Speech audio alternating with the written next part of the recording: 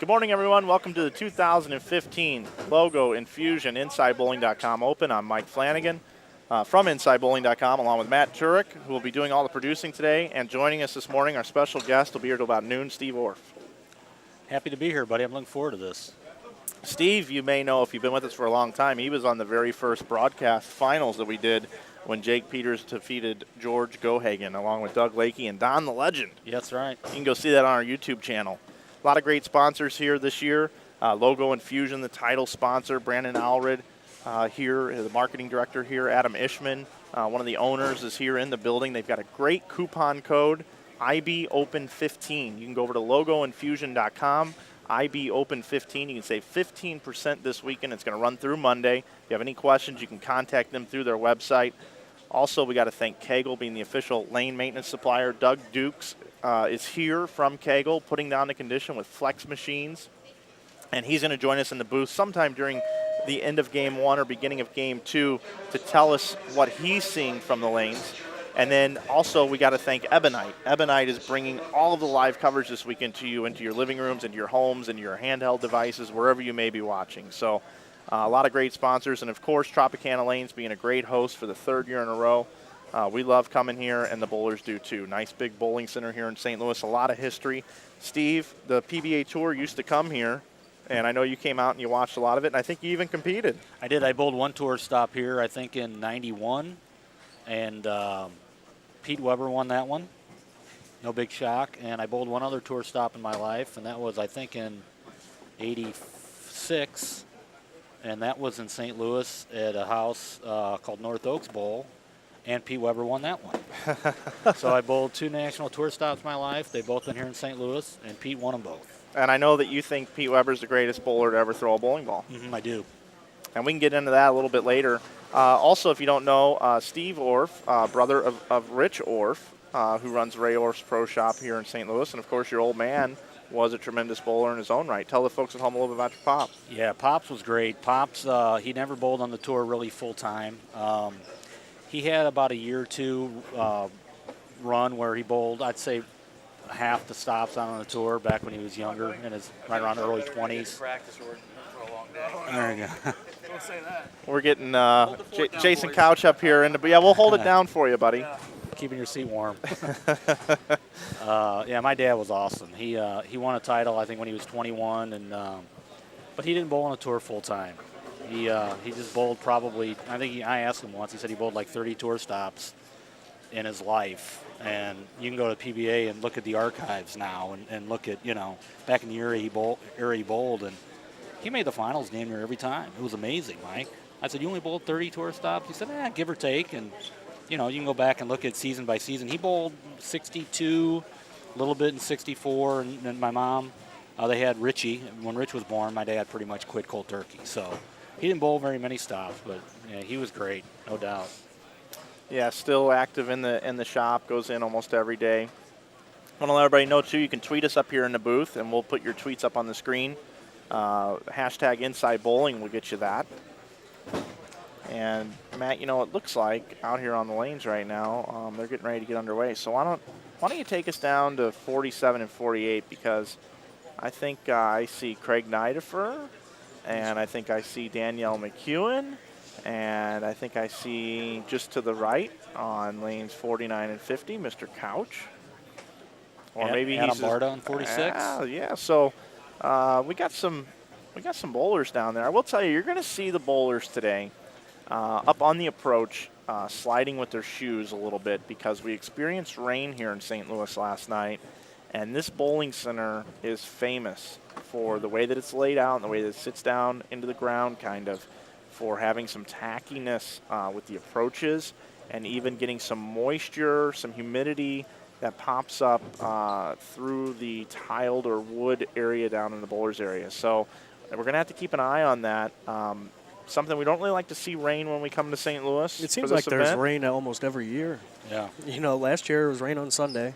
We like cool weather and no precipitation. So, you might see some of that today. So hopefully here's to a safe day, and everybody's knees being okay, especially guys like Couch and some of the other guys that have beat up knees. And last night we'll go over last night's squad. Sean Maldonado. That's the story of the weekend. Averaged 248.5 last night, and he's done. He was signed up for some other squads. He said, "I'm done. I'm taking it," and I think I would too.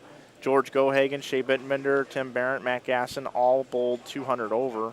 And those guys, I think, are gonna take their numbers and just run with them. And Steve, you being from St. Louis, you get to see the local guys participate a little bit more than I do, still living in Utah.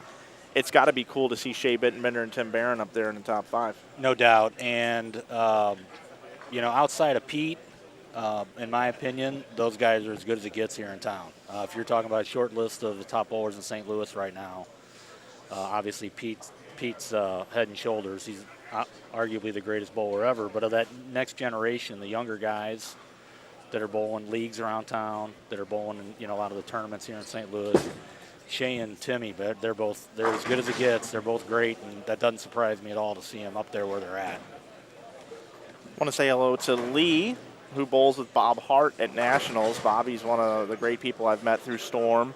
And Lee here in the house, Lee Trossel, and he's watching Don Griffin bowl. He's friends with Don Griffin, so happy to have you in here as well, Lee.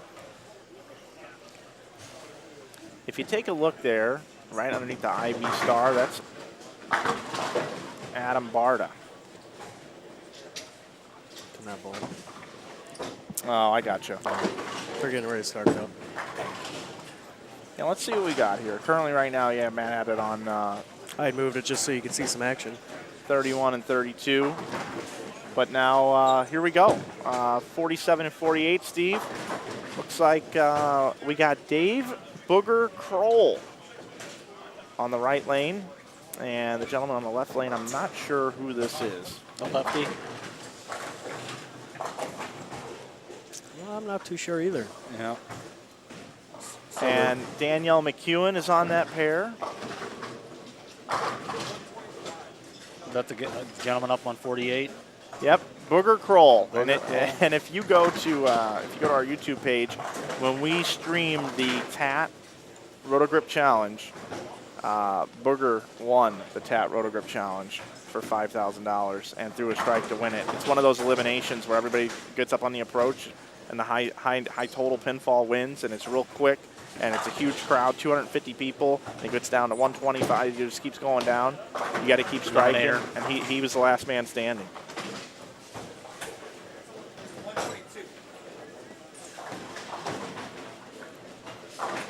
If you look at the scores from last night, Mike, it looks like, like Maldonado bowled awesome all night, but even the guys right underneath him, the guys like Shea and Timmy and Gohagen, they bowled good all night. If you look at their scores, they stayed steady. Didn't really have any bad games. They kept everything in the 230s, 240. What that tells me is there was transition, and so when the lanes did break down, when they did, when you had to make your move, those guys stayed on top of it.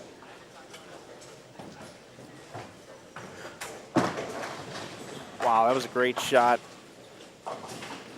down there by, I believe he's from Wichita. Our chat folks are helping us out. The left-hander that we saw is Eric Sachs from Lindenwood University. But I want to go take a quick look at something. I believe I see Couch down there as well. I want to look. This guy's, I think he goes to Wichita. 47? Yeah. Zamansky, I believe. All right, Mike, so since I'm a rookie here in the booth, I got to ask you a question. Jonathan Trzynski. The viewers watching, from their devices, are they in the split screen right now? Exactly what's in front of Matt? They got this right here. They got the one on the right. The one on the right. Okay. Yeah. That's our preview screen over there. I got you. So when you pull it up, this is what you got here on your laptop, what everybody's watching. Yes, sir. All right. So you got to help break me in here, Mike. Yeah, it's great. Let's see what we got going on here. Jean-Marc Manzione, the editor of Bowler's Journal, sending me a message here on Facebook. Tell you, Steve, it's been cool. You and I have known each other a long time, and I remember bowling the Travel League in St. Louis, talking to you about all these inside bowling ideas and stuff like that. Isn't it awesome what this has turned into? It has. Do I get any credit for that? You did all the work, but I planted the seed for the ideas, right? Yeah, you did. Well, you pushed me. I'd say, hey, what do you think Right. about this? You go, oh, absolutely. Well, absolutely. You and, was it Steve Solvick? You guys started a website kind of specifically for the Traveling League. Remember that? It wasn't Yep. Inside Bowling. And Fantasy Masters League. and it was great because people would get on there. And, you know, it was, we'd rip on each other and, you know, have fun back and forth. The old guys would pick on the younger guys and vice versa. Then that website kind of went away. And when it was gone, guys like, you know, I missed it. And I know you missed it too. So I was encouraging you to at least come back with another bowling website. You know, specifically back then it was just more for the St. Louis, you know, guys to get online and throw junk back and forth. But you've taken it to a, you know, a level that no one ever dreamed of. Well, it's because I got a lot of great help. Guys like Matt sitting there clicking the cameras for us, producing, making sure all the shots are evened up and tidied up. You know, ESPN costs about $150,000 a show. We got about 40 grand into all this equipment, but we've only got 3 or 4 people. You know, the NCAA had a tournament here, and the TV crew came out, and Tino had to feed 31 people for that broadcast, and we've got like 5. Well, and I mean, it opened up a lot of doors for you personally. Obviously, you've met a lot of people. I mean, this website opened up doors for you in your career, no doubt. Oh, for sure. And look at this tournament. I mean, you know, back when I was a kid and I bowled regionals, they paid about $2,500, $3 grand first, and that was great money back in the late '80s, early '90s. Now, I mean, paying 10 grand on the top. That's why you're getting all these elite players here. I mean, let's be honest. A lot of tour stops pay what, 15? Yeah, 15, 20. I think they've got it up to 20 now. Well, Tom some of your Clark's got events some pay good more. stuff going on. Right, Yeah. right. And PBA, I think, is definitely heading in the right direction. There's no For doubt. sure. And their ratings have been great. So hopefully that's a stepping stone for for more marketing money to show up. But there are a lot of tour stops that pay 15 grand. So on top. So to have a tournament like this that pays 10, you're going to get a great draw. Plus, again, I'm a little naive, but I presume you run brackets, right? I mean, Yep. those are not, to the best of my knowledge, PBA doesn't. They don't have brackets, do they? No brackets. Right. So, I mean, if you're a professional bowler or a high-end bowler looking to have a weekend where you can make some really big money, you have that. You have that option as well. You can load up in brackets where you don't have that option bowling a PBA event.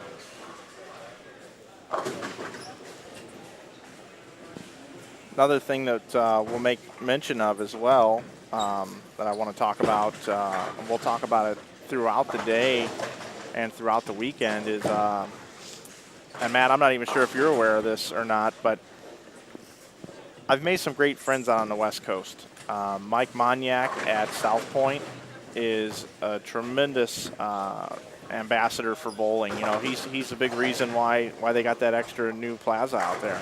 You know, not many people sit around at a casino and say, hey, we've got 50-something bowling lanes, let's build another 52 and make it a stadium. You know, they just don't dream that stuff up. So Mike Moniak's the guy that did it, and he wants to have that arena full, and he and I, we've taken a liking to each other. He's a good partner, and we've been trying to come up with a way to have an event at South Point. And I made the commitment Friday about 3 o'clock yesterday that we're going to run an event at South Point, and it's going to be the week before the World Series of Bowling. And it's going to be, I believe, and don't hold me to this entry fee, but I believe this is the number. It's going to be about $795 to enter. And you're going to get to bowl on one of the patterns that we create on Wednesday. And you're going to bowl qualifying, and then the top 12 will come back that evening and bowl round-robin match play, and the top 5 will make the TV show. And then we're going to have the Thursday championship, and we're going to do the same thing on a different oil pattern. And then we're going to have the Friday championship, and we're going to do the same thing on a different oil pattern. Then we're going to take all the scores combined for qualifying, and we're going to bring back the top 16.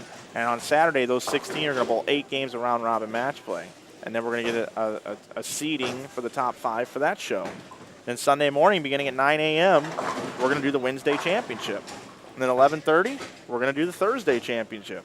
Then at 2 o'clock, we're going to do the Friday championship. And about 5 o'clock, we're going to do the enchilada, the whole enchilada there, where it's a big one.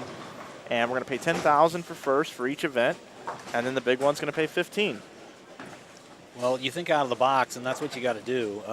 You had the one tournament was it a couple years ago? Was it the one affiliated with Jeff Rickles, where when you made the finals, like each game, you weren't bowling necessarily against the guy in your pair. It was if you had the high game, if 20 made the cut, didn't you get bonus pins or something based on where you finished that game? That's a great idea. Right. You know, if you had a bad game and you had a $150, not only did that hurt you, but if you were last in the field, you got 1 point or however that works. I mean, it's just, again, you're thinking outside of the box, coming up with great ideas. Danielle McEwen, we have a mention here from Iggy Strode, who was nice enough to have us on his radio program yesterday afternoon to help promote the tournament. Talks about what a great bowler Danielle McEwen is, and there's no question she is fantastic. And those of you that are wondering, Marshall Kent is not here. He's still dealing with I believe it's a wrist or a hand injury. Marshall usually bowls this event and wasn't able to make it. And it's just cool to see Danielle come. This is the first time I've seen Danielle competing in an event where Marshall wasn't here. So I don't know how she's spending her time, but I'm sure she has so many great friends in the bowling world and whatnot that I'm sure that it's different for her. But they actually ran into each other at the airport. They were on the layovers, and they didn't even know what was going to happen. They posted a picture, so I give them trouble all the time if they post too many selfies of each other all the time. But great people. Now, does he still go to college? No, he's done. He went to Robert Morris, was it? Yeah, he did. Is that where they met then, or is she I think they met through college bowling, but they were also on Team USA together, Junior Team USA together. So she's dynamite. Yeah, she throws the ball really well. So I got a question for you. Maybe you know the answer, maybe you don't. Is Jake Peters coming back? Is he bowling this year? He's not. He's currently working at Sherwin-Williams out in Las Vegas. He and his wife Mel have domesticated or become domesticized, I guess you call that, and they've got a place out there, and they got to pay the bills. And Jake's a tremendous bowler, and he's picking his spots on what he can bowl. And I know he wanted to be here. But Jake has not bowled the last 2 years. His father was getting remarried last year and couldn't make it. The wedding was the same weekend. And then here this weekend he couldn't make it. And this is a guy who finished first, second, and seventh the first 3 years. Yeah. So everybody else in the tournament should probably send him a thank you card. Wichita State guy too, right? Yep. Long lineage of all the bowlers that have come out of that university. And a PBA champion. Yes. Now, I realize we missed his first shot, but Josh Tajiri here is a good friend of mine. He works for Neil Lau at bowlersdeals.com, and those guys are doing a lot of good things on the West Coast, and Josh and I have become quite friends. We actually play Madden against each other, John Madden football on PlayStation 4. And I'm proud to say that I have a winning record against Josh. And he came all the way from California to bowl this tournament. So thank you, Josh. And if Neil Lau and the rest of the folks at Bowlers Deals are watching their man Josh bowl here on this opening stream, welcome to Inside Bowling again, guys. And Neil Lau and I are working real hard on putting together an event out in California together as well. He and I have been talking, and we want to do something out in California together. So Neil Lau and the folks at Bowlers Deals are great friends and great partners of Inside Bowling.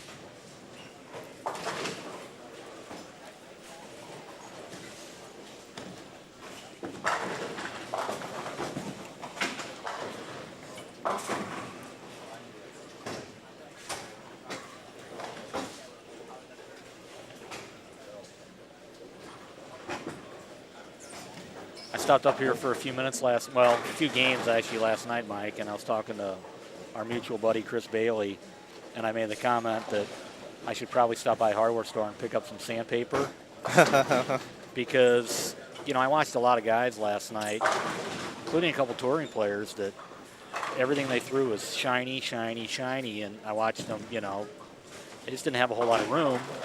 So I was wondering how many guys, that had the benefit of watching last night would come out with, stuff that was sanded, something that creates some friction. And the first guy I noticed, I looked down, Anambarda's got charcoal out. So Oh, yeah. probably not a bad game plan to start with.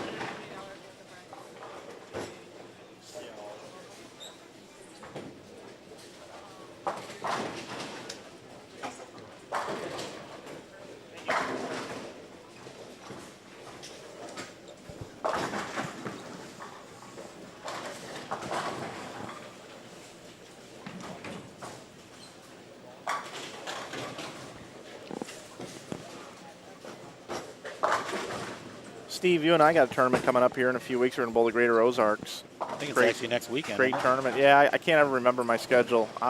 I'm about 3 days out. I look 3 days ahead. Anything past that is like, might as well be a year ahead. I think we're rooming together. Yes, we are. And we're bowling doubles together. That's right. And I haven't bowled in 2 years, so And I don't bowl anymore. there you go. So I believe in karma, and I believe in fate and crazy things. And what I try to do, and I was explaining this to Matt McNeil the other night, we went and had some food, is bowling with you could be a day that I'll remember when I'm 60 years old. And what I mean by that is you haven't bowled, but I know that when you do bowl, you sit in the bowler's area. You don't really move from the bowler's area. You always got your left leg kind of kicked up on your knee. You're always kind of playing with your shoe. You're watching ball reaction. Your head's moving around back and forth, looking at what the ball's doing. And I know that if I throw a good shot and I leave a 4-pin, you're probably going to say, hey, that Gotta lane's move. starting to go. Yep, gotta move. No so doubt. so the fact that that's how you are, and I'm the same way, I just have this weird feeling that you and I are gonna go about attacking these lanes and analyzing everything, and we're either gonna win, like we might win, like it wouldn't, as you like to say, it wouldn't shock me if we won the It tournament. would shock me. Okay, but at the same time, it also wouldn't shock me if we miss a bunch of single pin spares. And, you know, we're an absolute train wreck, and we're going like 4 count through the beak and all these different things. And after game number 1, I'm like, hey, man, you want something to drink? I'm going to go to the bar. And then we could end up, I could remember that day because we're rooming together, and we could just absolutely be annihilated by the end of the day. I think that's probably what the of the 2 scenarios, the latter is probably the one. It's possible. But regardless, I guess all I'm saying is if with another doubles partner, it's probably going to be a day I'm going to forget. Well, you have. Let's be honest. We don't. I haven't bowled in 2 years, and you're not bowling much anymore either. We have no expectations. You know, let's be honest. I mean, when you bowl a tournament, you don't want to disappoint your partner, right? You don't want to, feel like you let them down. Well, we don't have any expectations, so neither one of us is going to be pressing. People are asking about lanes 19 and 24. They're on the other side of the bowling center here at Tropicana Lanes. You're looking at lanes in front of us. We have lanes 29 through 52, and over on the other side are lanes 3 through 26 are in play. We do not use the end pairs on each side of the bowling center. We cover as much as we can, and remember that during qualifying, it's more of just an overview of what's happening, and we try to use our wireless at times when we see strings and stuff happening, and we try to cover bowlers as we can. But also just want you to know that as we get into Sunday's coverage, we really cover a lot more pairs. And we'll probably be working a man camera, even moving around a little bit, trying to bring you as much action as possible during the 32 round and during the round of 12. And of course, our stepladder finals Sunday night, 7 o'clock. Don't want to miss it. We'll have about 6 cameras down there covering that, and myself and Jason Couch will be on the call with Matt producing, and we'll have Dennis Hacker working the tripod, and have our live scoring up on the screen. We're really looking forward to that again. This is the 5th year. I can't believe it. Time flies. The first 2 years was it Crest? Was that the first 2 or the first Yep. one? First 2 were there? Yep, first 2 years. Well, you were just limited in that house just because of the number of lanes. I mean, here, you just got room to get as many entries as you can possibly get. Yeah, well, and let's face it, I was running that center, and that's why it was there, and there was a change of ownership, and ownership didn't think they needed me to help promote the bowling center. So I moved on to do other things, and at that point in time, I was no longer locked into that facility, and it was time to move. I really didn't like having it on wood lanes. I'm more of a synthetic guy, Right. You really shouldn't be using wood lanes, personally, in my opinion, for a national tournament. So we moved it here, and Ray and Tino have been tremendous to work with, so good guys.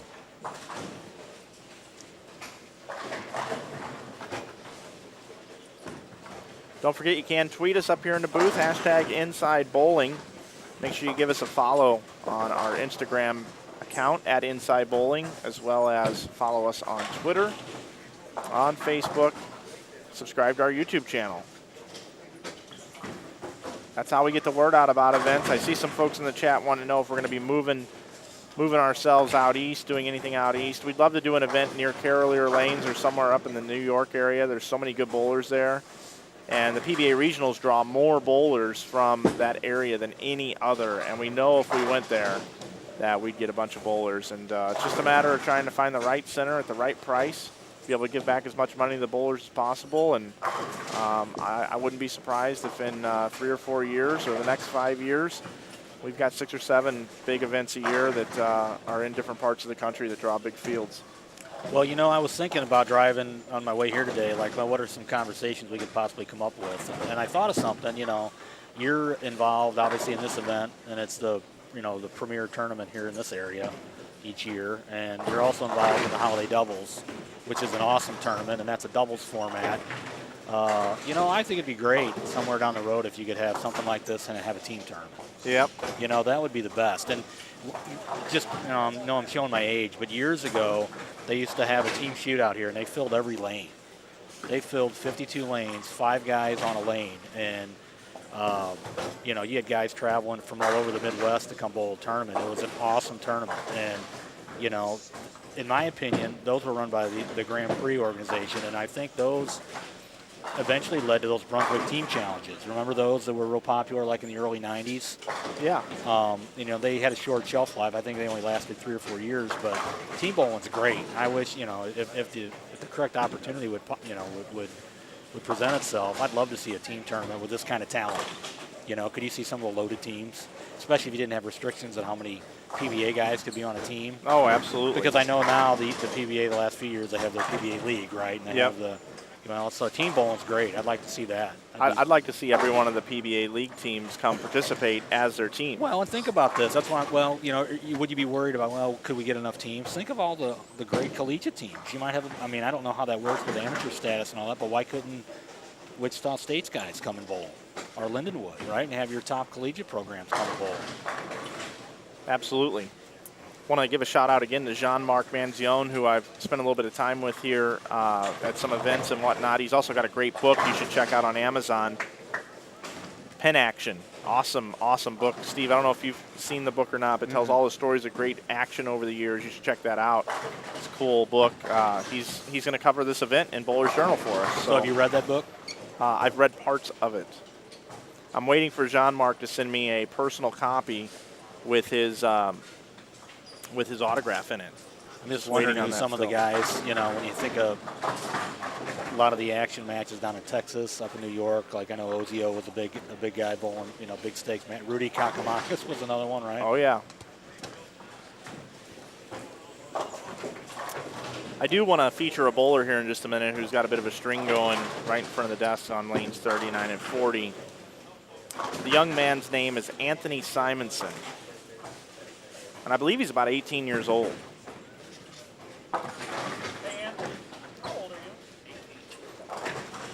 I just asked him how old he is. He's 18. And Steve, this is, in my opinion, he and Cameron Doyle, I believe, are the same age. Cameron might only be 17. But those two guys are awesome, elite players at their age. Cameron Doyle won team trials this year. He's in this event. He's over on lanes 45 and 46. He's actually paired up with Adam Barta and A.J. Rice. So is he going to college now? Not yet. I think he's got one more year. So, no, he's not 18. Is that him right now in 46, Mike? No, he just, he just finished in the red, white, and blue splatter. Tall, yep. Yeah, he's hit a growth spurt, too. He wasn't always that tall.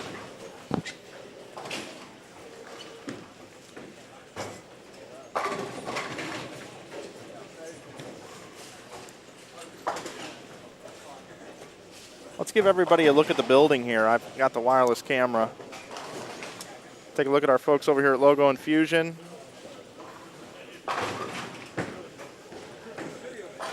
Up here from the booth, you're going to see our tripod here in just a minute. Our booth cam. And in just a minute, I'll have Anthony Simonson up for you. We'll let Steve Orff break down his style.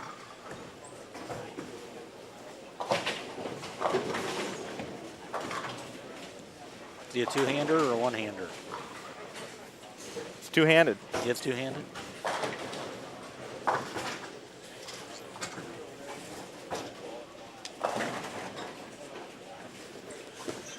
Hey, Mike, you know what's funny? Was last night I was back here for a few games watching. I don't know the young man at all. He came up and talked to me out of the blue. We were standing back watching Fagan's pair. Yeah. And Fagan made a big move into about 20. And he threw a couple in a row. And then he threw another one, and he thought he threw it great, and he went through the face and left the split. And so this young man was like, well, I wonder if there's anything in there. And we had a brief conversation just out of the blue about whether that was something that was worth exploring. And so it was about a 2-minute conversation, but I think we both agreed at that point that it wasn't probably something to make the big leap. Yeah, Simonson is wise beyond his years. I mean, he's 18 years old. Like you say, he's on the concourse just talking to you, and he's so respectful. Yeah. He's got a low voice, too, for an 18-year-old. And he's from Texas. Got a little bit of that in him. A little drawl. A little bit of it. Another guy here I'm watching bowl, Mitch Beasley. Mitch Beasley's a hell of a player. He signed up for both B and C squad today. If he needs it, he's bowling on lanes 37 and 38. The reason why it's taking so long on Simonson is they had to have a pen re-spot over here, 39 and 40. We hope you're enjoying this coverage. Opening game of B squad. Mike Flanagan joined by Matt Turek here in the booth, as well as Steve Orff, my very good friend and bowling guru of St. Louis, and has just been around bowling for a long time. Really happy to have him here with us this morning. Here at the 2015 Logo Infusion InsideBowling.com Open, brought to you by Kegel, and all the live coverage this weekend brought to you by the great brand of Ebonite.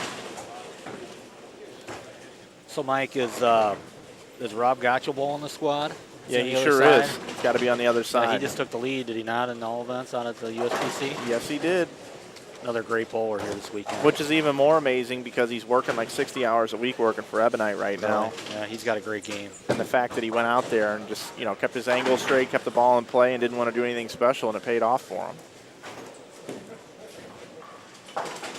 Our sponsor, Ebonite, he used one of the Ebonite balls in the team event, and he bowled 783. Game breaker 2. Yeah, the scores are, if I'm not mistaken, pretty low, too. Aren't they? They've really toughed them up this year in the Nationals, haven't they, Mike? One of the toughest patterns they put together in so many years. Wriggles wrote a great blog about it on Thursday. He did an interview with Chad Murphy from the USBC. Zoom in a little bit here. All right, I got you Anthony Simonson.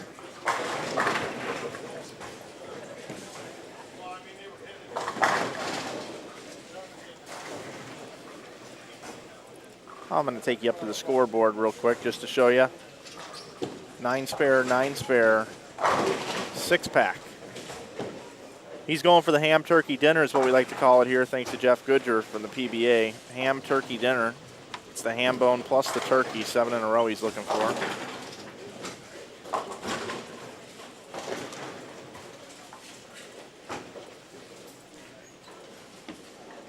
'18-year-old Anthony Simonson from Texas. So, Mike, is he going to college now, or is he a high school senior? He's High school, I believe. And I don't know if he has plans to go to college. I'm not sure. I'm sure the colleges are lining up to try to recruit him now.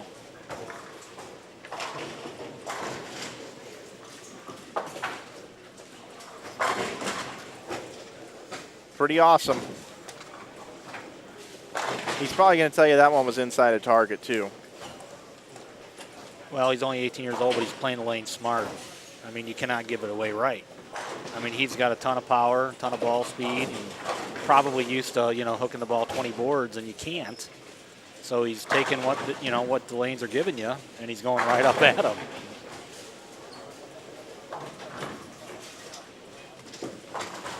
Let's go back over to that pair, Matt. Here's a look at Steve Keeler, someone I've known for a very, very long time. Lives in the Kansas City area now. Comes from a great bowling family. His father, Dick, managed our travel league team. And I can't tell you how many years ago that we lost Mr. Keeler, but he was a great man. Time flies when you're having fun. I want to say about 5 years ago, but I think it's been a little bit longer than that. I bowled travel league with his brother, Mike, and Dick was a great guy, and so is Steve. He and Linda have a couple of twins, and they're very influential in the bowling community in the Kansas City area, and they just love bowling. So great to see Steve Keeler out here competing. He goes with your USBC group every year too, doesn't he, Mike? Yes, he does. And I know he did really well last year, didn't he? Yeah, either last year or the year before. He never makes a fool out of himself. You know, he's got several 1900 performances. Yeah, I think he was high in your group last year, if I'm not mistaken. I thought he had right at 2,000.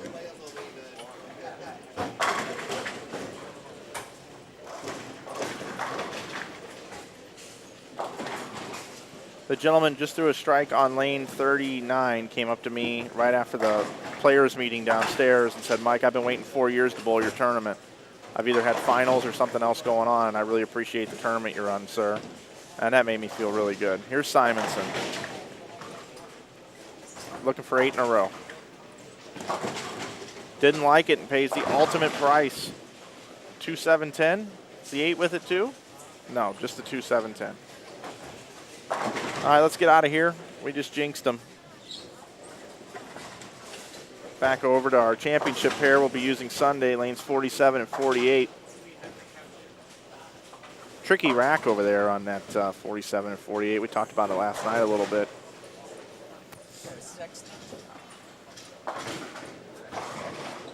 What was a lot of half pocket, like half tens, Mike, or what? Yeah, well, no, there's like, if you watch Brad Miller bowl 2 years ago on that pair, in the finals, you can watch it on YouTube.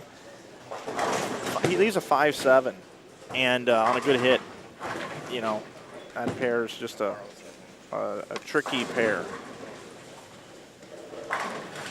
The racks, they've improved them. Yeah, they have. And as someone who's grown up living in St. Louis my whole life and who's bowled a lot of games here, the carry here is traditionally not great. You know that. It has the reputation of being a house that's difficult to carry in. Right. I want to give a shout out to K&K Bowling Services, retweeting, letting people know about our live coverage here. So Mike, I got a question for you. How many are coming back to bowl Sunday? Top 24? 32. Okay, so just to kind of look at the scores that were put up last night, it's not really, you can't look at the top 10 and say that's the number, but I'm trying to get a little ahead of ourselves here and say, what do we think the number is going to be? Again, if you look at what's 10th place roughly right now, I don't know if that's a real good barometer because you didn't have as many bowlers last night, right? Right. The number that I like, I'd say if you went to about the 6th or 7th place on last night's squad, that probably would be pretty fair. well, there was quite a gap. Quite a gap.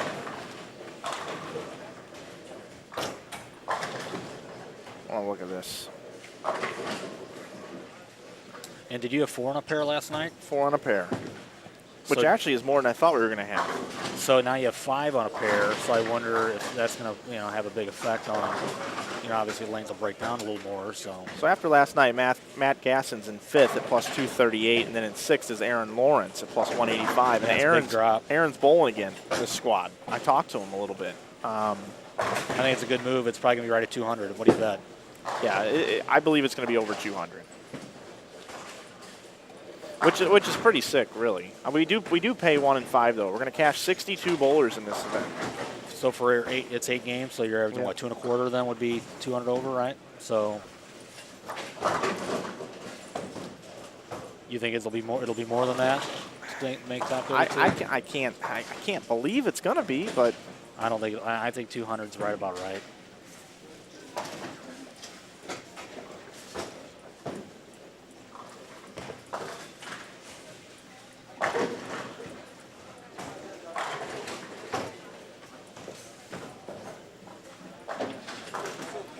So Anthony Simonson opened up in the 10th frame for 242. I believe that's the highest game I've seen around.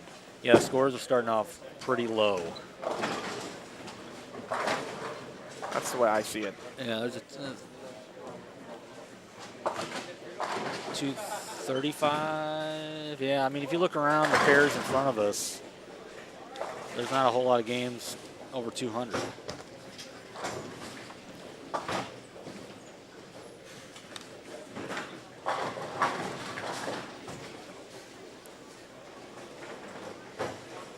For those of you watching, I came up last night, and like I said, I pretty much try to come up every year and see how the lanes are playing, where the guys are scoring from. And last year here, you had a little bit of bump outside. About the first board or two, you could actually pretty much miss a little right and it would recover. And it's not there this year. You got to go up the lane. You can't give it away right. You got to go up the lane. To me, guys that have a lot of hand in the ball, I hate to say have the advantage, but they kind of do. You got to go up at them. You can't give it away right. You got to have enough power to make the ball hit too. And Mike's got the perfect length where, while they look flooded and they are extremely slick, there's still enough back end where if you pull it too much, you know, you pay a price too. You'll go through the face. So you got to make a good shot. But I think the guy that has a lot of revs, has the advantage, has a little more room they can generate. But you better not go up there and miss right.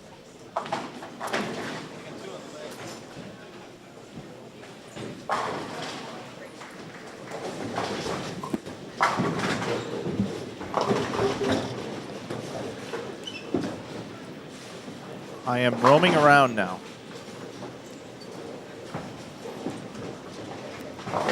So what's the, how many pair do we skip after each game? It's skip 1, skip 2, skip 3 today. Just saw Adam Bard open up with looks like 195 right about, and I know he had a blowout 710 and a 4.9. And he's throwing an extremely sanded ball, but he bowled a really good game, had $1.90 to show for it. I'm down behind lanes 33 and 34, and I'm watching Kyle King in the 10th frame on his fill ball. 243 opening game for Kyle King. That's a great start for him. Kyle actually wanted to bowl C squad, not B squad.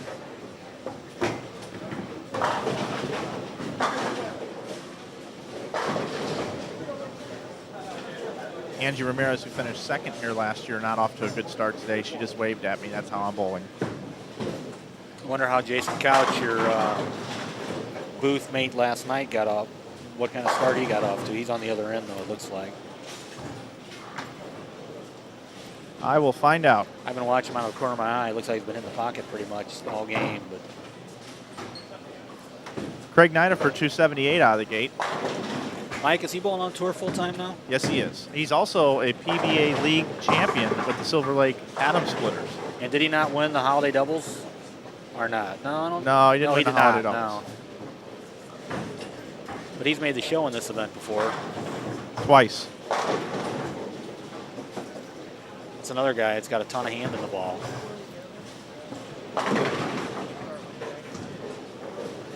Jason Couch, 224 opening game.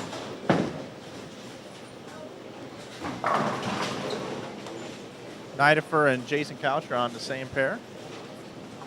And you mentioned earlier about approaches. I think Adam Bard is having some approach issues too. Seems to be sticking.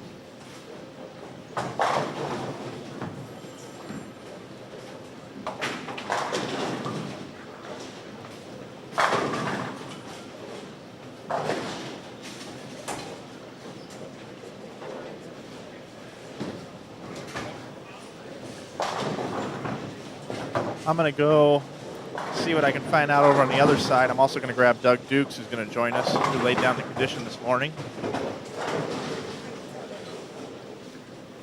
See what kind of range I got.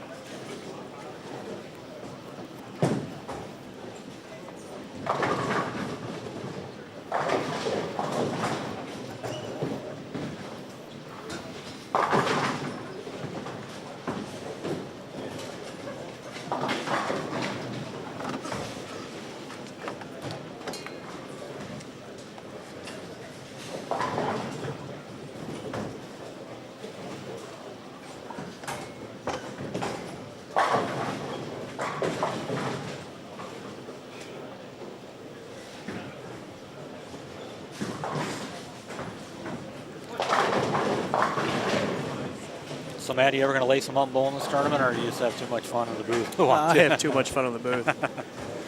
I was saying yesterday, I think it would be better for me to just throw $250 out in the middle of the street and see who picks it up. Well, Mike was talking about how tired he is from you guys being here so late. Yeah. That's a good recipe, though. To be honest, with this kind of oil out here, you're better off bowling. That's what Jason was saying yesterday. That I mean, slow legs. I think is the way he put absolutely. it. If you're dead tired, it's probably not a bad recipe to bowl in this condition because you don't want to get fast. You amp your speed up, you're done. You gotta, if anything, pull it back, and if you're gonna miss, you gotta be soft. Yeah. Like you were saying, don't give away the pocket. You can't squaring miss right. up really benefits you. Yeah, you can't miss right. Not at all. Last year, there was a little wiggle outside. Like I said, you could bump the gutter a little bit. And the last board or two, I thought were a little more open. But this year, it's not there. You got to go up the lane. That's why, like I said, guys with a lot of power, I think are going to do really well and have an advantage. If you're an older player or throw it straight, I think you're behind the 8 ball. Yeah.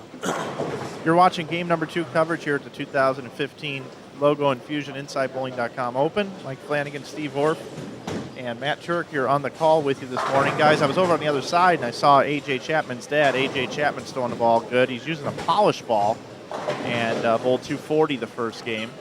Tom Hess does not like the approaches here right now, as many people are having issues sliding.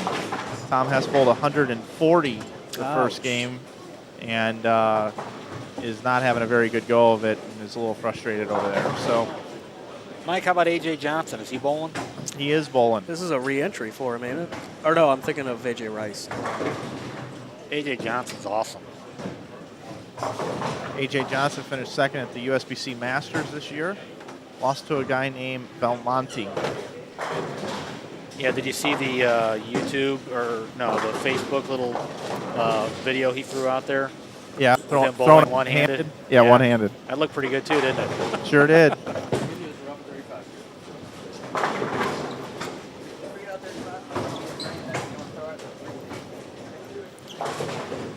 Game number 2 is underway here on our high-end pair. As we move down to it, 47-48. It is also the championship pair on Sunday night at 7 p.m. Central. Don't want to miss that. Be handing out $10,000 to the first place bowler. So who's replacing Randy Peterson this year? Gonna be you? Yeah, we'll say it's me. There you go. But some might argue that it might be Jason Couch. Maybe we could say Jason it's will be me. in the show. Maybe Jason will be in the show. You never know. You never know. I think that was Andy Klein, right? Andy's on 47-48, a local guy. Yeah. And Andy could do well because Andy can hit the ball pretty hard too. He's got a lot of revs.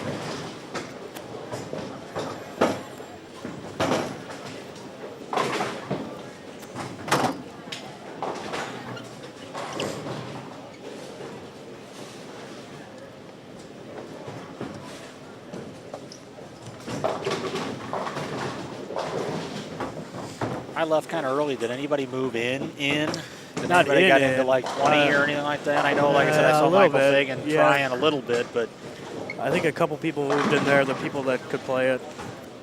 Not guys everyone with can a bunch do that. of hand. Yeah, and you probably even doing that, you couldn't go away with it very much. Hey guys, A.J. Johnson, first game I believe was 212, and for Bill O'Neill 240 to open up over on the other side.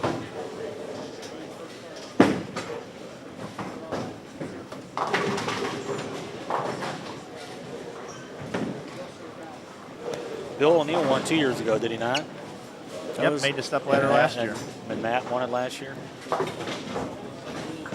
So is Mr. McNeil going to re-enter? Will Bill O'Neill? No, McNeil. Will Matt re-enter? Yeah, McNeil will, yeah.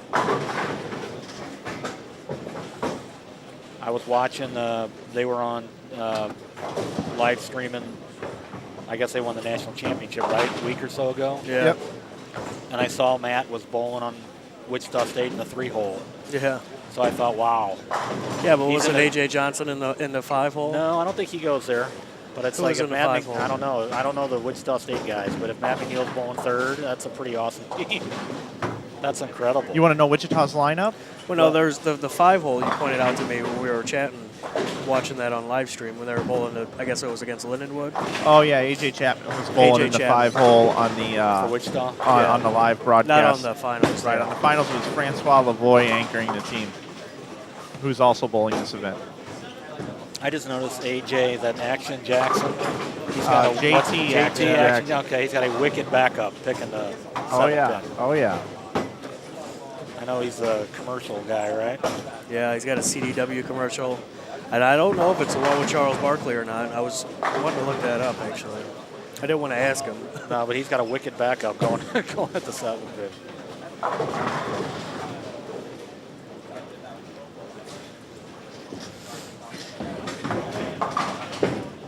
I want to welcome in all of our viewers this morning for B Squad competition. If you want to see how A Squad did yesterday, you can go down below the tabs. Looks like we're up over 200 viewers now, 222 to be exact. We thank you, Mike Flanagan, along with Steve Orff and Matt Turek here, bringing you game number 2 of this 8-game qualifying block. 5 on a pair. 2 separate sides to this bowling center at Tropicana Lanes. We're over on the north side.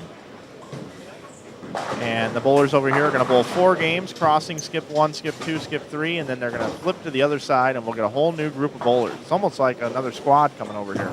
So I don't know whether there's any truth to this, but Dennis Sherman said that the other side always carries better. Is there any truth to that? I heard yesterday it was playing tighter.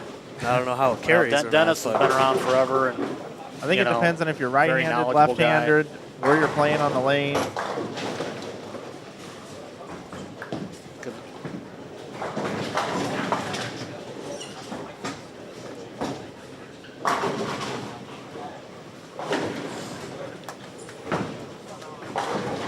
There's some really talented females in this group too. Very, very talented.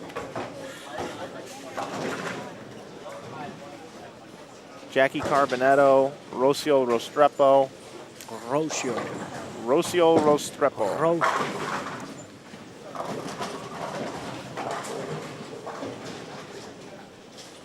I'll tell you what about JT Action Jackson. He's one of the nicest guys you'll ever meet. Yeah, he really is. He's a cool guy. I think he's using urethane too. Doesn't he use urethane all the time? Yeah, usually, yeah. He kind of throws it slow. And he'll tell you too. He'll be like, "Yeah, man, I got to use the urethane outside."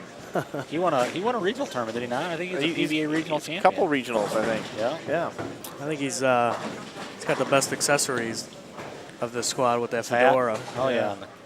He said he was trying to pull a Gilligan's Island out. The skipper to. So Mike, you mentioned the talented females in the field. Do you know the young lady going up on 47? See, because I'm an old guy, I need you to educate me as far as who all these young players are. Jamie Martin, I believe that's who's on 47.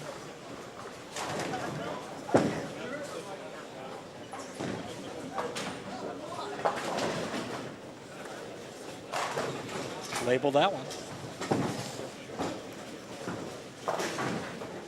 So how's the, Mike, are you happy with the local turnout? I mean, St. Louis typically when, the patterns are like this and they're more challenging, a lot of guys stay home. But I saw a lot of St. Louis guys here last night. Thought it was a good turnout. Yeah, I've been pretty pleased with it. I mean, we were at 36 entries on the Friday squad just, 2 days ago. We ended up getting to 70, and I know a lot of it was thanks to a St. Louis push. Bring it back into the booth here. Mike Flanagan, Steve Orff, Matt Turek here with you. Got to thank Logo Infusion for this awesome backdrop we got behind us. Live streaming backdrop. Logo Infusion in the house. If you're looking for some dye sub jerseys or you're looking for even a tablecloth, they can print you pretty much anything you want. A tablecloth. No, seriously. Do they? Yeah, in the tournament office. Oh. That tablecloth over on their when table. you say all right, yeah, cover. No, when you say tail, I know that's what it's called. It just makes it sound like we're going to eat Thanksgiving dinner on a. It's going to be Logo Infusion. Well, on hey, they could take a picture of your entire family at last year's Thanksgiving, and they could put it on the tablecloth. It'll probably look amazing too. And they could print that for you for Thanksgiving dinner. That's a great idea, man. Well. And such great people to work with, and they got a discount code this weekend, IBOpen15. And if you use that, you can use that coupon code, and you'll be able to save 15% off.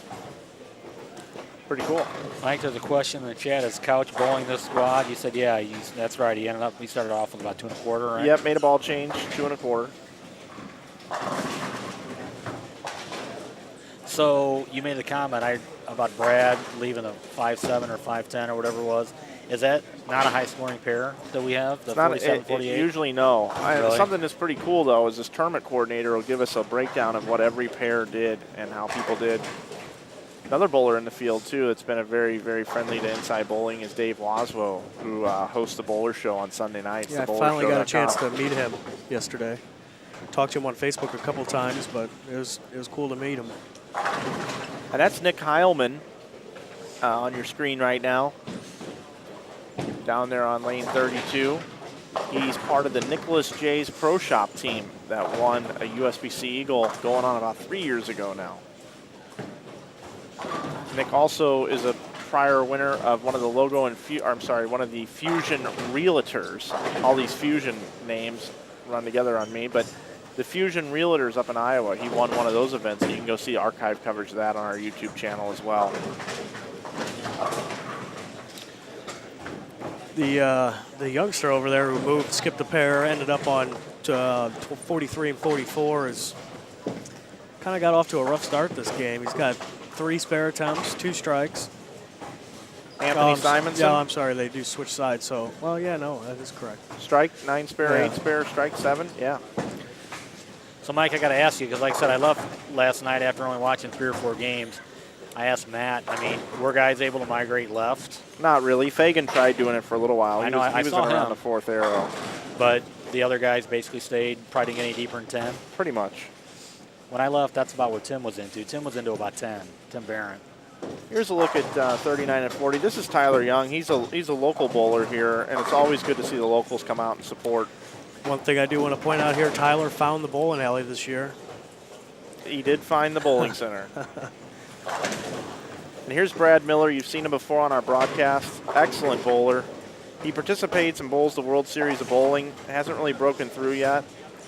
But Brad's looking good out there, and he bowls good on this pattern. He's one of my picks to win this event. He's got an opening double, looking for a triple right now. Great shot. Brad's got a great game. He's gonna eventually be a PBA champion. He's gonna win on the national tour. There's my prediction for the day. The question is, will he be the first Lindenwood grad to win a national tour title? What do you think, Mike? Because I think he's definitely got the game to do it. Possible. Definitely possible.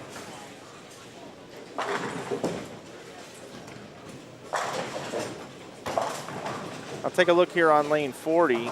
We have Rocio Restrepo. She bowled for Wichita State. She's a past national collegiate champion from Columbia.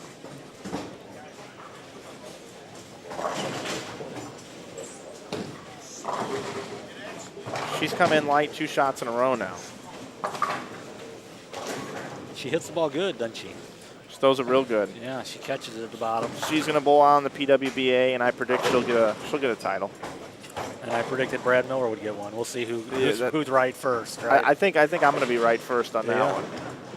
You hear that, Brad?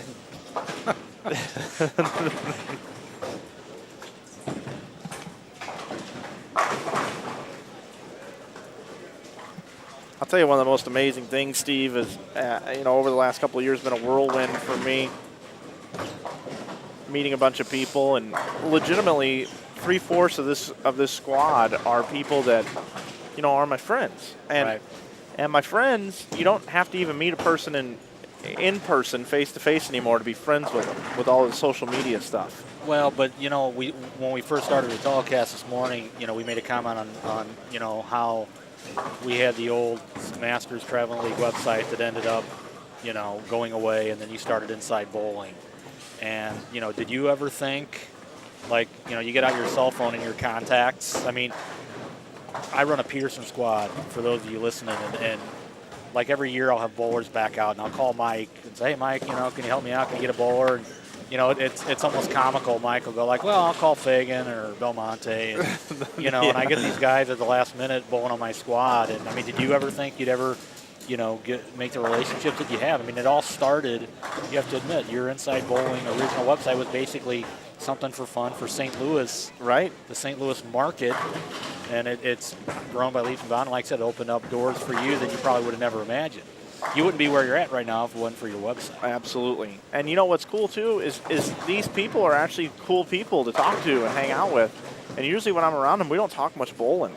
Well, bowler, I mean, you know, I've lived my entire life, and my life has been so affected by the bowling world. I mean, me personally, I married a bowler. You know, my family has been in bowling forever, and like you said, you meet so many awesome people. I mean, two of my best friends growing up, we bowled all the time. One of them's an attorney, you know, the other one is the head of an IT department at Edward Jones, and, you know, you hear bowling bums. I mean, bowlers are, generally speaking, great people. Yeah. The bowling community is different because, yeah, I've realized this as you get older, unfortunately, and people start passing away. The bowling community always sticks together. It always does. Always. You're friends for life when you're in the in the bowling crowd. Yeah, and the person you're listening to, everybody, if you're just joining us, that's Steve Orff.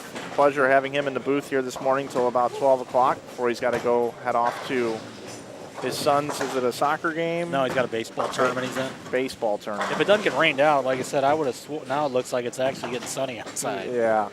And yeah. Matt Turek joining us as well here. We're happy you're with us. And you were talking about these folks. Yeah, it was funny last year at the Ozarks we needed a bowler, and I said, well, let me make a couple calls. And Fagan bowled with us. Right. And everybody loved bowling with Fagan. You know, that was really neat. They really liked it. Well, last year he was going to bowl to Peterson, remember? And Yep. then he ended up bowling a different tournament, a doubles tournament or something like that was in Indiana. And I remember, so he backed out, but then he didn't make the finals. So then you texted me or something and said, oh, Fagan is available if you need a bowler like the day before. I'm like, oh, now I'm full. But, yeah, it's just like I said, I bet your cell phone, all the contacts you've probably got every name bowler probably. Well, I'm going to give you I don't want this to be all about me or whatever, but it is cool. Like, you'd never thought that, like, you know, when I was a kid bowling on my coffee table with pledge and bowling pins while I'm watching the tour and stuff, that there'd ever be an opportunity to have these relationships. But, you know, this morning, just for instance, I'll give you guys a little peek into my life here. This morning, Belmo's texted me, and he's like, hey, great tournament.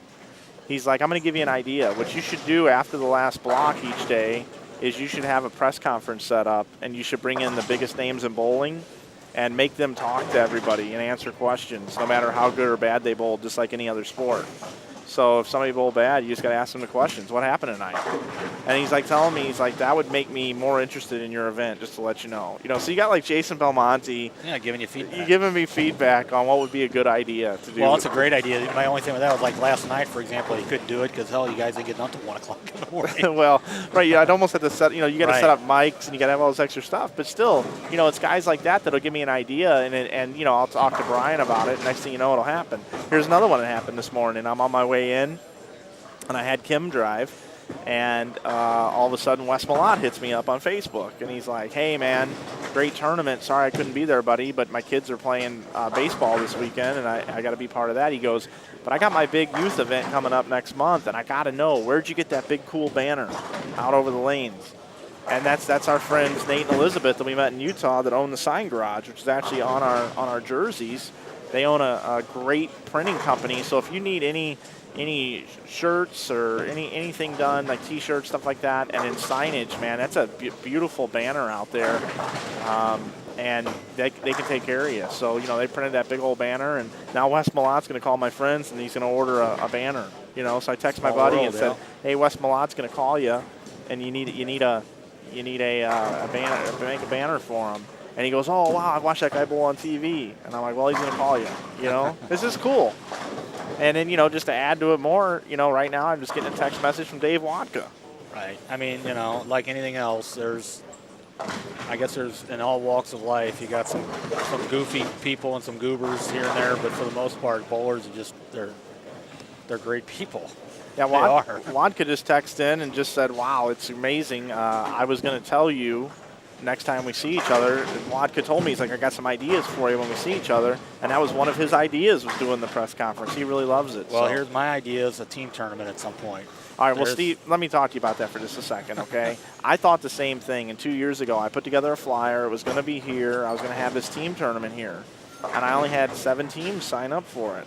So that doesn't mean I won't ever try it again, but if I'm going to try it again, I'm going to have to guarantee the money. That's the only way I'm going to get the people to come. Right.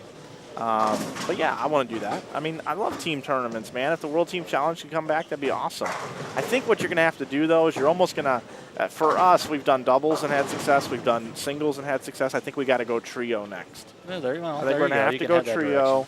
And then, you know, ideally, and this is the ideal situation. If I could run a team tournament the way I wanted to, and I don't want anybody to criticize or say, hey, this is going to work or this is the way that you're going to be the most successful. You got to have a senior on the team, you got to have a woman, and then the 3 other ones, it doesn't matter. For your team? Yeah, hey, JT Action Jackson up here in the booth just hanging out with us. Yes, I am. Just How you back doing? Here. Man, I'm hanging out, man. Just over here giving it another stab, man. Just taking another stab at it. Didn't start off bad, and it's looking good this game as well. You know, I figured out something the last 3 games. Oh, yeah? Yesterday. It was an expensive practice, but hey, I felt good coming in today with it. Are you throwing urethane? I am throwing urethane, pitch black, 13 miles an hour, right up the ditch. That's right. That's a smart play. With a lot of hand. Now, and if you get fast with your speed, you're in trouble. You got to stay soft, Absolutely, baby yeah. soft. I have missed room and everything, so it's I like my look. You know, You do have a good look. Thank you, man. You got a little bit of room. Yeah, we'll see what happens. You know, I came up here to ask you about lanes 39 and 40. I was told that they did they redo those lanes, or am I right or wrong? Somebody said they did something to 39 and 40. I am noticing that it's going way longer than the rest of these lanes. I'm not sure on that one. Okay. But I do have one thing that people may not know. What's that? Why is St. Louis so special to you? Because I am born and raised in St. Louis, Missouri. That's right. I am here to see my mother and my father, and I'm getting the best of both worlds because I get the bowl. So that's why I came out here today, man. Well, this weekend for sure. And to support my man Mike Flanagan in the IB Open. We love you, man. Yeah, I love you too, man. So much. Hey, I've supported, man. All right, so let me go down here and finish keep bowling, striking. I guess. See what happens. Thank you. Keep striking. I love that guy. He's awesome. Oh, he is the man. He is the man. So where does he live? Where's his full time? Does he live out in L.A. or something? Yeah, he does. He's very good friends with Kevin Hart. Oh, wow. Yeah, they're That's very my good kid's friends. favorite. My 13-year-old loves Kevin they're Hart. very, very good friends. Kevin Hart's in everything right now. That guy's hilarious. I saw the movie with him and Will Ferrell. Have you seen that? No, Kevin not Hart yet. movie? Not yet. So we've got people talking about a dress code here in the chat. They've been going at it for a little bit here. And look, certainly I'm one of these guys that, you know, I do prefer a sharp dress person. But you know what? I like punk rock music. I can appreciate the way people dress. You know, if some guy from Ireland became a tremendous bowler and wanted to come over here and bowl in a kilt, I really don't care. Yeah, I agree with you. I think bowlers should be comfortable and wear whatever they want, you know. Obviously within reason, you know. Yeah, I mean, this tournament is in that borderline time, and in St. Louis, you never know if it's going to be really, really hot or what it could be. So if somebody wants to wear shorts, I do not have a problem with it. Right. I agree 100%. You know, I kind of have 2 rules, and nobody's made me have to do anything about this. Is I don't like cuss words on shirts, and I don't like wife beaters. Other than that, you're pretty good. And try not to have holes in your clothing, you know. But I don't know about you, but I think it's very uncomfortable to bowl in jeans. Some people can do it. Oh, yeah, I don't like it either. I'd rather wear, like, Dockers or shorts. I'm not going to wear jeans. Very difficult. And as far as the hat goes, I'm going to tell you a true story. First year I had the tournament, Tom Clark's been a fan of what we've been doing. And he's, you know, Tom's a friend of mine. And Tom, after the tournament was over, I said, hey, what'd you think of the tournament? He goes, man, I was hoping the guy in the hat went far. It makes you recognize people as it's an accessory. No, I agree 100%. Like, you know, like you said, as long as there's nothing obscene on the shirt, shorts, T-shirts, blue jeans, whatever you feel comfortable in. Yeah, it lets you be your own In all person. fairness, if you start putting a dress code out, it might affect entries. You might have people that maybe don't want to bowl if you're making them wear dress pants or something. Maybe. You never know. It might. I don't think it would have a positive effect. I don't think you're going to have more people bowling if you put some form of a dress code out there. You know, here's my other thing about dressing also. You know, I used to run bowling centers, and you'd hire someone for a position, and you'd say, you got to tuck in your shirt. Well, there are some people. God didn't make everybody the same. Yeah. And there are some people that just feel uncomfortable with a tucked-in shirt. They don't feel good about themselves. Right. I want them to feel good when they're going to wait on customers. And I always said to people, I said, I'm never going to get this phone call. You ready for this? Hey, Mike, we came into the center. Just want to let you know we had a great time. I didn't get any black marks on my shirt. I scored the highest game ever. I went and ordered a beer. It was the coldest beer I ever had. Went up to the snack bar. They were so pleasant. They were so friendly. The food was amazing. I found a house ball that fit me absolutely perfect. And the whole place was just awesome. The group next to us were super, super great. Yeah, I got a parking spot right by the door. I felt extremely safe. The climate was perfect, but I'm not going to ever return to your bowling center. Oh, well, I'm sorry to hear that. Yeah, Why what aren't kind of calls you're going to get? They're all going to be negative. And why aren't you going to return to my bowling center? Well, your guy at the front desk had his shirt untucked. Everything else was perfect, but Yeah. I'm not going to come back because his shirt was untucked. You're Probably right on. never going to happen. So as long as you do all the other things, I'm pretty cool with the shirt being untucked.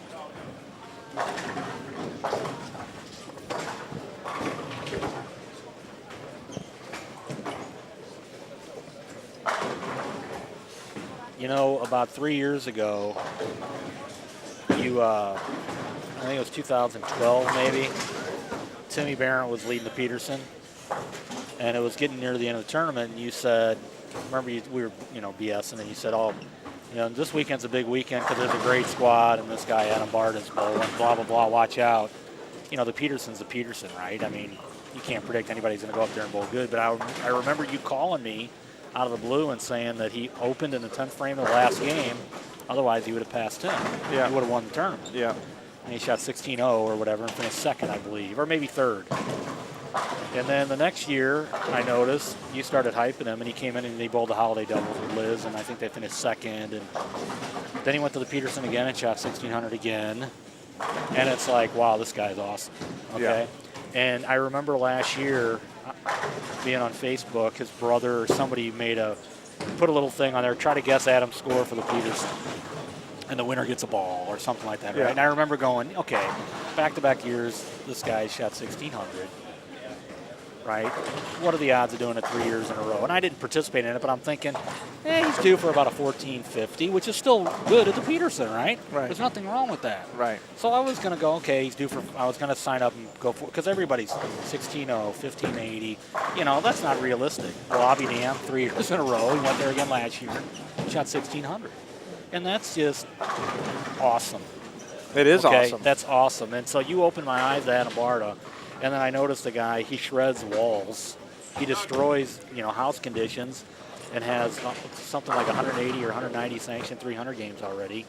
And then you get him on something as impossible as the Peterson, and he still does awesome. So I think his nickname is Sir Strikes a lot. Oh, man, he is awesome. What a great bowler.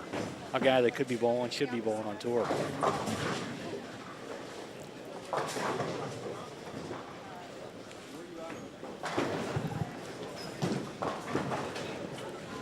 Joining us now here in the booth is our Director of Lane Maintenance here at the InsideBowling.com Open. Mr. Doug Dukes joins us here in the booth. Doug, meet Steve. Steve, this is Doug. Doug, Steve.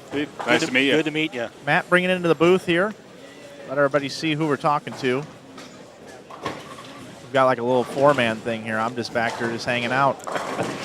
Doug, you saw the scores last night. You said you were watching the live stream back in the room. What was it that you saw from this pattern that made you feel good about it? Because we talked about it this morning. You feel good about the scores, and you feel good about what we accomplished. I do. You're always going to get that top echelon that's going to score really well. When we do tournaments, we look at what I would call the medal round, or top 4, top 5. We want to keep them around 225, 230, and you're always going to have that top 1 or 2 that are just going to match up well and really blow it up. And it looks like the cut line was pretty good, so I think we did our job. Yeah, hey, Doug, let's talk about these flex machines. This morning you came in, you ran the lanes about 7 a.m.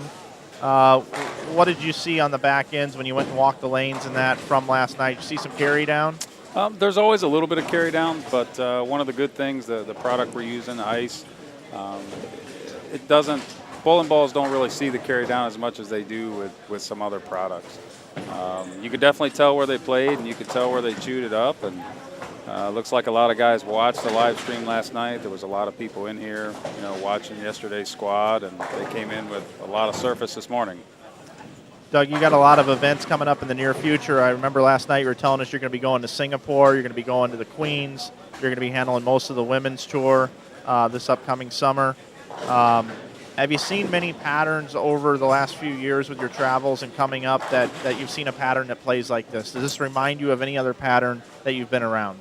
No, this one's actually pretty tough compared to what we normally see. I mean, you look at the world events, and the WTBAs are definitely not easy, but I talked to you with the golf analogy. A lot of patterns have sand traps down lane, and we kind of got a water hazard. So it's definitely different to watch everybody play the outside part of the lane on a pattern this long, and to see a multitude of styles, rev rates. Most of the people are playing outside. Steve, this is your first time meeting Doug and having an opportunity to pick the brains of some folks at Kegel. And Doug's one of the. I really can't call him an up and comer anymore. He's kind of the man. He's Gus's protege down there at Kegel. Do you have any questions for Doug? Just to maybe like a question maybe somebody else may have in the chat as well. Yeah, a couple. Is this pattern totally unique then? Was it designed for this tournament, or I'm sure you've got probably hundreds of different patterns at your basic pattern. Is this unique? Was this made specifically for this tournament? It is very unique. Mike gave me the criteria that he wanted. I came in with a base pattern, and we put it out and tested it and made some adjustments, but it is definitely unique to this tournament. Will having another bowler on the pair have a dramatic effect over the course of the squad today versus last night? I think two things are going to have a dramatic effect. One, having the extra bowler on the pair, and two, a lot more people came in with a lot more surface. Definitely. Right.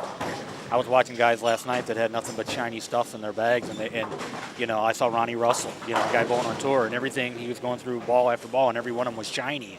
And I thought, boy, if he had a dull ball, just because it didn't look like he had one, just to even give him that option to see what it would do for him. And one of the great things that I saw, I talked to a couple players this morning that bowled last night's squad, and asked them how carry down and things like that, affected their play. And most of them said they didn't see it. There was no wiggle down lane, and the pattern held up very, very well. So. Well, and someone is more of an old school guy like me, I'm going to tell you, you might think this sounds completely crazy, but it would actually be, what you've done with this pattern is, I think, what makes it very, very difficult is the length. Even though you might think it's long by today's pattern, you don't have a Christmas tree effect where there's still enough back end, believe it or not, that when you do square up and go too direct, it'll hit the beak. You cannot go up there and just, you got to go up the lane. You can't miss right.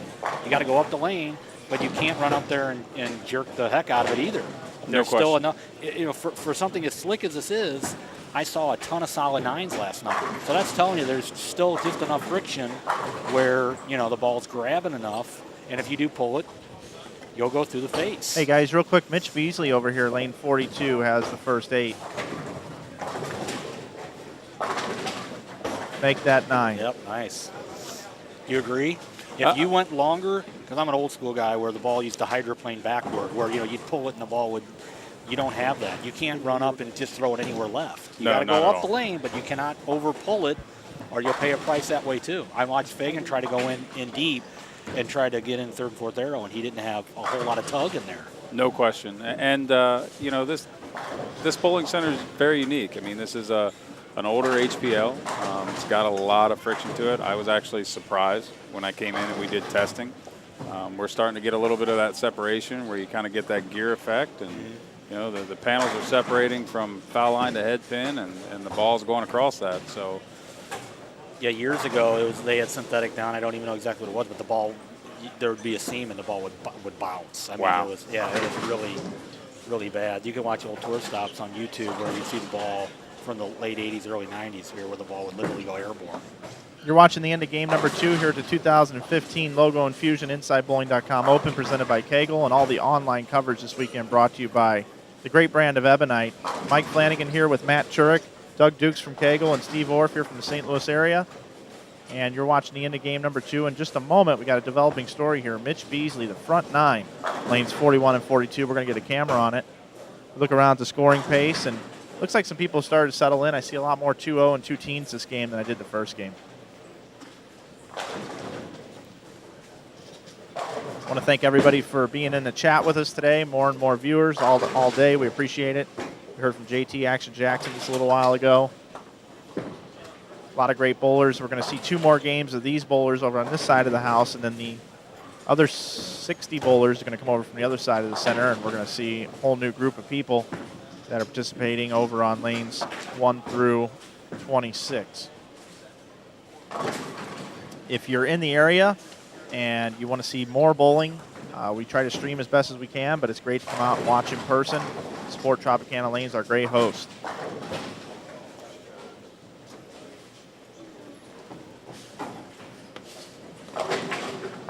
Doug, I saw you training somebody how to run another flex machine, so it looks like after this squad is over, you and one of those center workers here are going to knock out oil in these lanes. What are you going to look for when you get out there when you're oiling the lanes? We look at a lot of things when we actually oil. We're always checking the machines, walking lanes, walking back ends. I walk the entire center after they're done, and while the machines are running. We definitely look at run times, valve times, to make sure that they stay consistent. The machines are very accurate.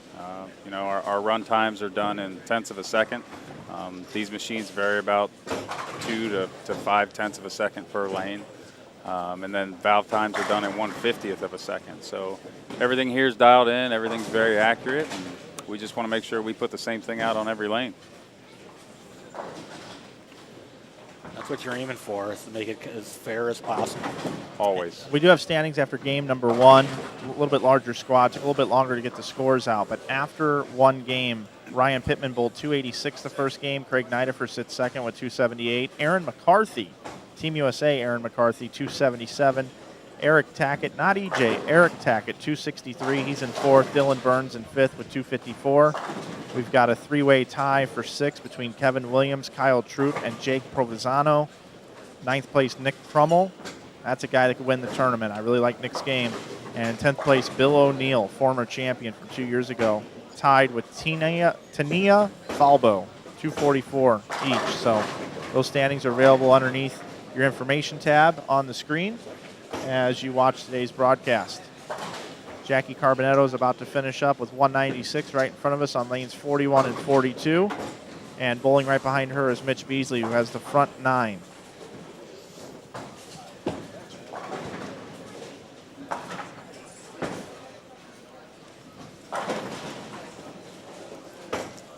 Mitch, is he a touring player, Mike?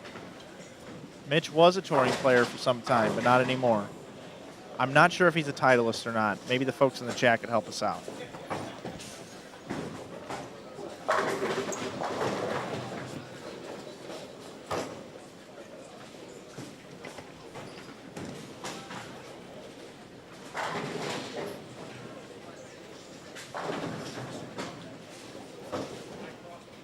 We're going to look here at Mitch.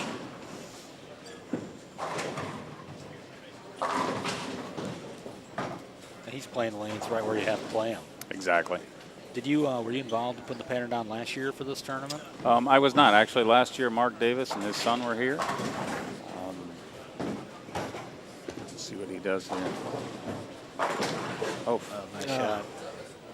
Yeah, I was telling Mike last year, my brother bowled, and I came and watched him last year. The pattern was very similar, but they opened up. The last board or two, they had them open, they were bone dry. So you could bank the gutter. You cannot do that this year. No, you cannot go and fired it at the one board like you did last year. We definitely upped that. Gone. We went, I believe last year's pattern had 3 2-2s in the forward, and we're at 5 on this one. So yeah, you can't throw it at the gutter. Last year, it wouldn't fall in. They were still challenging. Don't get me wrong. I'm not going to make it sound like it was easy, but the last board or two, you could miss right and it would recover. That's not happening this year. no, definitely not. What I saw last night were the guys that started out there. I thought a lot of guys playing farther right. A lot of them were attacking, going right up the gutter. And then when they moved, they went right from 10. It didn't seem like it wasn't a 2 or 3 board move at a time. the move, because a majority of your field's probably playing 6, 7, 8. So when they do start to burn, you know that you can't move into that part of the lane. Right. The You gotta guys that make hit the him jump. really good went from going right up the ditch, going straight up at it, to going up to about straight up around 10.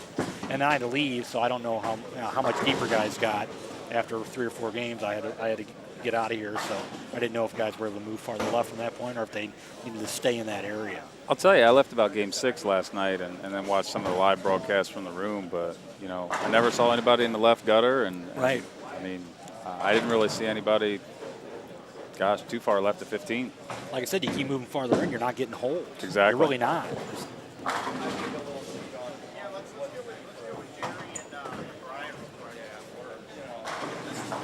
Hey, guys, I need you to hold down the fort for a little bit.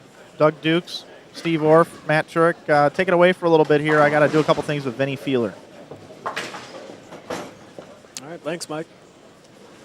Did you notice, or maybe I'm wrong, but like Action Jackson's, well, he's not on the camera right now, but he's playing out. He's left-handed, obviously, but I think the majority of the righties have started today deeper, more at 10. I thought more of them were trying to challenge the gutter, probably because of last year. The guys that bowled in it had a better look way out by the ditch. Most of the guys today started with friction a little farther in than they did last night. No question, and I watched. Friction is going to play such a big role today. I mean, it's. I watched a couple players. I mean, front 4, front 5. All of a sudden, it jumps in the heads, and you know, if they snow blow that front, it's going to be rough come Game 6, Game 7. I was going to ask you what you thought that effect that would have, because last night I didn't see enough guys throwing anything with friction. I didn't see enough of them. So obviously, you got a field where you look at the racks. A third of the balls probably are roughed up. So is that going to make them tougher, you think? I mean, I know it's going to burn up the heads, but in general, if you're right-handed, is it going to eventually give you a little more room, or do you just think it's going to make it harder because the heads are going to burn out? Well, there's a lot in the heads, and I think it's going to burn up some. It's all about matching up that surface in the late part of the day. And conceivably, if you're bowling really, really good, it might give you don't exactly know. Because more guys are using friction, it might open it up and make them a little easier. Exactly. As the day goes on, if you're bowling good in the right spot. I quit a few years ago, but I consider myself somewhat knowledgeable. If I was bowling this tournament, my game plan this morning would have been starting with something with some hair on it. It would be, I'd have a dull ball. No, I think that's a good game plan, and burning something outside in practice, and then try to stay in that same area, and then maybe ball down if it starts looking too early. Then maybe go to something a little shinier. But you don't. To me, I don't think making radical moves way far left was going to really get you a whole lot of benefit. Like you said, you didn't see anybody playing the left gutter cap. Fagan tried to get in. He was the deepest guy that I saw. He might have been maybe setting it down around 20, but he threw a couple shots he really liked, and they went through the beak too. I guess if he pinched him just a hair, sure, he didn't have a whole lot of hold in there. So I don't know if he ended up staying in there or if he ended up going back to the right, but he at least was the one guy that tried moving in. I didn't see anybody nearly as deep as him, but that's right about when I had to leave.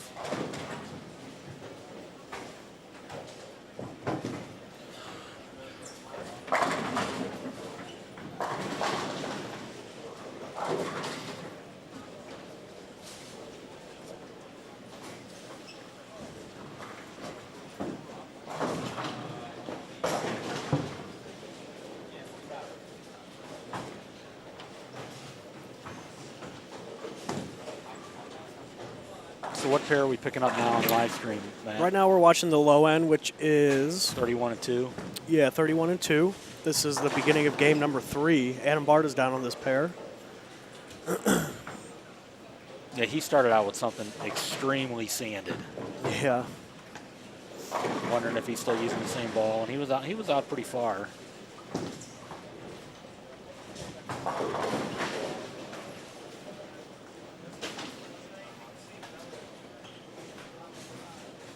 It's like AJ Rice is down on that pair as well. Cameron Doyle, is he on the same pair too? I think so.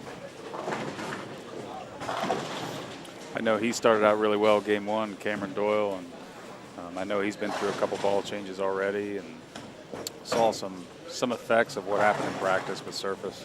Well, the guys that hit him last night, I'm pretty familiar with some of the local guys that did good, and definitely power having a lot of hand in the ball. The guys that scored last night, you know, were guys that definitely can hit it.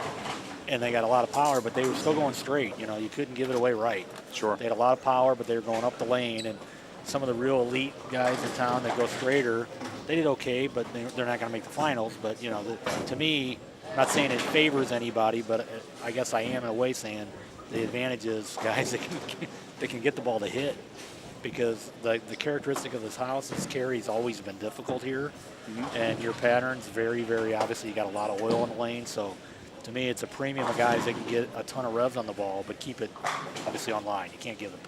It isn't obviously in like a house shell where you can give it away to the right. You got to keep it on line and have something on it when it gets to the pocket. I agree. Guys that go straight, I just think you got to really make a perfect shot, really, to not only just hit the pocket, but get it to hit. Half pocket hits here, you know, if you don't have a lot on the ball, you're going to see a lot of flat tens. That's just a characteristic of the house.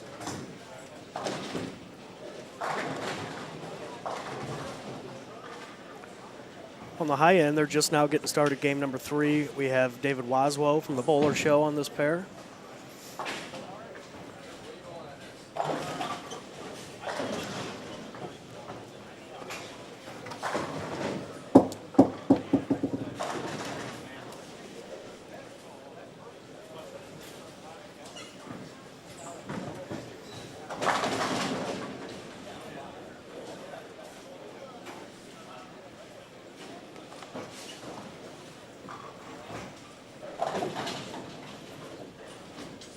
So now Mitch is on the feature pair, correct? He just had 270 game last game. I believe so, because Yeah, they're he's going up skipping high. 2 now. Yeah, now he's down on 47, 40. So who's the young man in lane 48? You know who that is? He looks I very don't. familiar. Just shooting at the 210. I can't see that far.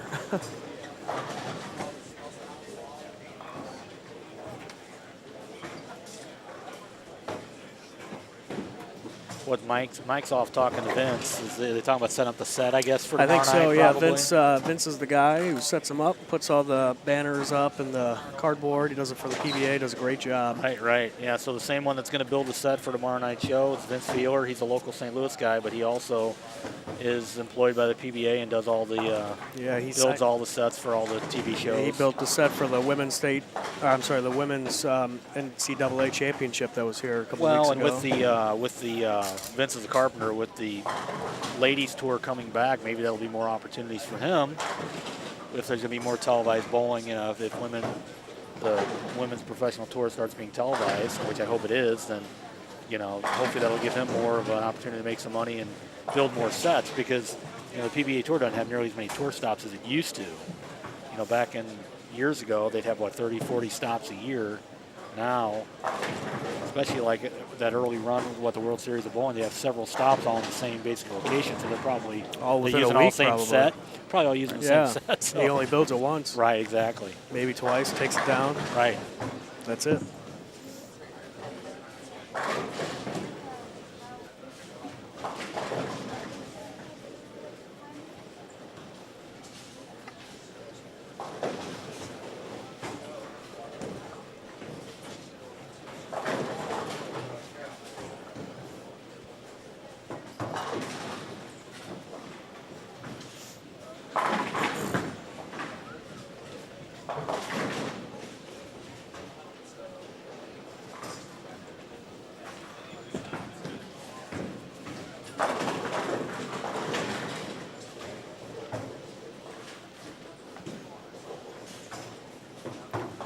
How many do we cut today?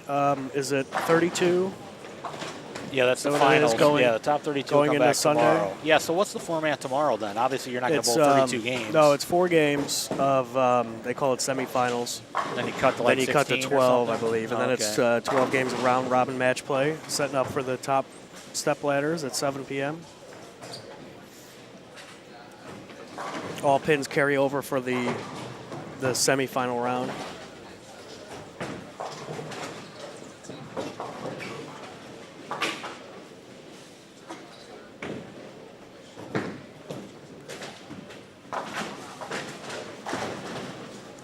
I know scores kind of seem a little higher today, but I don't think anybody is going to catch Sean Maldonado last night. No, well, you never know. It'll be hard to get there, though. I mean, he outscored the field almost by what, almost 100 pins. Almost 100, yeah. It's going to be a tall order. Well, and he's a two-hander, and I haven't had a chance to watch him bowl in person, but he's a two-hander has a ton of revs, but he doesn't throw it the 20 mile an hour. You know, like we think a lot of two-handers like Jason Belmonte and Osku, they throw it so hard. He's a two-hander, but he doesn't have that ball speed. Or at least last night he was backing off because the lanes were so slick. So he had a ton of revs, but he was, you know, throwing more of a regular, you know, ball speed. Yeah, he was definitely soft. Right. I was watching 47 and 48, and you know the transition from one pair to the next. But looks like the first couple shots for the first people went high, and looks like they followed a little bit of surface there. Yeah, because Mitch had the front nine, and then he went to that pair and went. Yeah, you're exactly right. Went high both times, wasn't it? Yeah, Jackie goes big four, I think. Right. So those of you, I guess, that flipping going well, but aren't they skipping different amounts every game? Yeah, it's They skip are. 1, skip 2, Yeah. skip 3, and then skip to the other side. Yeah. And then skip to my loo. Yeah, it just looks like, I guess, as Mike mentioned earlier, traditionally that pair just must be not a high-scoring pair in general. So the racks were kind of screwy, where guys were, said one of the telecast a few years ago, guys were leaving 5.7s, 5.10s on the telecast because the racks were a little screwed up on that pair. So I guess traditionally that's not a high-scoring pair. So is that why Mike picked it for the show? Probably, yeah. I mean, it's always the same pair every year, but it could be, yeah. Make it a little Right. hard. I mean, for 10,000, got to make them work for it.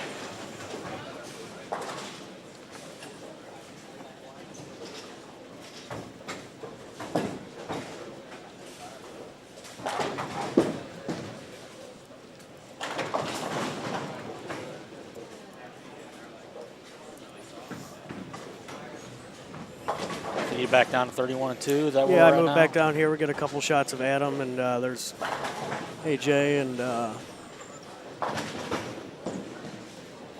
You know, I was there's a kid that's 12 years old in Springfield, Missouri. His name, Spencer Robard. yeah, his he's name. here today. Is he Or here today?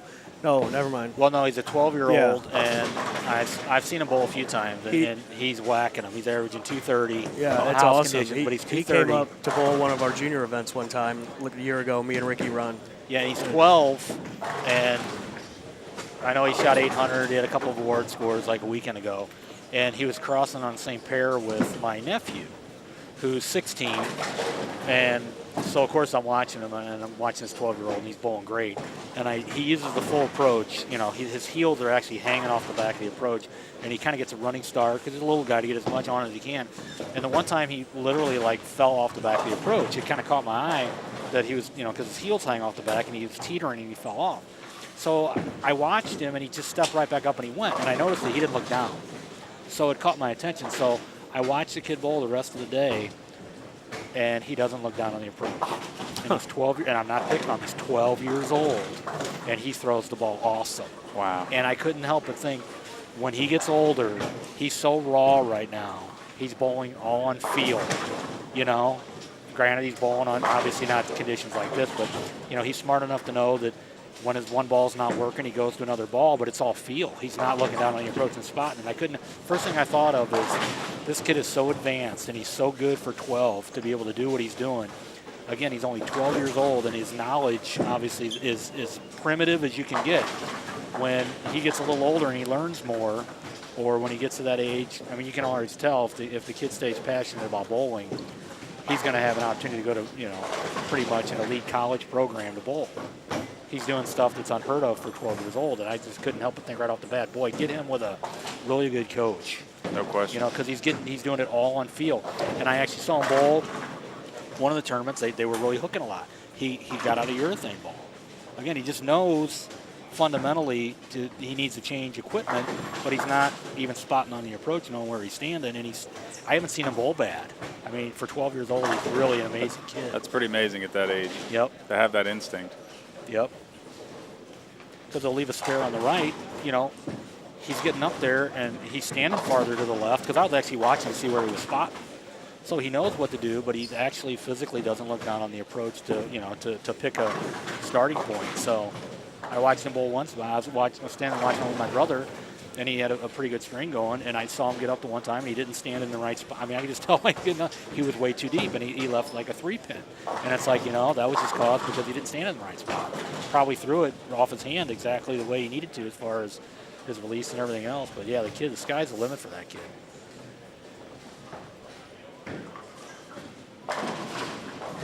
It's good to see the youth excel. And, I think bowling's coming back too. The ratings have been really good on TV and the college I program. have been seeing a lot more of it, just without even paying attention, just scrolling through the channels. And you see it a little bit more often now. It's ESPNU's got a lot of it on TV now. CBS Sports Network, picked it up a couple years ago.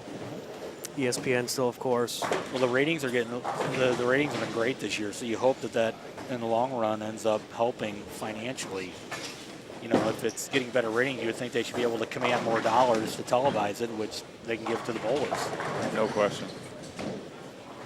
The collegiate bowlers now, I mean, they were great back in the 80s and 90s, but now everything they bowl on pretty much is difficult. These college kids, the best bowlers in St. Louis right now of the younger generation are all the kids that bowled in college. Sure. They bowl on much tougher conditions, and, they're shot makers. The good ones are outstanding bowlers. Well, they're definitely excelling. I mean, I remember watching Jackie bowl, and I coached for the University of Maryland Eastern Shore for 8 seasons, and having Angie here and Tania, and she looked like she was doing well the first couple games, and watching all these players I used to see, bowl in college. Well, they're fearless because they're bowling on hard stuff all the time. Exactly. So they're not afraid of something like this. A lot of guys that just bowl in house conditions, they're overwhelmed. They're looking for a hook spot that wide, and it's not there. Well, and the funny thing is when a lot of these college players, when they transition over and they start bowling on house conditions, they don't do as well. Right. It's a different mentality. You almost have a grinding mentality. And I grew up in St. Louis, and a lot of the stuff we bowled on, St. Louis always had a reputation of being really easy, and we had easy house shots. And I bowled tournaments, and I actually, bowled against guys that were elite college players that didn't bowl on easy stuff even back then. And I had a guy tell me that was an awesome bowler that he got a little nervous when he started having a string because he didn't, when you're bowling on something hard all the time, especially back then when honor scores weren't anything like they were now. Sure. When you had 7 or 8 bagger, and you're bowling on stuff that's extremely difficult, you didn't have as many strings, so you felt like you were pinching it a little more.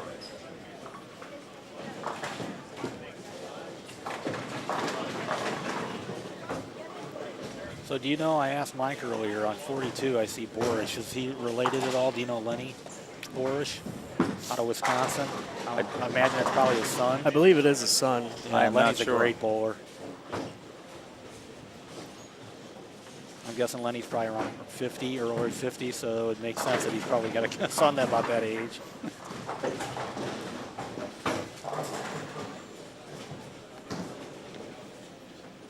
Yeah, that pair's tricky because Mitch just had the front 9. He's kind of lost on that pair down there. He went through the face a couple times and through the last shot. It looked like it was good off his hand, and now he's leaving it. It looks like a 2-4. So now he's coming up light.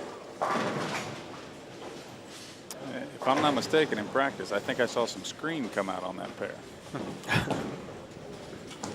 Like I said, Mike probably just did it on purpose. He picked probably because Mike used to work here too. Sure. Mike used to, I think, manage this center, so he probably, wouldn't put it past him.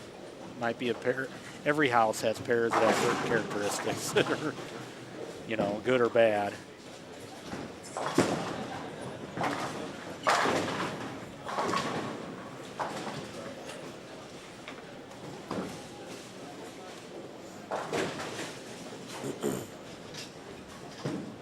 You definitely can't fix topography with lane oil. Yeah.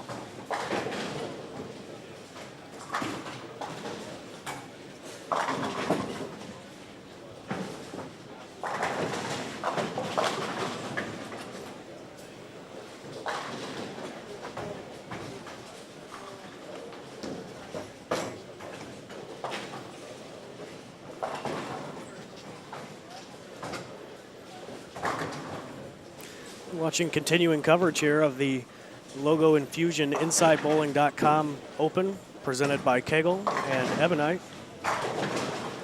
Game number 3, halfway in the books here, of 8 here at this B squad block.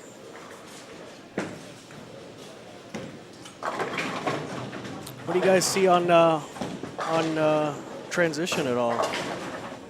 You think it's happening earlier?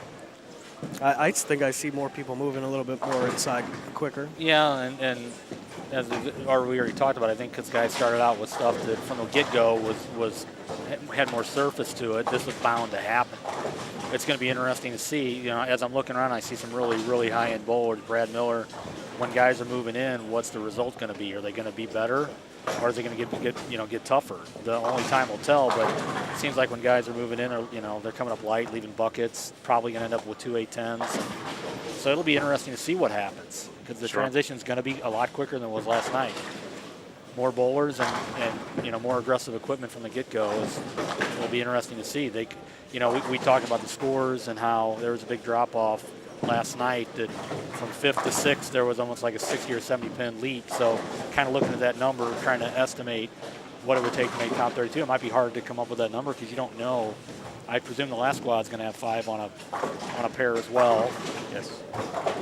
It would stand to reason. Guys will probably start out with aggressive equipment on that squad too, so you just don't know where this is going to end up. It wouldn't surprise me either way. Scores might get better, or they might get tougher. Like I said, the characteristics of the house is the carry's not the greatest here, so the heads start going, and if you do get an angle that's not as good, and when you're coming in, a little more half pocket, your carry might get really tougher and tougher as you move farther in. I think you're going to see a lot of flat 10s come game 6, 7, Yeah, when 8. they start having to force in, maybe your best bet is to stay as far right as you can and ball down. Then I guess might be your best avenue. Like I said, the characteristic of this house is covering boards. The ball does not hit that well.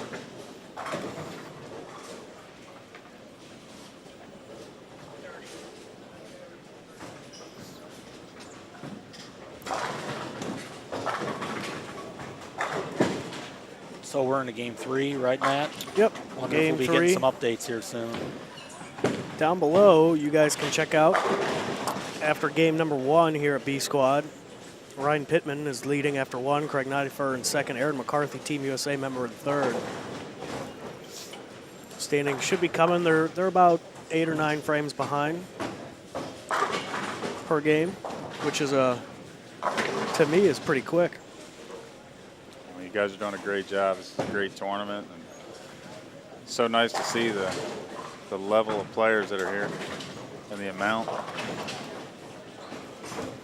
Yeah, it was pretty cool to see all the spectators here last night, too, as well. I overheard somebody saying that they thought that there were more people here than there were at PBA regional events watching. Well, and, you got a ton of touring players here, like we talked about. You got 10,000 on top.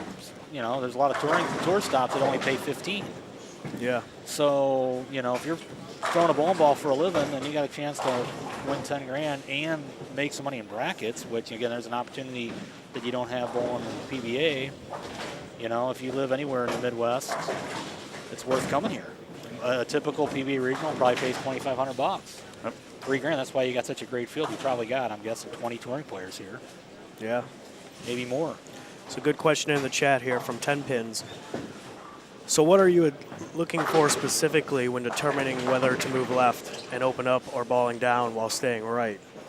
I guess they're looking to know, what kind of trigger would make you want to do that. Well, your first trigger is going to be if you go high. I mean, Right. if you're hitting the pocket and you got a decent look and then all of a sudden you're starting to go high, you got to make a decision. The traditional decision normally for an older guy like me, you always chased, you moved.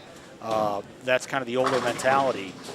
Younger guys that are more on top of their games and know their equipment will ball down and stay in the same spot and just go to a ball that's going to give it down the lane better for them. What I do typically, an older guy, if I was bowling, my first instinct would be, can I go a little left and catch a little more, length to get the ball down the lane? Can I do that, and will the ball still hit? That's your decision. To me, or again, if you're super confident, know your equipment, you stay right where you're at, and you just go to something that you know is going to get down the lane a little better and give you the same angle in the pocket, so your carry stays good. But that's the main thing. It's a pick one or the other, and depending on how you're bowling and how things fall, sometimes either one is the right answer. I guess it's you got to touch and go. You got to feel it out and see, whatever you feel most comfortable doing.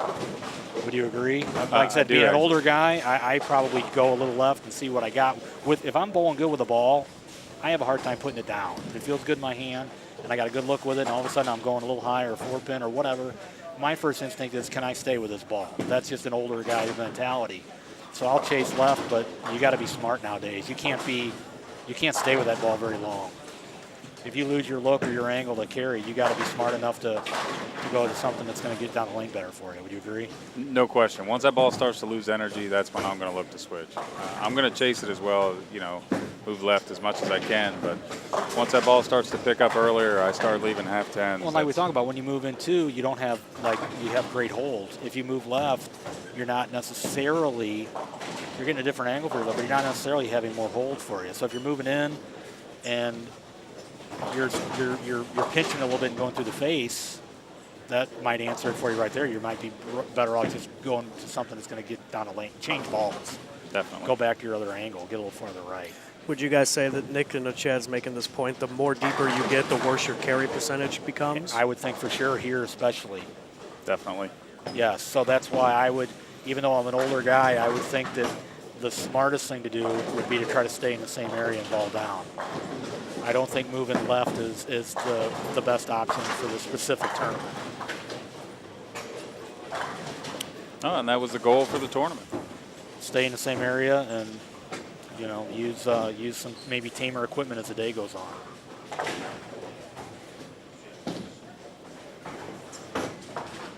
So you're not going to get enough push down the middle to open up. I mean, you're not going to get, as you were saying, you didn't see a ton of carry down. So, a lot of people at home might be going, oh, the right-handers would have an advantage. Theoretically, you'd think that, because if you got so many more righties bowling, if you're going to burn up an area in conjunction with a little bit of push left of that, in theory, that would favor the righty.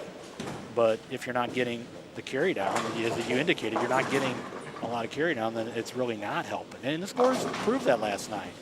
One of the leaders is a left-hander, George Gohagan, who's got a ton of revs. Matt McNeil bowled good, so some lefties hit him, some righties hit him, some righties. Obviously, I think you accomplished what you wanted to accomplish because you had one of your top three guys is a lefty. Definitely. And some of your other guys, in that cash number are left-handed. So, because that's your goal. If you have something brutally hard, depending on the pattern, it can favor a righty. Oh, it can. With a ton of play. With a ton of play, if you got something extremely difficult, because there's so many more righties bowling over the course of a format, it can end up favoring a righty on something extremely challenging. Again, this house, and I think the pattern you put together doesn't necessarily lend itself to that. As in last year, I know you weren't involved in the pattern. Last year it was comparable, but lefties really had a good run. I think 3 or 4 of the top 5 were left-handed. So it's hard to manage that. It just is. Well, and with the technology that we have in this machine, last year we didn't have flexes here, and this year we do. The ability to make small adjustments or be able to tweak certain parts of the lane. I mean, the machine's very flexible, pun intended. Right. Well, and like I said, the characteristic of this house, period. You can go, because like I said, I like watching bowling too. You can go on YouTube and watch a match here. Pete Weber won a tour stop here in, I think, 91, and he bowled Amleto. And I remember I bowled that tournament, and I remember if you watch that telecast, there was probably 6 or 7 blowout 710s. That was 20-some-odd years ago. But the characteristic of this house is you get the wrong angle. That was 20 years ago with non-reactive balls.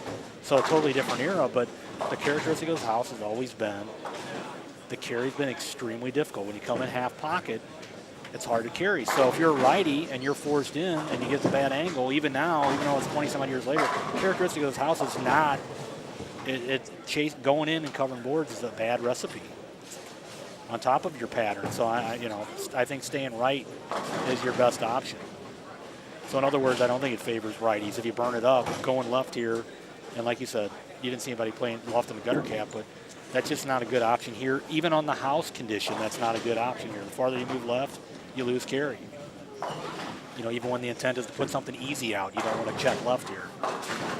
It's such an advantage to know the characteristics of a house before you go into it. I mean, that's no doubt.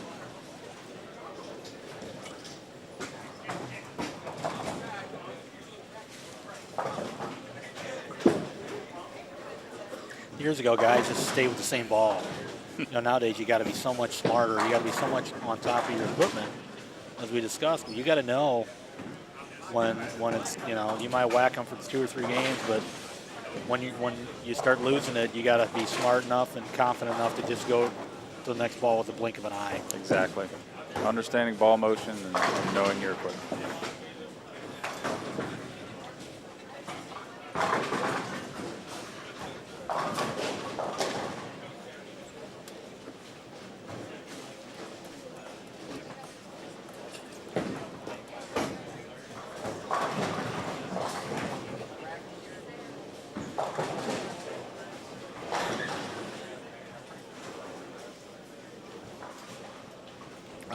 Kyle Troop's bowling this tournament. I talked to him earlier today. His father bowled on the tour back in the 80s, and I remember reading an article. I think Guppy Troop bowled like 2 or 3 years in a row on the tour, and he had one ball. He threw an LT-48. That just shows you, you know, I mean, now a lot of guys don't go a game without changing balls, but he bowled for a living on the PBA tour and, you know, won a bunch of titles and was successful, and he had one ball. I'd be worried about when doing travel. Hell, if you're flying or something, you're worried about losing it. I'm not being funny. I mean, you know, know, you're it's throwing serious. one ball. You're so used to the feel of that one ball and everything else. I mean, you have one ball in your arsenal. It's amazing where technology and the game's come in the last, 25 years. You got to be smarter now. To me, are the bowlers better now than they were then? I don't know if they're better, but I think you got to be smarter. And I think now you have to be more versatile because back then, you know, I look at a guy like Norm Duke. Norm Duke can slow up and hook it if he has to, or he can throw it straight and pipe it up there. Back in more of the primitive days of bowling, everybody more or less had one game. You could tweak it a little bit, but the balls now give you so much more, I'll say options. That, a guy like Norm Duke can take his hand out of it, and you've seen him bowl on TV where he'll throw one shot up 20, and if he doesn't like that, he'll go right. And Mike Fagan does it a lot too. They'll go right up the lane, and the balls afford you that. You couldn't do that years ago. Years ago, if you took your hand out and threw a dead straight, you might leave an 8-10 or a 5-7. Now guys can take their hand out of it, and the equipment hits good enough where you got to be able to play more than one game.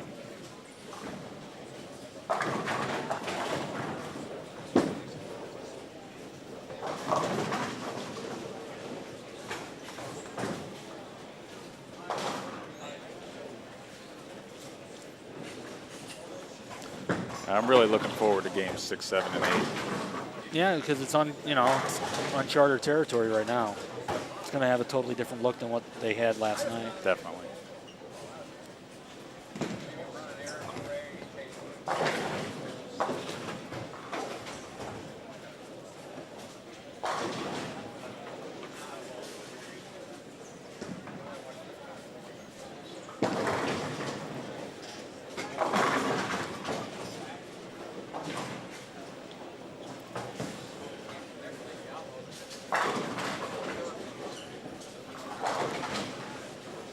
What kind of an effect do, I always hear, I quit bowling a few years back, but guys like Belmonte, super, guys with ridiculous rev rates, what do they do to patterns? Do they really tear them up?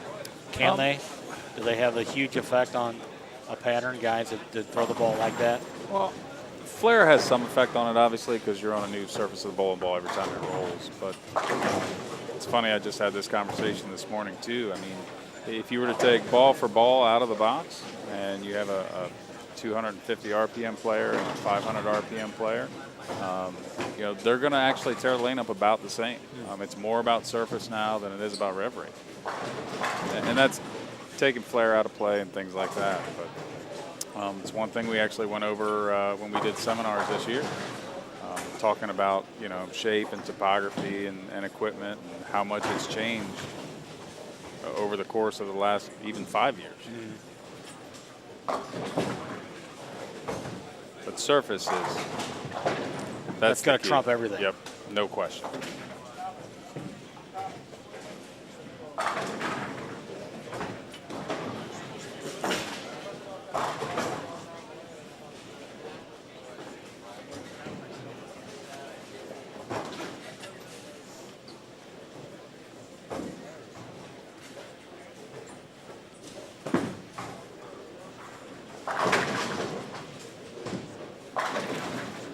Well, guys, before we were handed the paper, we have updated standings down below in the event information tab after game number 2. Craig Niederfer moved on top plus 147. Tina Falbo, if I'm saying that right. Tania Falbo, plus 120 in second. Blake Paris in third at plus 113. Eric Tackett in fourth at 107. Mitch Beasley, who had a great game in the middle of the house, in fifth at 106. Kenny Ryan at 105 and sixth. JT Action Jackson, who is a re-entry, plus 101 in seventh place. Zeke Bate moving up the ladder in eighth at plus 92. Kevin Williams in ninth at plus 90. And Tom Adcock rounding out your top 10 at plus 85. Just on the bubble, 9 pins behind Tom is Jason Sterner, and 1 pin behind Jason is Bill O'Neill. And then A.J. Johnson. Yeah, A.J. Johnson 75 tied over with after Bill. 2, yep. Aaron McCarthy in 16th. There are quite a few bowlers plus after 2. Well, you know, we talked to Action Jackson. I don't know if you were here when we had the conversation. He's actually throwing a urethane ball. And he bowled last night, and he said it was a good learning experience, that he's looking at, I guess, his miles per hour, and his goal is 13. So, well, I mean, he knows. That's good. And he's left-handed, so there's going to be a lot less play. And he said that's, 13 miles an hour is what he's looking at. And he said, I got a good look. So his side shouldn't change hardly at all. No, he's it's off working. to a good start. He's got a sanded, good old-fashioned regular urethane ball, and he's playing extremely far out by the gutter. And he said he's got a little room. So if he executes well, and It looks like it's working well right now. Right. That's the benefit of a re-entry, though. He probably didn't start that. He probably last night, if his normal ball speed's 15 or 16 miles an hour. He was kind of struggling last night. Yeah, then he learns, though. He just amps his speed down. And you know what, guys? That's very hard to do. I stand by the fact that you have a natural ball speed you feel comfortable with, and you can tweak it. You can get a little faster, a little stronger your speed, or soften up a little bit. But it's hard to take a lot off and maintain consistency. That's my opinion. To back off, if you normally throw a ball 18 or 19 miles an hour, and all of a sudden you got to back it off down to 13, it's just not natural. It's hard to do. No question. And stay very consistent doing that. And at the same time, the other way I think is even more difficult. If you have a certain ball speed and you got to amp it up, to me, you're going to just get way out of time. Grab it, no you're going to get way out of time if you got to jack up ball speed and keep the same release, keep the same accuracy. It's hard to do. So for him to, I don't think he throws super hard anyway, but for him to be basically saying I got to keep it at 13 or under, he's doing a great job managing his ball speed, keeping it that soft. Sooner or later, you're going to amp it up. You're just going to, get a little bit too much zip on it, and then you're going to be in trouble.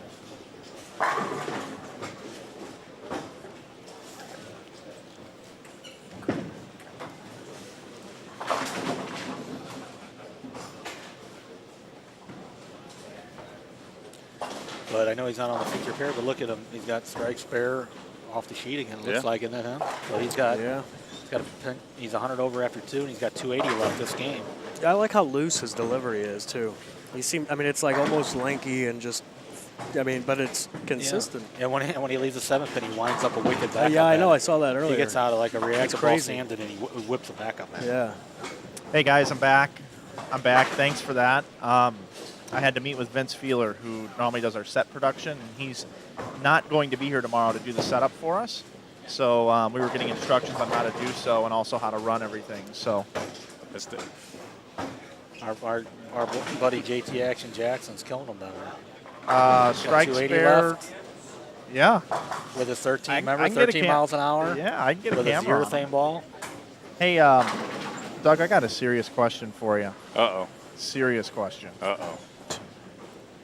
And this is controversial, by the way, because there's a competitor's product that they do this, and I know where this one's going. I just had a request. Go ahead. Could I pick a color, and can we make that happen? No, we cannot. Oh, man. I'm talking about making our own color oil for the telecast on Sunday. Maybe like some orange oil, although that wouldn't look good on these lanes. Probably, I don't know, green oil. Unfortunately, that is not an option. Is it because of patent reasons, or you guys don't do that, don't believe in it, just not necessary? What's the deal? I don't know about the patent side of it. I know it's just not something that that we do. Okay, we'll leave it at that. Perfect. I just wanted to know. Because there are some people in this building that believe that if we were to do that, that would be absolutely awesome and hilarious at the same time. Especially if we picked a different color. Because basically each organization could separate themselves by the color that they use. Well, there you go. And we wanted to have second dibs.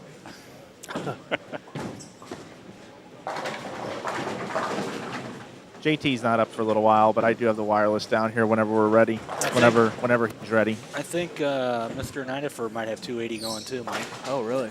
Yeah, Where is he at? And he's 140 over after 2. He's leading so after 2, yeah. He has, what, 827 possibly out of the gate? Wow. Wow. Is that him on 36 now, guys? Yeah, I believe so. Yeah, he's Yeah, got that's 827 if he goes off the sheet here. He's got the first one on the 10th, it looks like. Going right up at him. Yep, right up 10. Oh, he just almost. trips out the 4-9. 4-9, almost. Leaves the 4. And I think it just swiped it off, Yep. so that'll be a second. No, it might have been his last shot. Was it his last? I can't tell No, from here. because he's still up and he's got So 2 he got strikes. 269 left, so it'll be That's still 8. 816. Hey, I'm down here in the trenches, guys, if you want to turn it on me here, Matt. We got you. That is JT Action Jackson. And there he is. He is ready to go. He's not used to appearing in front of the camera. No, he's never been on camera before. This is his first There's his time fedora. ever. Look at that fedora, man. He's accessorizing with the best of them right now. And he knows it, too. Yeah. What do you guys get a load of his release here in the chat? He's got to be thinking 13 miles an hour Yeah. or less. 13 Yeah. miles an hour or less. He's so loose and just cool, calm, and collected. You know, you see all these guys, and they all do the same thing, man. They lean on the scoring console. You know, he just gets up there and bowls. Well, let's see some action.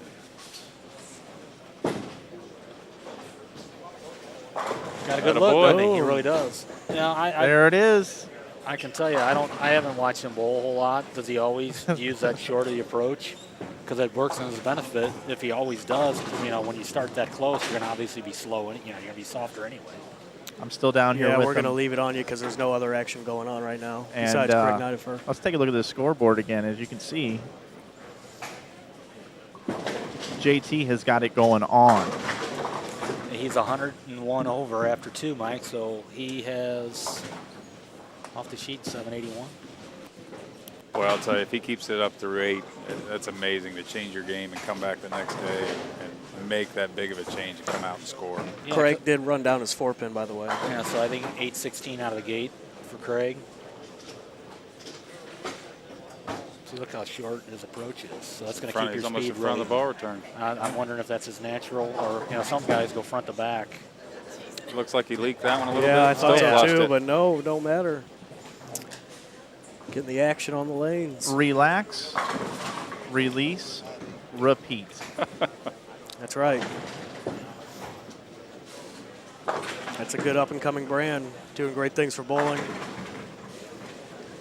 Oh, hey, switch me off. Okay. You're off. So I'm just, you know, a righty. Righties always talk about lefties, right? So if I'm a left-hander and I'm bowling this tournament later, You can bring me back now, Matt. I want to get as soft as it's humanly off. possible. Maybe not necessarily throw the ball he's throwing, but, you know, he bowled last question. night. He struggled. Came in with a different attitude that I No got to throw video it super source. soft, and it's working for him. So, again, it's easier said than done, though. We're going to bring it into the high-end camera here to get a look at JT's really got last that ball. He game. jerked it a lot, tugged it. 8-pin. He did. That was way right off his hand. He was still pocket. So he's though. got room. No question. He's making room with his soft ball speed. 279. He says it should have been 299. Yeah, you and I saw the same thing. He definitely jerked it. He tugged it. Yep. And I thought the thing was through the nose off his hand, and it still held enough to hit pocket. So he's bowling smart. He's making room for himself. Okay. JT.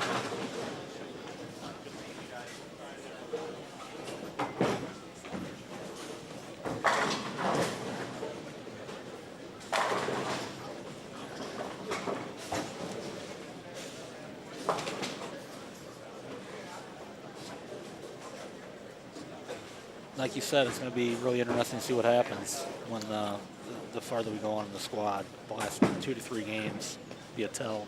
No question.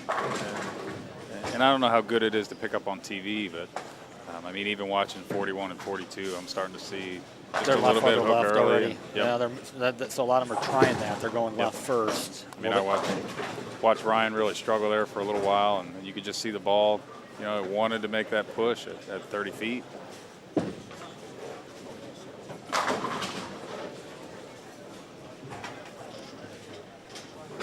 Had a little bit of a lull here. After game number 3, bowlers are moving pairs. There seems to be a little bit of a delay on both ends. Yeah, why don't you bring it into the booth?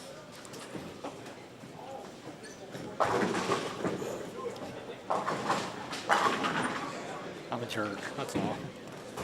Mike Flanagan with Doug Dukes, Steve Orff, Matt Turek here at the 2015 Logo Infusion InsideBowling.com Open. We're happy that you're with us and you're watching this continuing coverage. Really enjoying ourselves here.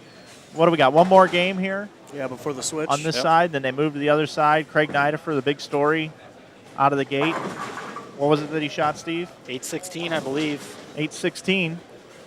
I'm gonna go do a quick interview with him actually. JT Action Jackson with what, 780? So he's 180 over. It's pretty impressive. Throwing urethane, 13 miles an hour. Hey guys, I'm here with Craig Nidifer. Craig, out of the gate, brother, you're having some success again. Tell us about it. Seeing the lane pretty good with Jackal I drilled up earlier in the week, and haven't had to move too much far left yet. I still have a lot of shim, and although the scouting report for the pair I'm going to seems like I got to move a big amount left, so we're going to see what happens in this next pair. But hopefully I can continue where I'm at and pull some numbers. Now 813, right? Is that what you shot out of the gate? I think so, yeah. 813. What are you seeing this year from this pattern compared to last year and even the year before, as you've bowled really good in this event the last 2 years? It seems like the fronts are starting to go a little quicker this year. Luckily, it's getting my ball to shim into the zone I'm looking for, so I'm still able to play on top of it, but it definitely seems like the fronts are hooking a little bit more this year. Now, Craig, I've been watching you on ESPN the last couple of weeks. You've been bowling in this PBA league. You're a league champion. What was it like bowling with those guys, and do you feel like you're prepared to break out when you make TV and you're going to be more comfortable after those shows? Yeah, of course. Now that I've got the TV out of the way, hopefully I'm more comfortable if I ever make a show. But until then, I'm just going to try to take it one shot at a time, and if I make TV again, that's great. Craig, good luck to you the rest of the tournament, man. We love having you here. Thanks a lot, Mike. Appreciate it. Thanks, guys. Craig Nidifer, man, that guy just absolutely destroys him here. 813 out of the gate. Good dude, too. Hey, Mike, is Pete bowling this weekend? He is bowling at George Pappas's place, I believe. I could see him destroying this with Oh, his yeah. speed. We wish Pete was here, that is for sure. Well, Doug Dukes, anything else that you wanted to get off your chest up in our booth, or are you ready You to can stick around move because I on? got to roll. Well, I'm sure there's somebody else that can fill my shoes a lot I know better. Doug's got a lot of stuff he's got to do and get ready for. So, Doug, I want to thank you for your time up here in the booth as always, and we'll catch you during the next block, and we'll talk to everybody a little bit about what's going on with the lanes at that time. Definitely. Well, I definitely appreciate you letting us be a part of this tournament. It's a great event. You betcha. Thank you so much, Doug. Doug's going to move out. I'm going to move back in, and we'll let Steve Orff out of here in just a little bit, too. Yeah, it looks like there's been no rain, huh, Mike? No rain. Not yet. But I did get a message on my phone with quotation marks saying significant risk of storms. It'll start as soon as my kid's game starts Yeah. in an hour and a half. That's when the storm will hit. You watch. What are we looking at as far as when this squad is going to be over? We started at That's a good 9. We're question. looking at noon, and we still got a game to go. 2.5 hours right Take now. an hour game then, right? Pretty much, Wow, that's a lot. right? They bowled slow last night, too. A lot slower than That expected. is going to put us way back. Well, you've got 3 games under your belt, and it's around noon. Well, you didn't start at 9, though, right? Wasn't it more like 9:30? 9:30, Yeah. yeah. 2.5 hours. Yeah, we're 2.5 hours into the It's the probably broadcast. a 6-hour block, right? Yeah, then you have to re-oil them, right? How long Yeah, does that take? an hour. So when's the goal for the next squad to start up? Well, 3 is what we advertise, but 4, That ain't looking good. 4 is realistic. 4 is realistic.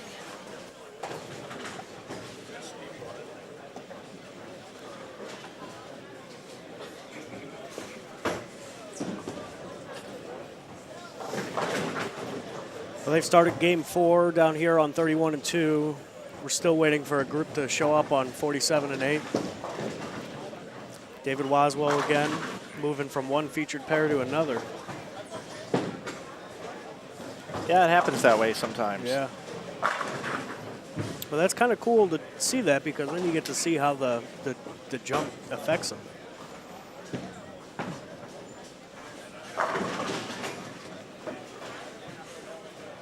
Now, people are wondering about archived coverage. What we do is we take the coverage and we actually edit it and then post it to our YouTube page. All the archived coverage will be up Monday and Tuesday of next week,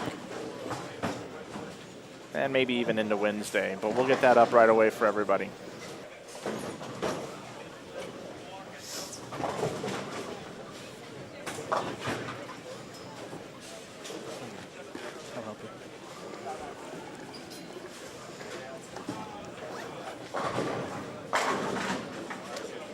Steve, could you unhook that for me down there off that computer? It's just magnetic. Oh, Yeah. got it now. Thank you, sir. Getting a little reorganized here in the booth. Something smells good in the snack bar. That's going to be about that time, buddy.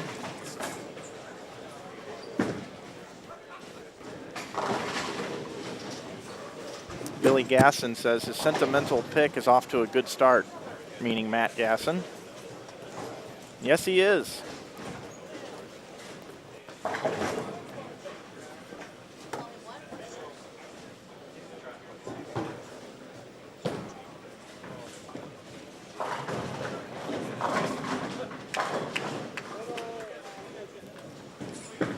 Steve, before we let you get out of here, what do you think of what's happening here, and what do you predict is going to happen throughout the rest of the tournament? You know, well, I'm not going out on a huge limb here. I think that power players are going to dominate. I think that if you can, if you got a lot of power, a lot of revs, I think you're at an advantage. So if you're asking me to make a prediction, I mean, obviously Craig Nideford's off to a great start. The guys that bowled good last night, Tim Barron, Shea Bitbender, the guys that hit the ball. That's my prediction, is that if you got a lot of hand in the ball, you've got a better opportunity. I don't know what's going to happen later. As we discussed earlier, you know, the transition now, more bowlers who started with more friction. I don't know what's going to happen when you're chased left here. I don't know if that's a good thing or a bad thing for all the righties. So I don't know when they transition what the right plan will be, but I think obviously you got to go pretty straight no matter what. Even if you move left, you can't really give the pocket away. The more boards you cover here, your carry is going to go downhill. So I'm interested to see what happens the last 2 or 3 games of this set, and the same thing that happens later tonight. I think, you know, I don't know if the righties are if it's going to get better or if they're going to get tougher when the heads continue to go. So that's not really a good answer, is it? How's Rob Gottschall bowling? He's about 30 over after 2. So he's hanging in there. Adam Barta's about 50 over after 2. Gottschall's 29 over. I'll tell you that Blake Barris is a hell of a player, too, out of Michigan. See, I don't know. Like, we're looking at the leaderboard. Tania Falbo? Yeah, I don't know if these guys, what their games are like. Do they have a lot of hand in the ball? Are they straight players? Again, because I just think if you go straight. Well, it's nice to see a female up there with Tania. Yeah, that's great. 120 over after 2. Is there a relation with him? And nope. Not at all? Nope, no relation. I wonder if he throws the ball like him. If EJ hits it. Mitch Beasley bowled a huge game. We saw that right here in front of us. Kevin Williams, two-handed lefty, made the top 12 last year. He sits at 9. Tom Adcock, that's a guy I'd like to see go far. Oh, yeah. He's done everything. He's won Eagles. He's won the Peterson. Great bowler. Been around forever. Probably in his early 50s, and he's still a hell of a bowler. Craig Nideford just switched pairs, and he thought it was going to hook more, and he almost 2-8-10'd. Well, we were talking, before I go, I'm going to make one last comment. you have a lot less lefties in the field, obviously. What JT Action Jackson, what he's doing, playing as far out as he does with a urethane ball, he's not going to have a lot of traffic on his side. You know, what the unknown is what's the right side going to do, because a guy started today with a lot more aggressive equipment, stuff that, you know, sanded. So there's going to be a lot more transition today than there was last night. He's playing a part of the lane. No other left-handers are playing there, Mike. Right. They're not, and he's throwing a urethane ball. And he said he's trying to throw it 13 miles an hour, or basically less than that. Yeah. So, no, seriously, he's not going to – he shouldn't run into the transformation of the lanes. Really, you would think, shouldn't change dramatically for him. If he keeps executing and bowling the way he's bowling, he should not have to make any moves. You wouldn't see him changing balls. Right? Agreed. So it's interesting to see how he keeps bowling, because he's destroying them so far, and he's just doing something totally unique. Old school equipment, extremely slow, playing super far out. I don't see Couch at the top of the leaderboard either. Saw him have an issue sliding. Well, that is only going to get worse if it does start raining. So far, we've held the rain off.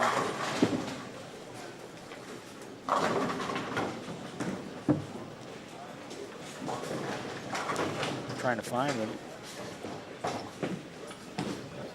There he is. 10, about 11 over. He's hanging in there. He's 11 over, Mike.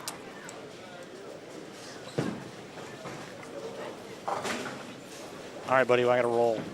All right, hey Steve, thanks for thanks for having me, Mike. Thanks I for enjoyed being it. part of the broadcast here Yeah, today. and if we get the rain, I think we're going to get. You might see me here later today.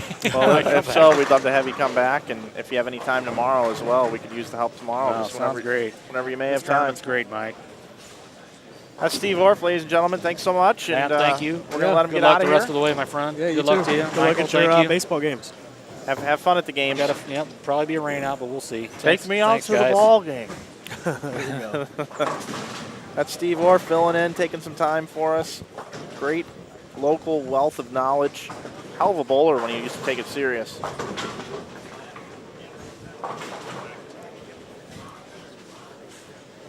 I believe you've got a phone call on the house phone here, Mike, if you'd like to take it. Oh, great. All right. That's You guys are going to be stuck with me here for a minute. All by myself. Yeah. One of the stories here has been the tackiness of the approaches, and I'm going to do this. It's like an experiment here, but I'm going to try and get this on the camera here in the booth cam. This is a Facebook post from Brett Cunningham. I don't know how well you're going to be able to see this, but that's his slide pad. He's using a red heel on the slide pad and a red heel on the back.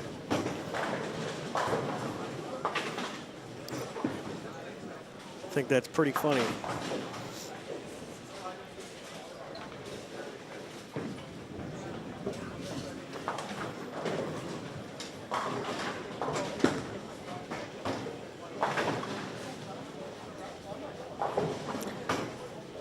Yeah, Jason Sterner is creeping up the charts there, Ron Inman.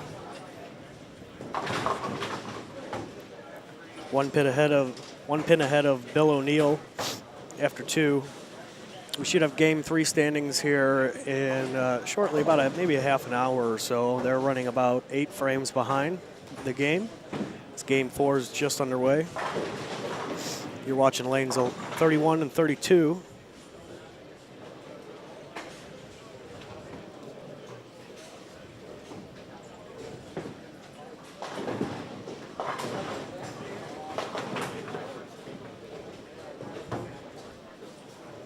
While we got this downtime here, why don't you go ahead and friend us on Facebook. Give us a like on Twitter at Inside Bowling.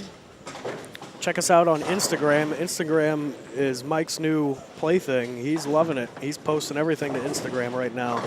You're not going to want to miss it if you're not already friends or following us on Instagram. Go ahead and do that at Inside Bowling. You can tweet us here in the booth at hashtag Inside Bowling and keep it clean and it'll be seen. And don't forget to post your questions and comments in the chat here, man.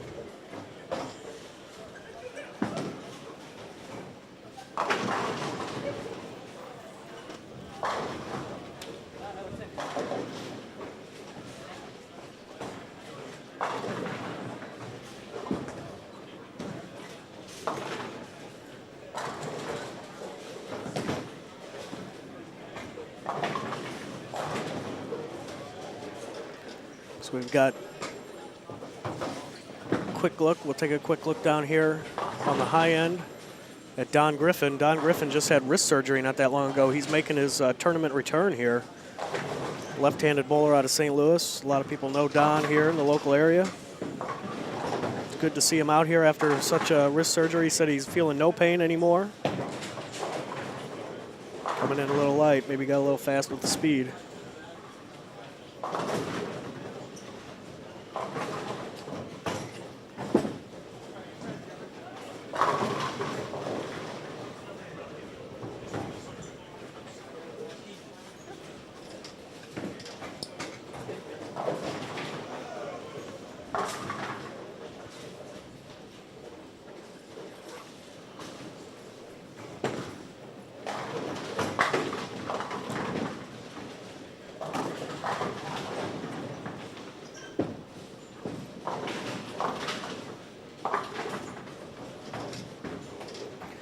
Yeah, Rhino had some wrist issues, affected him, I think, after game 3.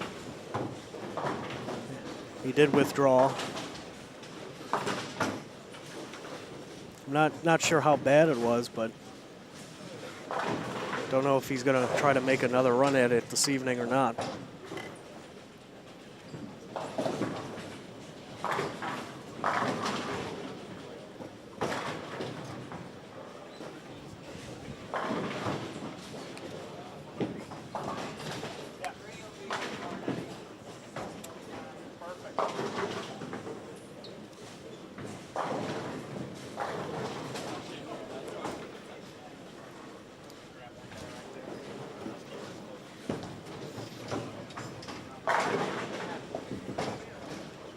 Good.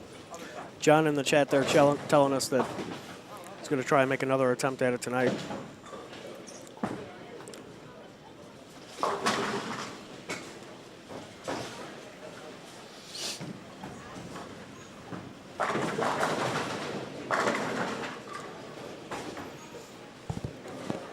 All right, everybody, we got a great guest here in the booth. I saw him watching ball reaction, walking around the bowling center, and he probably isn't feeling quite as good as he did when he went to bed last night. But we are joined right now by none other than our tournament leader, currently in the clubhouse at plus 388, Sean Maldonado. What's up, buddy? Hey, how's it going? Very good. How are you all doing? How you doing? Good. Good. Sean, last night you put on a clinic. The closest That's to an you understatement. was George Gohagan III at plus 295. But so far in this squad, we've seen Craig Nidifer bowl 813 out of the gate. And we've seen some other pretty high scores. How are you feeling walking around this building right now? I'm feeling a little different than I was last night. Like you said, scores are a little bit higher. Some of them are really killing the shot, and some of them really having trouble. There's already been one dropout from after game 3, but scores are looking a little high. They are looking high. And, you know, there's a little humidity in this building, too. Little is an understatement. Some bowlers are having a hard time getting any slide out there, which is pretty common for this bowling center and this part of the United States with so much humidity. I will tell you, living in Utah right now, that's something I do not miss about St. Louis is the humidity. I miss a lot of other things, but the humidity is not one of them. Sean, this is your first time coming out and bowling this event, right? Unless I missed you on another year. Nope, first time. So 5th year is the one that you came out. What made you decide to bowl this Logo Infusion InsideBowling.com Open? Actually, a friend of mine, DJ Archer, mentioned it to me and said I would do fairly well out here. And I looked it up. I saw y'all's flyer. I liked the format that y'all had out and the shot that was put out, so I thought I'd come out and give it a shot. That's right. And you and I have ran into each other a few times at South Point and through my prior job. You and I working relationship, and everybody at home who's listening, I got to tell you, Sean's one of my favorite guys. And I don't play favoritism, but he's just so humble and so nice. And I know that Tyler Jensen was the one that was able to get you to sign with Storm. Correct. And I know that it's been a good ride so far for you, and been really happy to see the success that you've had. I appreciate it. Now, you bowl in Texas quite a bit. I think you bowl just about everything you possibly can, right? Yes. Got to. I enjoy the game. I mean, it's a huge passion of mine, so whatever I can bowl or if there's anything going on, I go out there and I go get it. Out of the bowling that you've done so far, what is your best accomplishment? You know, what is one thing that really stands out? And if it's not one, you got a couple, that's fine too. But just what so far have you done where you close your eyes at night and say, man, I did this? Right, and it's gonna be a little shocking because it's not something that I won. But I'm gonna have to say what I was really proud of. What I did was in Japan when I bowled the DHC qualifying, and I was in 5th trying to hold my spot against Mika, and to make the TV show. That's no easy task. Or to make the show out, the top 5 show. And you know, I came out on top, beat him, and it just felt really good because I've had a couple downs bowling at the World Series, and when I'm close to the top and I fall out, it's pretty tough. But you know, when I finally got over that hump, I mean, it was a huge weight lifted off of my shoulders, and I mean, it felt great. It felt really great just to get to that top 5. Yeah, I was watching that on Extra Frame, and that was a cool event. And Chris Barnes went on to bowl 300, which was pretty cool. You've also made a show part of a doubles championship, bowling with DJ. That had to be pretty cool too, huh? Yeah, that was awesome. Man, I enjoyed bowling with DJ. He's in qualifying, he struck a ton. I mean, I didn't have to do much other than just not bring him down, but. Yeah, that was definitely another good event that I had with bowling doubles with DJ, yes. You've had some success in the TNBA as well. Oh, yeah, those are some good old days. Memphis Rodman, I actually won that 4 years in a row, and then bowled it my 5th time, and unfortunately didn't make the cut. But I had a good little run out there.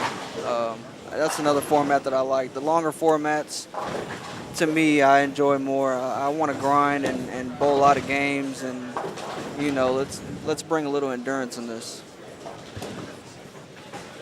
We're talking with Sean Maldonado, your leader in the clubhouse after yesterday's A squad. He's here scoping out the competition. You still have another squad available to use if you want to, don't you? I do, but are you gonna take it? I would. I'm actually okay. I mean, I probably won't be leading after this squad, but it'll be okay. I mean, I like where I'm at, and just got to get ready to grind it out tomorrow. So what do you do today? You're walking around the center, you're watching ball reaction. Are you going to go do anything fun tonight, or are you just going to be around the center the whole time? Oh, actually, probably leave here in a little bit, and then go get something to eat, go downtown, probably go check out the Arc and the river that's by it and all that stuff. So maybe do a little sightseeing, just see what St. Louis is all about. If you do go down to the Arch, you got to go up inside of it. If they still do that, or yeah, that's what I was allow told. that with the construction now? Because they're reconstructing that whole area. Yeah, I'm not sure. I was told you could, but like I said, I'm gonna go find out. Yeah, you should do it. I think it's cheap and it's pretty cool to go up there. Right. Yeah, I'm definitely looking forward to checking that out.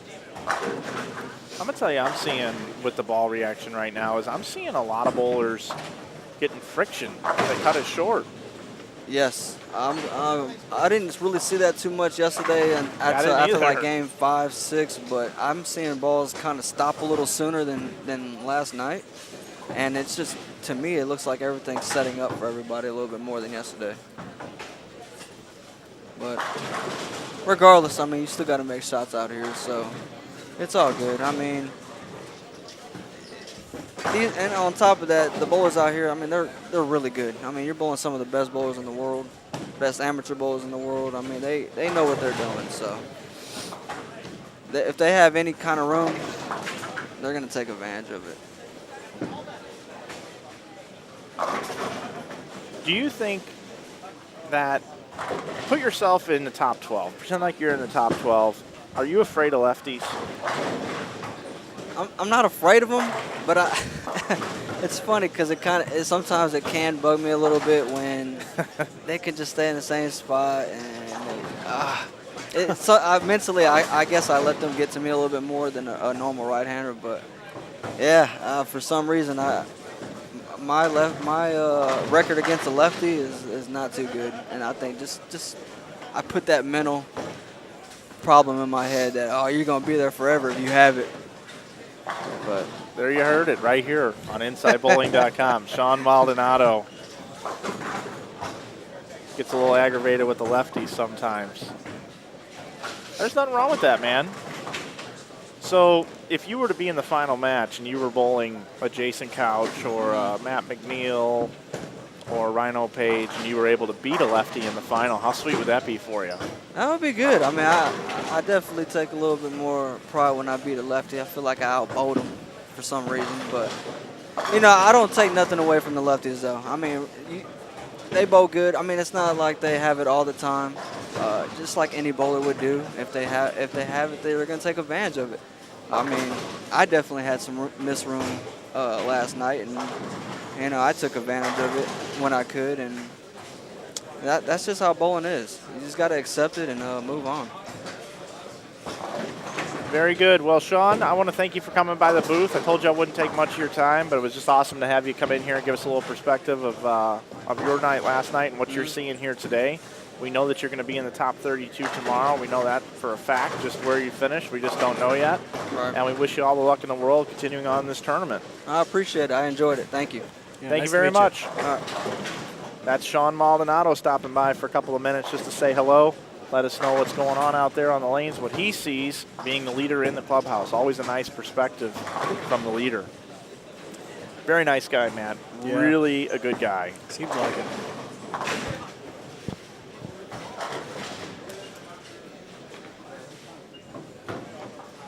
We talked about Del Ballard yesterday being the president of the I Hate Lefties Club. Sean's from Texas. He doesn't hate lefties. He didn't say that, but he did let us know. He did tell us that, you know, he lets lefties get in his head a little bit, get the better of them. Yeah. I don't think you can do that. You got to you got to do all right. Block out what's going on around you. Ashley has just delivered our standings after game number 3, and Craig Nidifer leads, as we knew, at plus 216. He bowled 816 out of the gate. We watched JT Action Jackson finish up with 280, no, 60. He said it should have been 279, so I believe it was 259. Oh. But anyway, JT bowled a good game that we had down there for him, and he bowled himself into second place. He's plus 180. It was 279 is what he bowled. He said It should have been 299. Or 299. That's what he said. Anyway, he's in second after all that. Tania Falbo, that's pretty cool. She's in third. She's on the other side right now. She's going to make the jump. At plus after this 176. Blake Paris sits fourth at plus 137. In fifth place, Eric Tackett at plus 124. Jared Erickson plus 119 sits sixth. And Kenny Ryan at 118 tied with Zeke Bate. Ninth is Kevin Williams at 116. Nick Crummell is in 10th at plus 114. Mitch Beasley bowled a big game earlier, sits in 12th at plus 99. Thank you, Ashley. Bill O'Neill, 16th at plus 88. A.J. Johnson, 21st at plus 79. Cameron Doyle, 32nd at plus 47. Keep in mind, there are 120 bowlers on this squad. Here at the 2015 Logo Infusion InsideBowling.com Open, presented by Kegel, and all online coverage this weekend brought to you by the great brand of Ebonite. We appreciate our sponsor support and, of course, our great host, Tino DeFranco and Ray Bluth here from Tropicana Lanes here in St. Louis, Missouri. We're glad you're with us as we complete game number 4 of this 8-game qualifying block of B Squad. If you are just joining us, make sure you tweet us up in the booth at hashtag InsideBowling. And also keep in mind that you can also follow all of our social media channels to find out more information.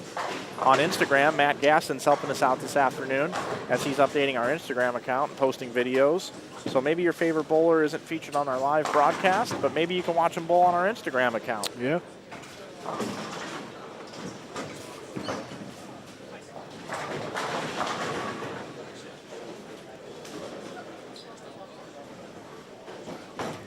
Any new updates in the world of social media out there? I was just getting ready to check that. Just getting ready to see what was going on. I've missed some phone calls here. People wanting to know if they can bowl. Right now, this squad and the next squad are completely sold out. If you wanted to come bowl this squad, somebody'd probably let you bowl because we had a withdrawal, but you would have to start with 0 pins through 4 games.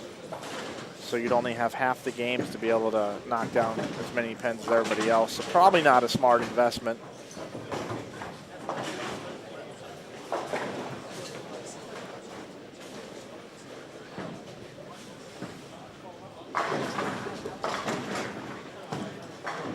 If you're close to the area and you don't want to invest, like Mike was saying, come on up and watch. You're not going to be disappointed. If you're a little bit farther from the area and you want to make a drive tomorrow night at 7 p.m., you're going to want to come up and check out the finals. It's going to be pretty cool. We're going to hand away $10,000 and a cool bowling ball trophy that we interviewed yesterday. Didn't say much, but we're going to give that away to the first place bowler tomorrow. Ricky says he'll show up. Yeah, Ricky working hard back in the tournament office.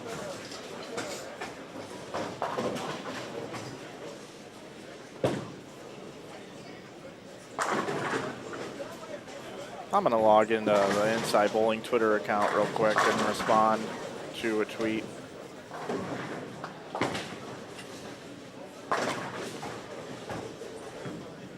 We love female bowlers here at InsideBowling.com, just to let everyone know. And we have not been able to show Tania Falbo yet because she's on the other side of the bowling center. I know Matt just said that, but we cannot wait for her to come over here. We're ready to bring you some action.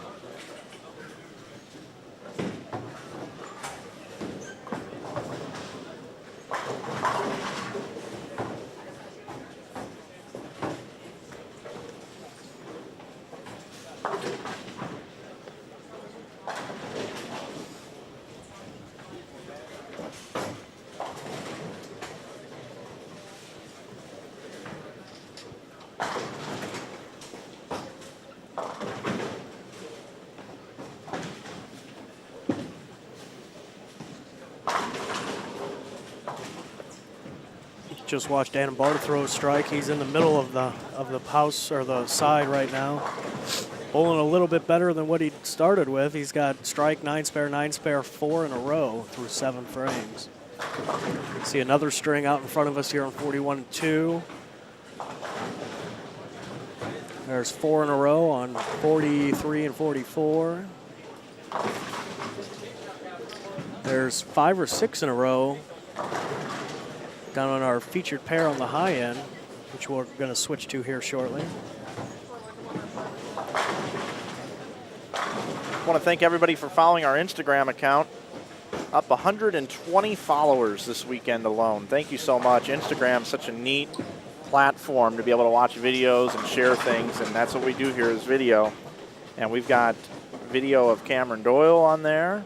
If you want to check out his style, Rob Gottschall.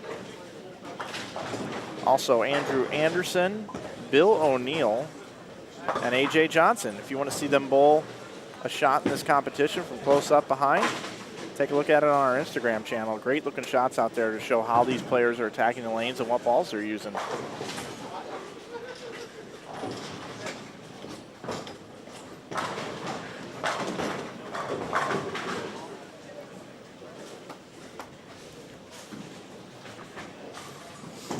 Matt, give me just a second, and I will be right back. Okay, brother? All right. Hold down the fort. I'll be right back. I'll be back with a guest. Trying to look up Rob Gottschall here for you. He's in 50th at plus 14 after 3. Yeah, you can check the event information tab down below. You'll have to hit manual refresh to get it to update, but it's not that hard, and then you can check out standings at your leisure.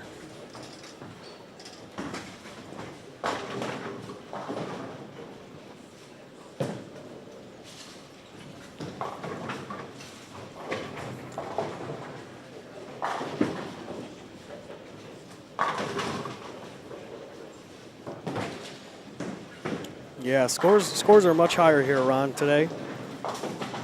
than they were yesterday. I think that might contribute to having more people on a lane.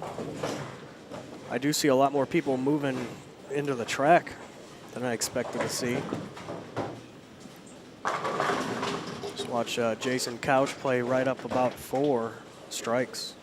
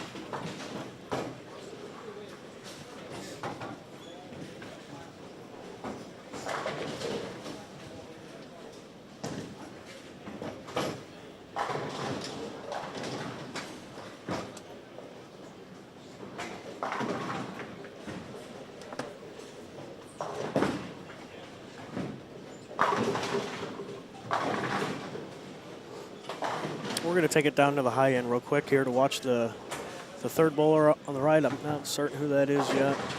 Can't see very well from up here. Starting off with 6 in a row this game, game number 4.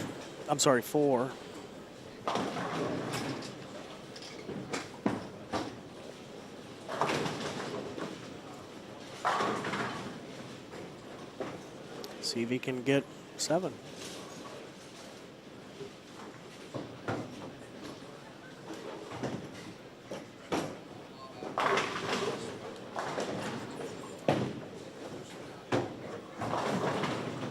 Anthony Thompson, I've been told.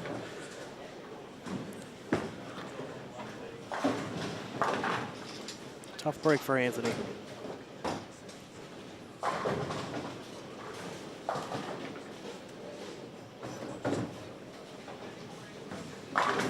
Still a great game going.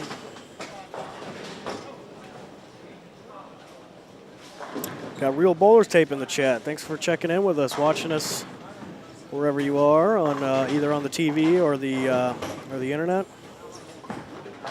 or on a computer, on a tablet, or a mobile device.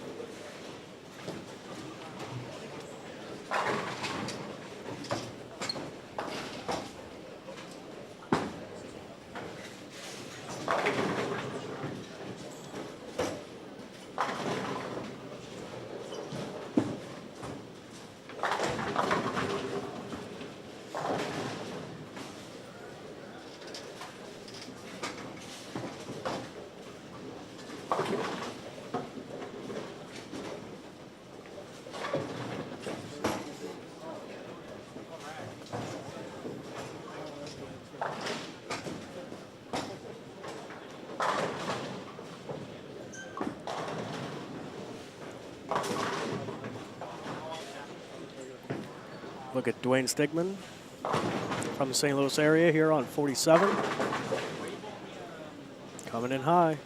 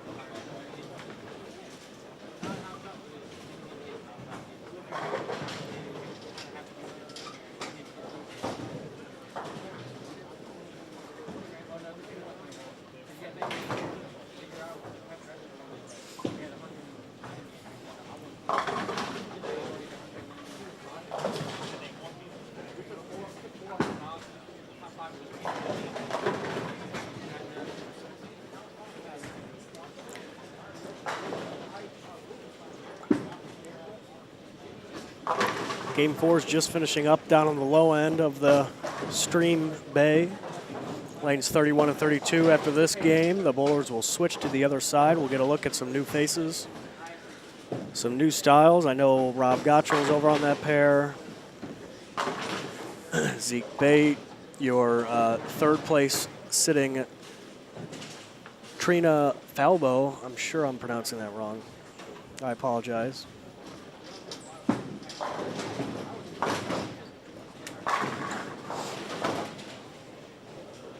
They'll be heading over here. You get to check out how they're doing.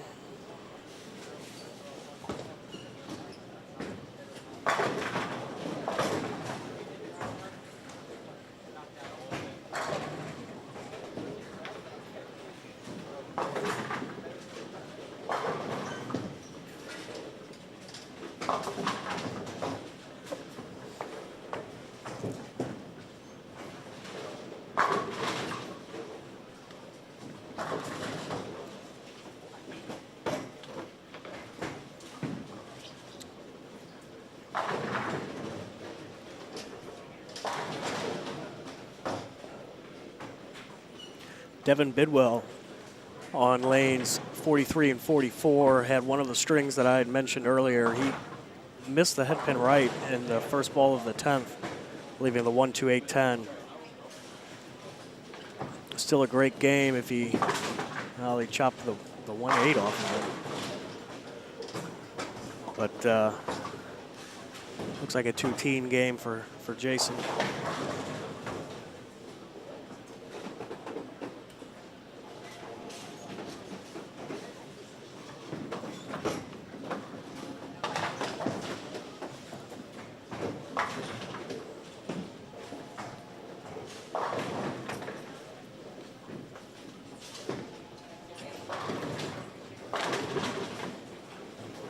Another cool thing I like to tell people out there, if you're watching us on a cool setup, whether it's your TV at home, you got a 60-inch plasma, smart TV, 3D, the whole 9 yards, or whether you're watching it on a cool computer setup, take a picture of it, post it to our Inside Bowling Facebook page, and let us know how you're watching us.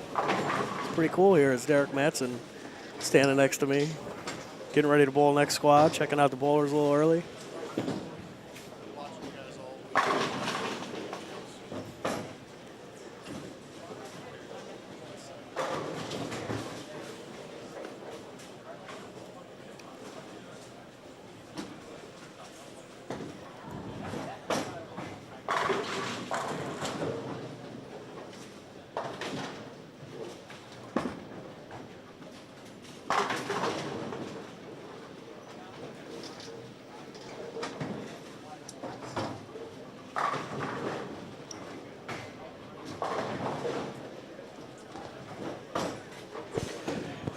Danielle McEwen here on 41 and 42 with a great game. She went open in the first, then run strikes through the 8th, goes 7 spare, strike. She's now on her fill ball of game number 4. Well, Don just came off a wrist surgery, Ken. So he says he's feeling no pain. I mentioned that a little earlier, but he's feeling no pain. He's excited to get out there. He's down in the standings, but it's good to see him out here competing after that, after surgery. Danielle went 7 count on her fill ball. It looks like for 251.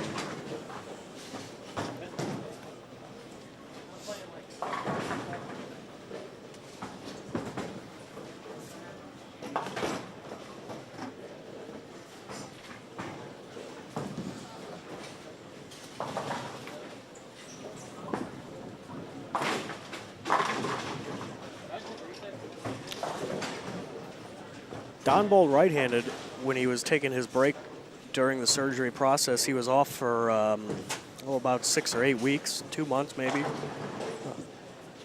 And he bowled right-handed, and he was shooting 740s, 750s right-handed. And he's naturally lefty. A lot of St. Louis bowlers know him pretty well. But it's still pretty cool to see. You know, he didn't take time off. He kept at it.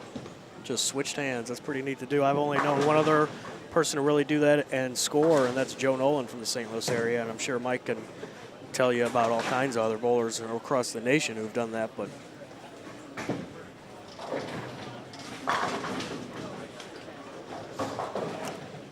A.J. Rice with a good game, 267 if he strikes 2 more times. That's a re-entry. He kind of bowled a little under par, subpar yesterday, so he's out there again. It's good to see him shoeing up again and making another run at it. Jason Couch I see here with a string of 7 in a row. He comes in and carries 8. He's got an open in there in that game. Strike, open, spare, 8 in a row.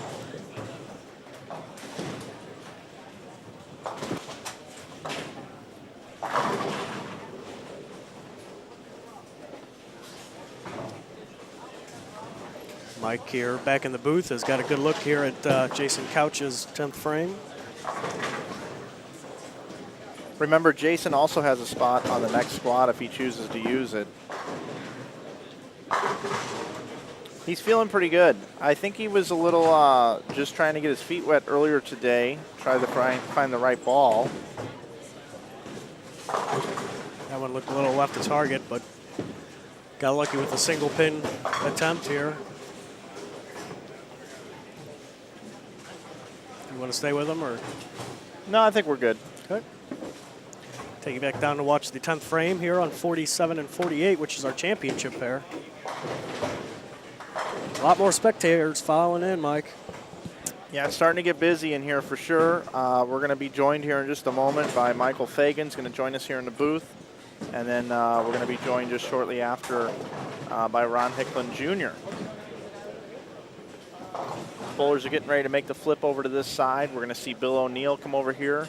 Tania Falbo is going to be here. So some of your leaders that you haven't had a chance to look at today who've been bowling on the other side of the building here at the 52-lane Tropicana lanes. Be able to see them coming up over the next 4 games as we say goodbye to folks like Jason Couch and JT Action Jackson and Craig Nidifer. It'll be interesting to keep an eye on their scores to see how they do. Yeah, how they handle the flip.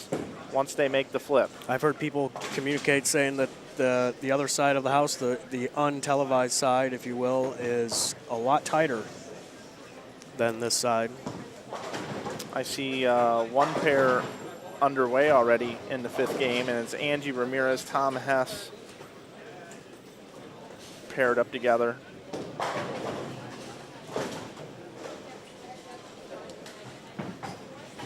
Remember, Angie finished 2nd last year. It was really cool to watch, Also, making that run on the show.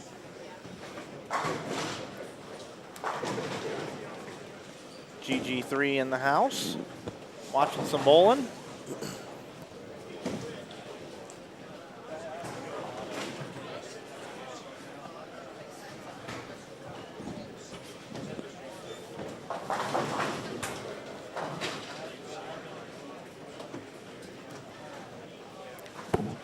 Joining us now in the booth, we did say that we'd have him in here, and he bowled last night, and I know he's going to do some bowling again today on the C squad coming up. And joining us now is Mike Fagan. What's up, buddy? How's it going, Mike? Good. How you doing, Mike? Good, man. Doing Mike, good. that's Mike. Mike and Mike.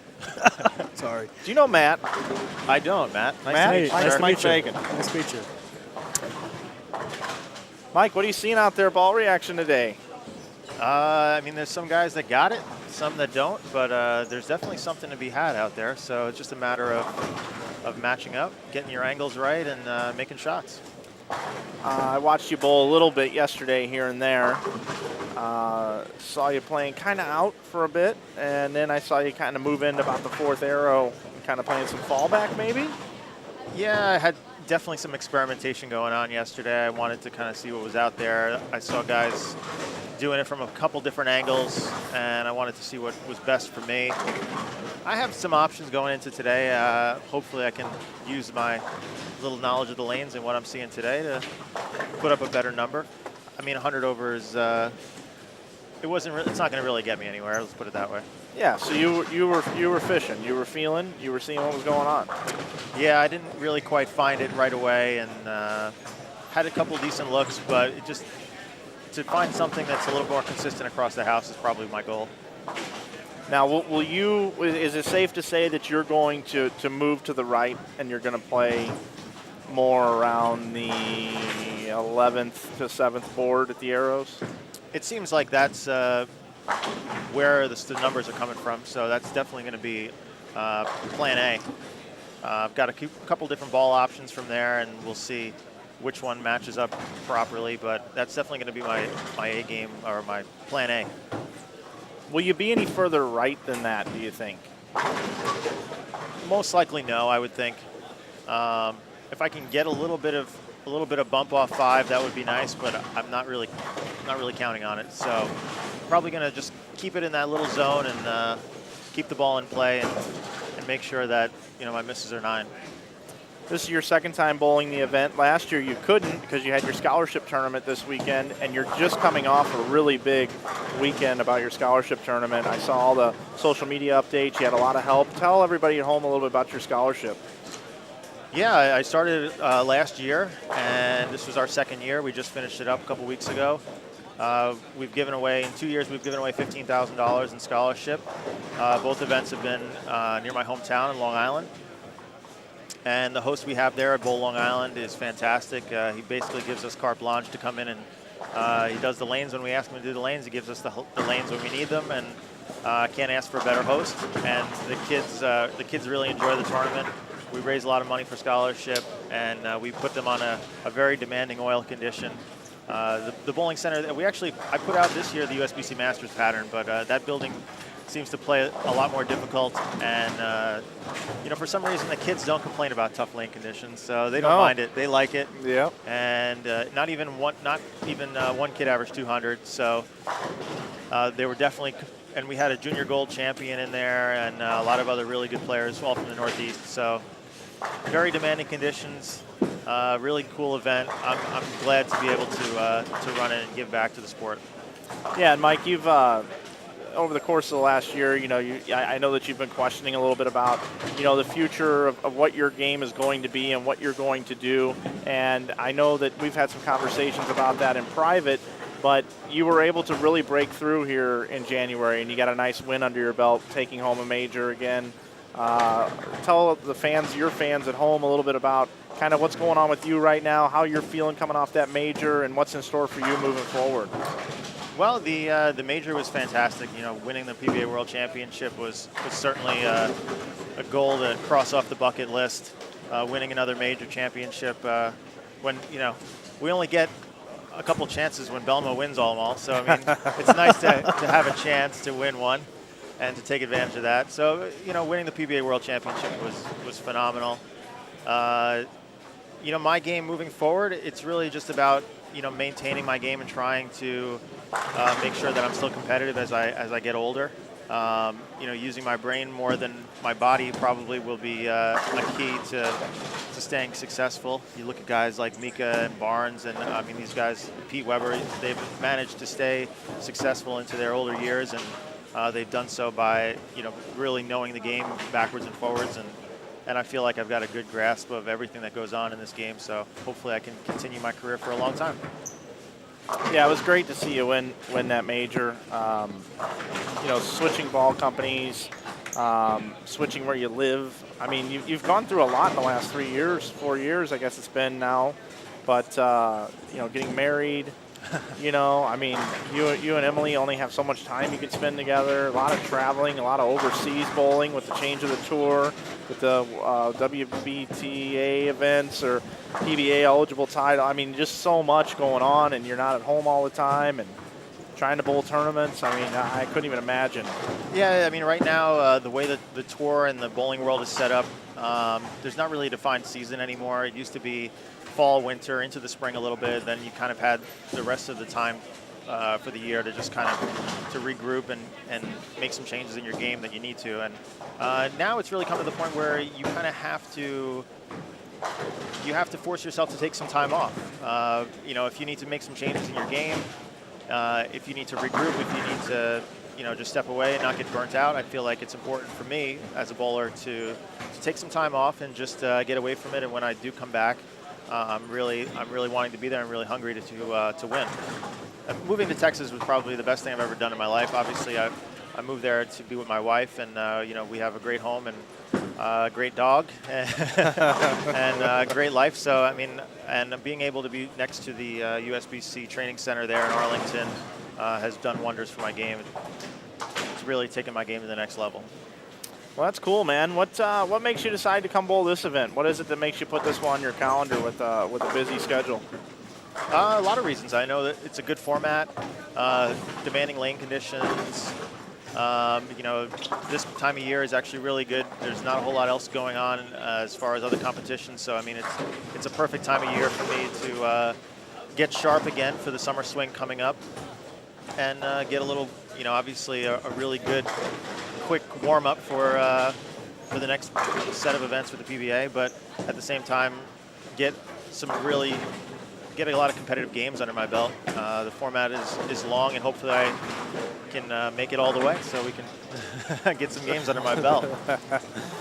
Yeah, it is a long format, and we'd love to see you here Sunday night at 7 o'clock for the finals here at the Logo Infusion InsideBowling.com Open, presented by Kegel, and all live streaming coverage this weekend brought to you by Ebonite.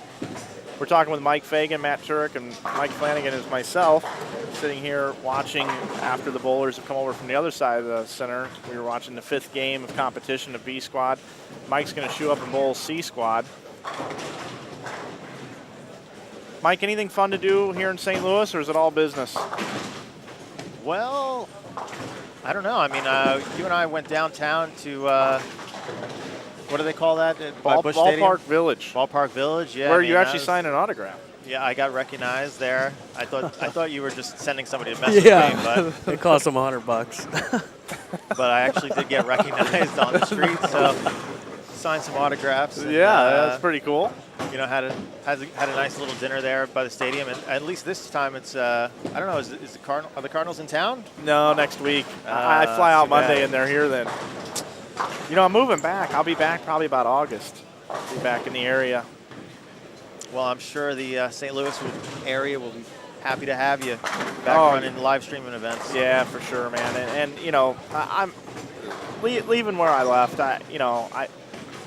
It wasn't an easy decision by any means whatsoever, and I really enjoyed the time we spent in a working capacity together, and I appreciate our friendship. We bowled the Ozarks tournament last year together and different things like that. And to those of you that are listening to this, Mike and I are pretty good buds. We grew up bowling a little bit here and there. I bowled a couple of events where, I got a scholarship check and he won. So, it's been fun. We got a little history anyway. And I always appreciate you coming to this event, Mike, because anytime we get Star Power to come to the event, it always helps draw spectators, which allows more food and beverage sales, which then allows us to get a reduced lineage rate. So even though you may come here and kick everybody's butt this year, at least you're keeping the lineage fees down a little bit by being a pro. So we appreciate that part of it at least. Well, I mean, all these college kids here, they're a lot better than I was when I was in college. So I don't really like that. I don't really like having a lot of competition. I'd rather just bowl against you, Mike. He's not listening right now. Yep, hit him while he's down. I listened. Oh, I you was heard it. No, I You was heard in it. on that. I was in on that. I was just multitasking. It's just multitasking. No, but Mike, I can't tell you enough that, I'd like to see you get a Player of the Year here in the next couple of years, and I think it's doable. I really do think it's doable. I think it's something that I think you've got a good look at the way things are happening, and I think that major there was good. I think that coming into the home stretch here of the season and your ability to bowl really well at South Point, you've really mastered that bowling center, in my opinion. I think you're in for a hell of a run here the next couple of years. Well, thank you very much, Mike. I appreciate that, man. I work hard at it. It is my job. I take it as seriously as anyone would take their career, and I want to be the best that I can be. Let everybody know on the broadcast where they can find you and get a hold of you and keep up with what you're doing. Yeah, make sure to check me out, facebook.com/Fagan Bowling or FaganBowling.com. My website, I try to update it as often as I can with my schedule, with every appearance that I'm doing. My next event is actually going to be after the summer swing. I'm going to be down at the Kegel Training Center, who's also a sponsor of this event. We're doing a clinic down at Kegel June 6th and 7th. It'll be a really good event. We've been 2 years in a row, and the kids just enjoy it. I mean, it's for all ages, but most of the time the kids are going there to prepare for the Junior Gold event, and we offer them a lot of really good advice on how to plan for your experience at Junior Gold.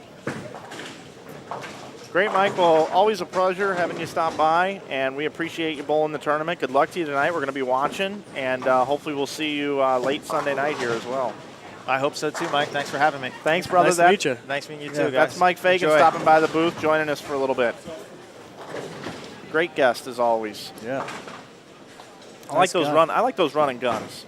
Those run and gun little get-togethers. With quick guests? Yeah, you know, he's here watching ball reaction. He's trying to win a tournament. He don't want to talk to you, right? Well, he does. That's what I love about the people I'm just here. joking. Matt. Yeah, They everybody's so love it. nice. They Yeah. love it. They love it. They love it. They like what we do, and they're real appreciative. Absolutely. They're always coming by to tell us that and thank us. And is that right? Are those Rhino Page's crutches? No, I guess not. They're not Okay. Rhino Page's crutches. What is wrong with you? I thought he maybe brought them as a joke.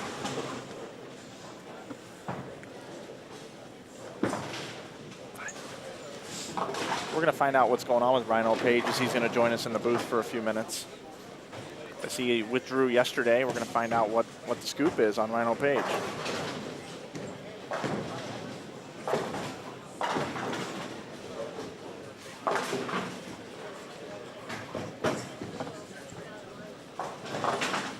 Game number 5 action here. We need to find Tania Falbo. I don't know. We need to find Tania. She is on this side of the bowling center. And we said that we would most definitely get some coverage. That could have been her. I think that is her on 35 and 36. Feels good to stand up. Yeah, Matt Gasson just confirmed. So she is going to skip one pair. You gotta put So her she'll be on 39 and 40, so and we'll get a then couple 2. shots of her. Then she's going to skip 2 pair To and go to 45 45 and and 6. 6. And then she's And then gonna she'll be on skip- the live pair. No, she'll right? be on 29 and 30. Oh. But we'll get some shots of her bowling. So, Tania Falbo fans, we are not far away from having you satisfied as we are going to watch this young lady bowl who's bowling a tremendous tournament thus far. Good afternoon wherever you're from. Let us know where you're at here in the chat, as there's a lot of things happening here at Tropicana Lanes in St. Louis, Missouri. Continuing coverage of the 2015 Logo Infusion InsideBowling.com Open presented by Kegel, with live streaming coverage brought to you by Ebonite. Matt, so far we've done a lot of events together. What do you think to this point? Rank it up there with our other events. What do you like about this one? I think this is the most popular of the ones that we've done. This is like the major. This is the Super Bowl of events, if you will. It's always got the most hype. It always attracts some of the best bowlers. It's right up there with some of the best amateur tournaments around the country, like the Proprietors Cup and the TNBA majors. It's really cool to see all these touring professionals and some of the top-ranked amateurs in the nation come out, shoe it up, and bowl and compete for great prize money. I said we were going to have Rhino Page up here here in just a little bit, and joining us now here in the booth is Rhino Page, who competed last night for a little while. And first of all, I got to do an introduction. Matt Turek, Rhino Page. I don't know if you guys have met I think we yet, met earlier but, last night. Do the introduction here on the air. He's our producer, does a great job for us. And people are asking, they want to know what happened yesterday. What's going on with you? Are you okay? Are you going to be able to compete today? I went at it pretty hard last weekend in a tournament in Virginia. I had 18 games on Saturday alone with the stop and go and everything, and that did a little bit of, I wouldn't say damage, just very tired and sore. And coming into last night, I got away from the game plan a little bit. You know, there's a lot of oil, a lot of volume. And I started to try to bowl like I used to, hitting on it a little bit harder at the bottom. And about, middle of game 2, game 3, my wrist said, hey, you can't do this anymore, old man. You know, cut this out. And, when it got to game 6, it was one of those decisions where if I'm going to give it a run today, and try it again, then I need to just stop now because, I'm just going to wear myself out for tomorrow. So that's all that happened last night. I'm going to take a little bit of ibuprofen today and give her a run. So last night, tell us kind of what you saw with your ball reaction. You said more oil. You were trying to create more down lane motion, more overall motion, I would assume. Motion, period. Okay. I noticed I tried a couple different zones on the lane, and anytime I got right of 5, there was so much volume, it was like my ball just went 60 feet. No matter how much surface. I had 500 grit on a couple of the bowling balls I was throwing. And playing outside's obviously the way to go. That's where there is friction. But managing the front part of the lane, I think, is the most important part of that. And what I saw pair to pair was some pairs hooked a lot earlier than others. Other pairs, it seemed like it didn't matter. It just still wanted to go 60 feet. So, I think they're very speed sensitive. And they're also sensitive to getting it off your hand the right way, the same way every single time. You can't really get away with getting around one because it just wants to float. Yeah, you knew they were going to be slick coming in. We had talked about that a little bit, but I did want to give you a little bit of heads up, That is such a perfect term for this. But, some of the lanes here, and we touched on it yesterday, have SPL heads. And some of the lanes have HPL heads. That makes sense. Because they've replaced one lane panel at a time. Mm-hmm. So the little cheat sheet here, 51, 40, 38, 36, 29, and 28 over on this side all have SPL panels as the first panel. And then over on the other side, 3, 5, 11, 15, 17, 19, 22, and your Powerball being 24, those numbers there all mean SPL heads. Can you text that to me? Yeah, yeah, it's right there. No problem.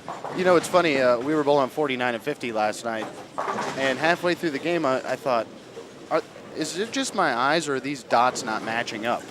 And in fact, one lane, the dots were up another 1.5 foot, compared to the other lane. And especially when it's such a speed-sensitive pattern, it kind of threw us all for a loop. We're like, oh, whoa, I got to back up a little bit on this particular lane. So I definitely saw some of that, but I didn't realize that they had replaced the fronts with it as well. Yeah, just whenever they popped up, they replaced them with the good old SPL. So that's how it goes. What do you think about the drawing for random lane assignments? I like it. It's fun. We actually did this in the boot hill back in my amateur days, where, warm up wherever you want and, go ahead, start. And in fact, last night in game 2, I was following a pair that had no left-handers, yet that pair hooked a mile more in the front because I think some lefties had started their warm-up there with a lot of surface. And I'm sitting there scratching my head through 4 frames going, how is my ball hooking when nobody's bowled on this pair? So it does, it creates a lot more randomness, and I like that. Rhino, this is your first time competing in this event. You and I have talked about it a little bit. The left was pretty good last year. Mm-hmm. Hagan bowled pretty good yesterday. The class of the field, though, was Sean Maldonado. Craig Nidifer opened with 800 today to start the day. What made you decide to come bowl this event this year? Well, everybody's been talking about it. In fact, I watched it on your website last year. I wanted to see what it was all about. And all the feedback has been so good that I can't miss out on this. This is another great event.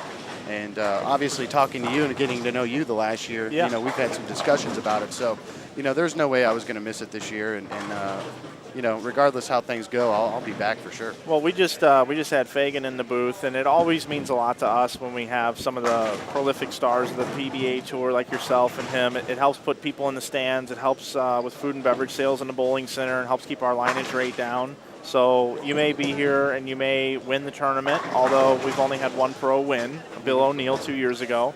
But everybody enjoys being able to cross with you and have a good time with you. It's almost like a pro-am / bowling tournament.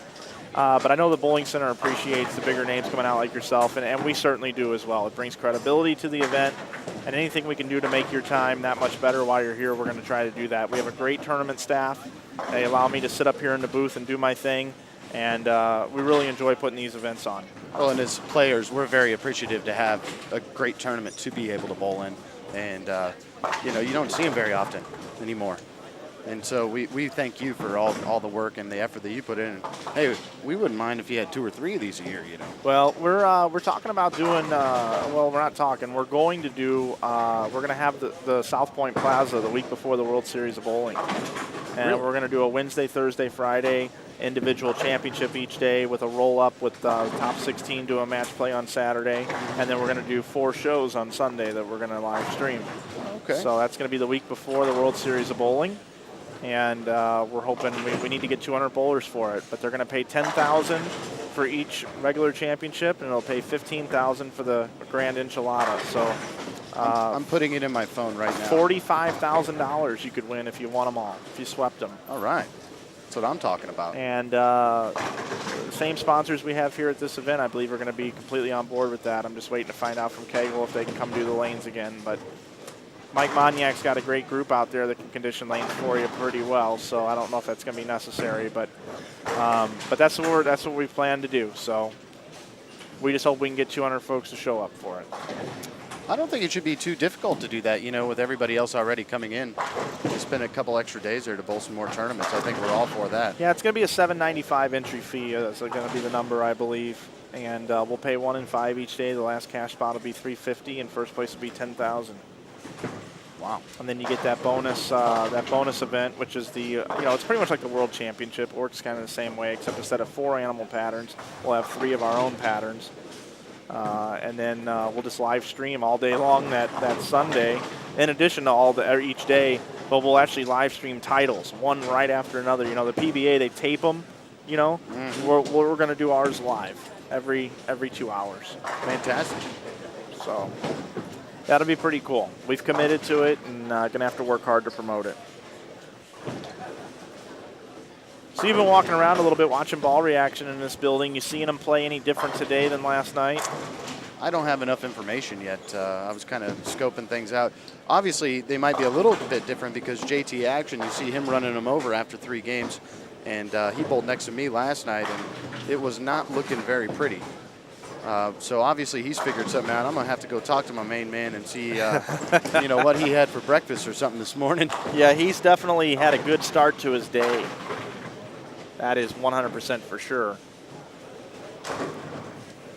Had a couple people say that we sound a little soft in the chat, but all of our levels here look good, so I just turned up the volume a little bit. Please let us know if for some reason we're coming through too loud. We'll change it back. Rhino, we didn't want to take up too much of your time, just a couple of minutes just to kind of get a little feedback from you on what was going on, how you were feeling. We want to wish you all the luck in the world here this evening. We're looking forward to watching you come through, and hope you make it into the top 32, ultimately the top 12, and then top 5 on Sunday. Thanks. Appreciate it, buddy. Thanks, man. That's You guys Rhino be good. Page coming by, hanging out with us. And here in just a little bit, we'll have another guest in here as we continue to bring you live continuing coverage from the 2015 Logo Infusion InsideBowling.com Open presented by Kegel. And all the live coverage brought to you by Ebonite.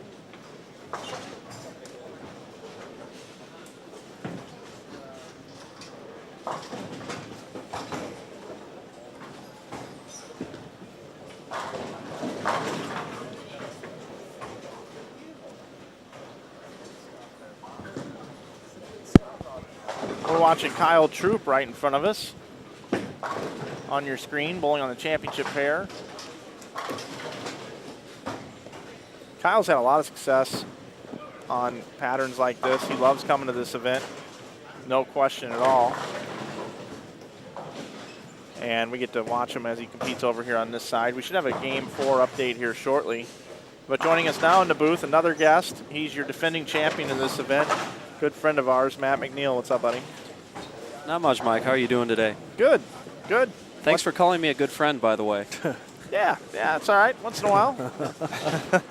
So, Matt, well, we've done all kinds of stuff. We've broadcasted for USBC, Bowl TV with Matt and Aaron and those guys. We've got to know each other pretty well the last couple of years. But last year, obviously, you won the event. The first time you were able to come to our event last night, you didn't bowl bad. No, I didn't bowl bad, but I didn't bowl good. And you need to bowl, well, I should rephrase that. You need to bowl great with how talented this field is and how demanding the condition is. And if you think bowling good is going to get you into that top 32, you should maybe go out on the corner here and start washing windshields. 127 over last night. You were 11th on the squad out of 70 bowlers. You've been walking around watching some ball reaction today. What do you think about what's happened here today as opposed to last night? Well, I think the philosophy is still the same. You just need to find a way to create some shim on this pattern. I think if you can create a little shim on this pattern and get the ball to read the lane the right way, then you're in great shape, because then your misses are 9 spare. Versus a lot of people who you don't see doing exactly what the lanes want, their misses are usually a red digit on the scoring screen there. So, I don't think it's going to be a whole ton to make that top 32, but I still think you're going to have to average about 2.25, 230 maybe. So that being said, clean frames and turning a triple or a four-bagger once a game is kind of where you want to be. That'll get you there. I think so. I think you got a fair shake at 200 over. Yeah. I think you got a fair shake. I was trying to tell my buddy Kurt that you met Thursday and a little bit yesterday that he just needs to stay clean and get 2 doubles in a game, and maybe that'll work out, and then maybe pop out like a 240. Yeah, if you can hit a good pair, which there's plenty of great pairs here. If you can hit a good pair and really maximize on it, maybe get a break or two, you can shoot 250. Yeah. And then you just keep grinding away with some 220s. The big thing is you just got to avoid those bad games. The 170s. If you can avoid those, then you got a much better chance. Yeah, I agree with that.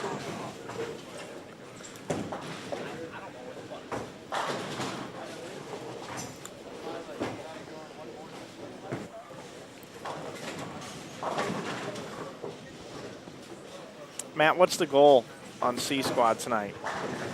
Well, the goal is going to be to. I always said bowling is hard. It's even harder if you're stupid. The goal is going to be to throw about 3 more good shots per game, and then not play the lanes like an idiot for the back 4. So it's kind of a simple goal, but yet it's complex at the same time. Yeah, it's one thing weird about, you come into a place, and if you have a lot of success there, your eyes want to see what you had last year. Okay. And my eyes wanted to see the kind of shape and look I had last year. And when I started losing that, I just kept playing them wrong. I needed to move right instead of moving left, and I needed to make some speed and equipment changes, and I didn't. And I paid the penalty. I shot 170, 180 games 5 and 6, and then I came back and went, almost 60 over the back 2. So it's the goal is going to be to give the lanes what they want every game, and just make some better quality shots out there and not give away any makeables. If you're just watching us for the first time on InsideBowling.tv, go down below your screen. You can look at the event information tabs, and you can check and see all the scores from last night and our standings through game number 3 as we bring you game number 5 coverage as the bowlers made the flip from each side to the center. I'm sure it takes a little bit longer to get the scores from the bowlers when they flip. And we should have game number 4 scores here for you shortly as we are halfway through game number 5. Mike Flanagan, Matt McNeil, and Matt Turek bringing you today's coverage at this moment in time. I just want to give a real quick shout out here in the chat. Oh, it's already scrolled up. Nate Will, watching us from Afghanistan. Oh, that's awesome. Yeah, thank you, Nate, for tuning in and I assume protecting our country and allowing us to live stream this great bowling action to the masses. Absolutely. We had a great time when we streamed the Military Bowling Championships in Las Vegas with Brad Edelman's group, and we have an agreement to continue to do that and continue that partnership, broadcasting to those guys. So pretty cool stuff when it comes to the military. There's some really good bowlers too in the military that don't get to bowl very often. I'm talking almost like tour caliber. Yeah, and Brad has that military tournament for those folks. Hopefully they're able to make it. But Brad always puts on a great show as always, and has done a lot of good things for the sport of bowling. I have a game number 4 standings update right here in front of me. I believe it's down below on your tabs. First place, Craig Nidifer through 4. 1,032. Wow. So he slowed down a little bit. 210 the last game. Tania Falbo, plus 188, is in second. Bill O'Neill is in third at plus 165. Fourth place, JT Action Jackson at plus 164. And fifth, Andrew Anderson, plus 160. Sixth place, Jason Sterner, plus 157. Seventh place, Kenny Ryan at plus 154. Mitch Hupe, plus 152. That's a Houpe, Mike. That's a Is French Houpe, yes. Houpe, thank you. You're welcome. Is he from Wichita? He is one of my teammates. That's what I thought. So Mitch Houpe. Mitch Houpe just got himself a nice haircut. He lost a bet. If we won nationals, he had to go into the barber and get a haircut. So. Okay, all right. And A.J. Chapman, another teammate, sits in ninth at plus 127. And a collegiate standout, Nicholas Crummel, plus 124 in 10th place. Yeah, Mr. Crummel, very, very accomplished player, and throws it plenty good as well. Adam Barta's plus 72 in 4th position. I know we have some Barta fans in the chat. Cameron Doyle at plus 49 is in 37th. A.J. Johnson is at 103 over. He sits in 17th. Kyle Troop, who's been featured on lanes 47 and 48 when we switch the cameras. Kyle Troop is in 13th at plus 106.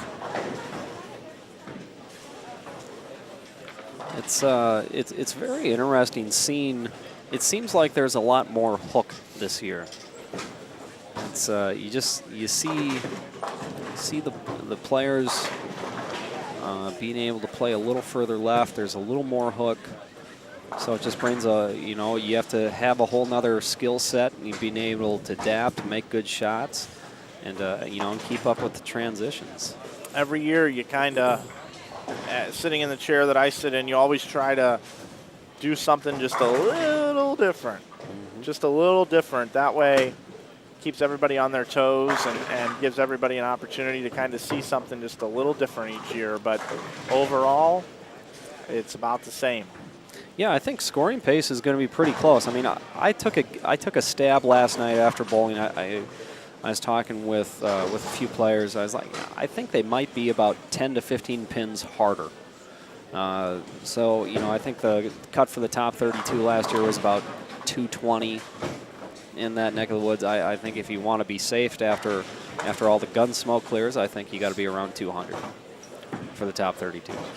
We shall see, though. Only time will tell. Yeah, the field keeps getting stronger and stronger here, too. I mean, every year it's just more and more. I have an opportunity to go downstairs and talk to the players every single squad before the squad, and I tell every single one of them that I'm damn proud to have them bowl in this event and choosing to bowl this event and wanting to come out and be part of it. So, it helps put people in the stands, which sells more food and beverage for the bowling center, keeps the lineage rate down, lets us keep coming here. So, Tino DeFranco and Ray Bluth, great proprietors, great hosts.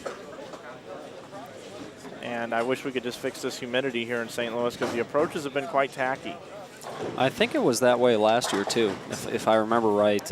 We had a couple of hot, steamy, rainy days, and that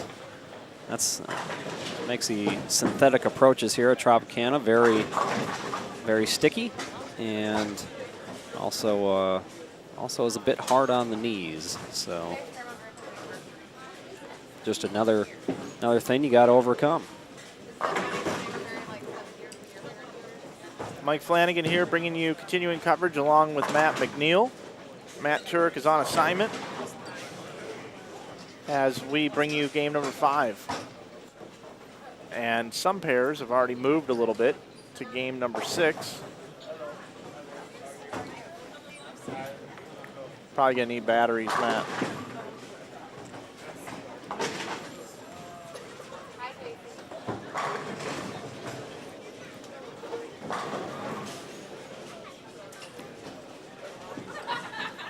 We got players shifting and moving. Hey, Matt, what makes you, I know you won last year, but what makes you come and bowl this tournament? Well, as you stated earlier, we're good friends, so I'm going to support anything you do, Mike. But B, this is a world-class, elite level field. It's always on a very very playable but fair condition. The tournament is run very, very well. The tournament staff is great. The host is great. Hosts, I should say. And you know, it's a great chance to come down and see some friends. I got to stay with Father John Brockland Thursday night. Get to see the Team Harvey crew. You and I got to have some dinner the other evening. I got to sub at Randy Lightfoot's house and got to see some people there. So it's just a great time. Come down, make a weekend out of it, and you know, I think this is the cool thing about bowling. And I think you'd agree, is that you know, as bowlers, we're kind of in this traveling circus, and the only time we really get to see our friends is when we're out bowling on the weekends. Right. So. So that aside, too, it's always great to see a lot of people and catch up a little bit and get some time on the lanes as well. Chris Kalela here finishing out his game. Chris made the top 12 last year. He did. And then right after went on to finish second at Team USA Trials, the summer version, to Mike Fagan. That he did. Take you down to lanes 31 and 32, where I know Rob Gottschall's on that pair.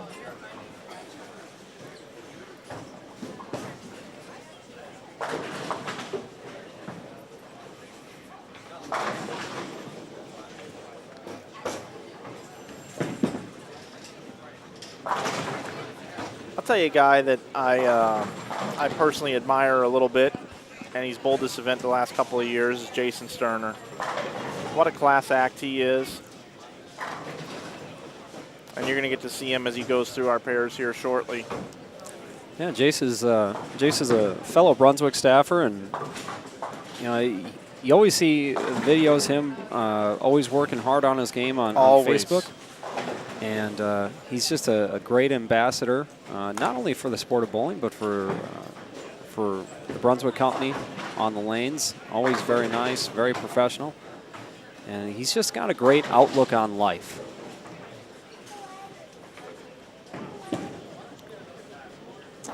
Matt, I'm going to ask you to click the left side of that blue mouse whenever you get a moment. Okay. I'll tell you when. Oh, there you go. That's fine. And we're getting a look here at Tania Falbo. She throws it very, very, very well. We had people requesting her, rightfully so, sitting in, I believe, second position after 4 games.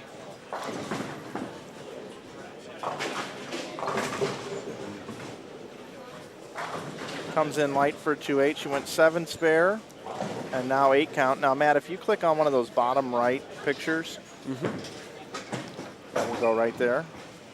And then click on the arrow right above it. Right there. There we go. Perfect. Matt Turek on assignment. We're taking care of it here in the booth. Want to say hello to Old School and Hester here in the chat.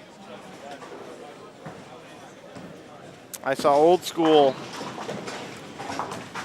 another performance similar to what he normally does at this event. Just can't strike enough. Well, you know, if you put it in perspective, you know, I think, like I said, I think about it, if you can manage 2 1/4, I think you're pretty close for 8 games. That puts you pretty close in my mind. And 2 1/4 is a triple and a double, 4-bagger, and good count, and just staying clean. So that being said, I don't think you have to. It's deceiving that you have to strike a lot,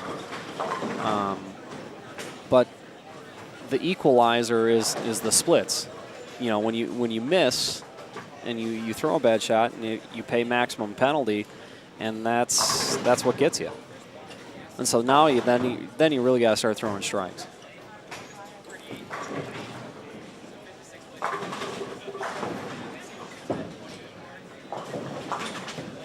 Last year you bowled 2 squads, is that right? I did. Did you improve on the second squad?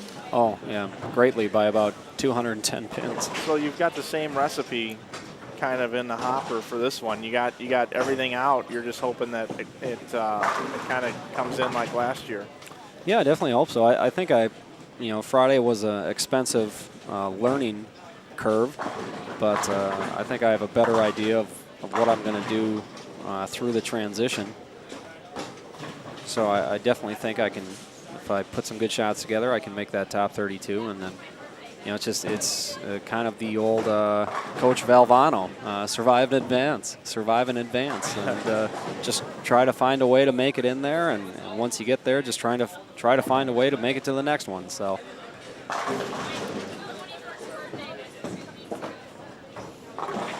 Do you watch those ESPN 30 for 30s? I do. Aren't those great? Yeah, which one tickled your fancy recently? It's not so recent, but the Bad Boys one on the Detroit Pistons. Okay, yeah. I really enjoyed that one. I saw the I Hate Christian Leitner one. Oh yeah, I just watched that. It was pretty good. Yeah, not bad. Yeah. Not bad. Speaking of 30 for 30, Tracy Weber has stopped by and has said hello, and we spent some time together. And Pete is being featured in a 30 for 30, the bad boy of bowling. Yeah, I'm really looking forward to that. I got to see it. Oh, did you? I did. Really? I did. I got to see it. It's 18 minutes long. Okay. And from what I understand, they're going to play it during Sports Center. Like they do these 30 for 30s during Sports Center type deals. Like a short? Yeah, which means it should get a lot of view, which is good for bowling. That's great. That's great for the sport, and it's great for Pete. It's good. You got to watch it because you want more. Like you wish it was more because you just want to know more, but. It was well put together. It was well produced, and it's a neat piece. A lot of it you're already going to know, but they really spend time focusing on that 5th U.S. Open. Yeah, that was pretty impressive. I'll tell you something funny. I was talking to Tracy a little while ago, and Pete posted on Facebook the other day that he's very humbled by not making the top 32 at one of the senior events, and that he's going to work very hard to do what he needs to do. And it was funny because Tracy told me, Pete called and said, well, I got 2 checks. I'm coming home with 2 checks. And she goes, you're supposed to come home with 2 trophies. And if you don't drop one on the floor. Right. That was the 91 U.S. Open when Pete just slaughtered everybody at Woodland, throwing a Cobra. I tell you, I've been watching Mitch Hupe on lane 37 and 38, and he's got the front 3, and he's got a very nasty look. I don't think I've ever watched Mitch bowl. Oh boy, he has gotten. He was pretty good when I saw him as a freshman, but now as a sophomore, he has put in so much time and so much work into his game, and he went without. I hate to give away what happened on the collegiate telecast, but he didn't miss. He struck every time. He is just playing at a very, very high level right now, and it's very good to see all his hard work paying off.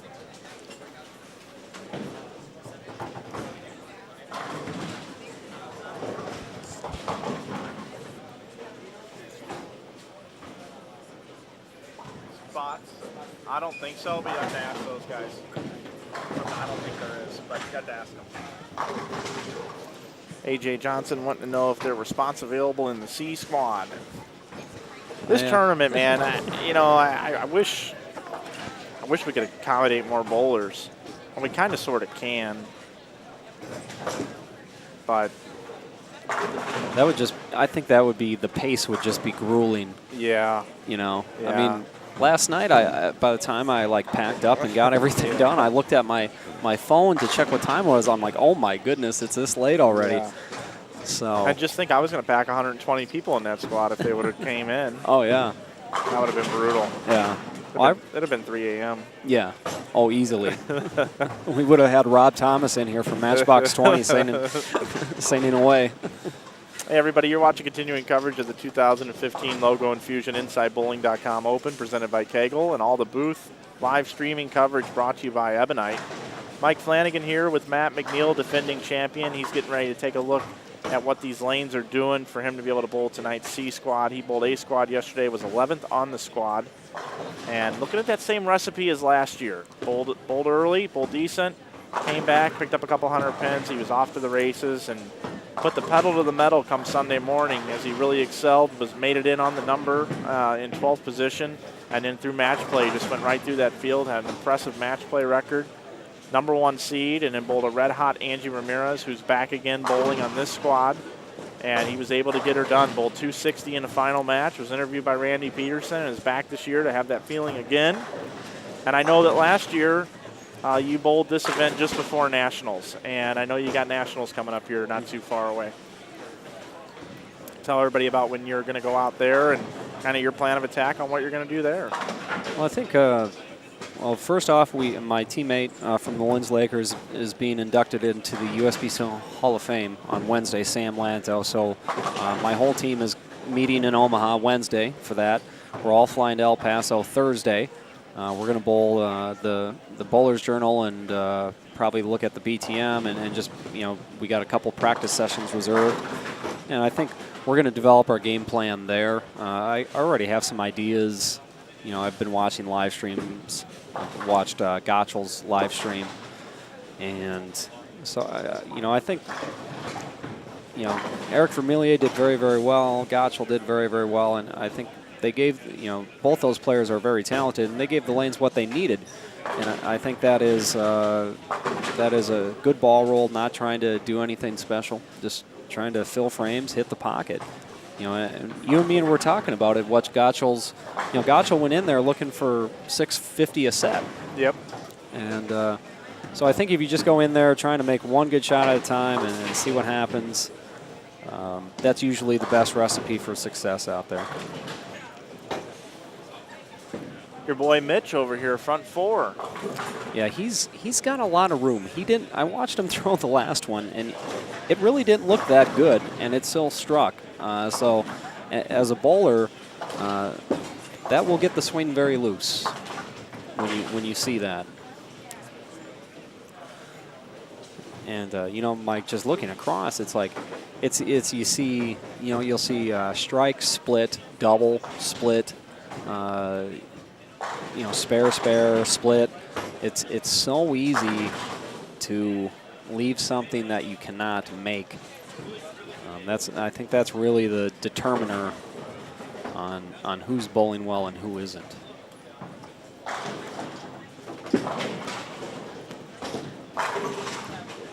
So Wichita State, you've spent a couple years there now. Are you graduating? I graduate effective May 15th. And my collegiate career is done. So I'm officially done with college bowling.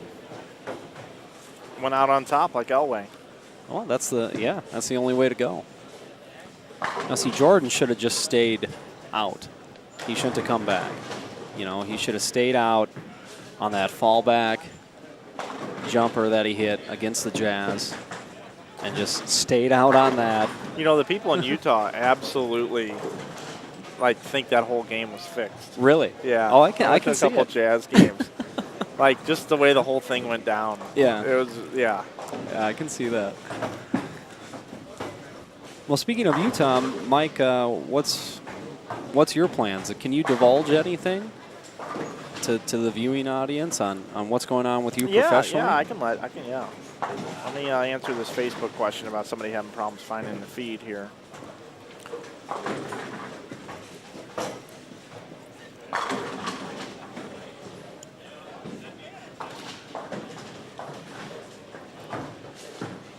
In the meantime, we should have like some Benny Hill music to cue up or something like that.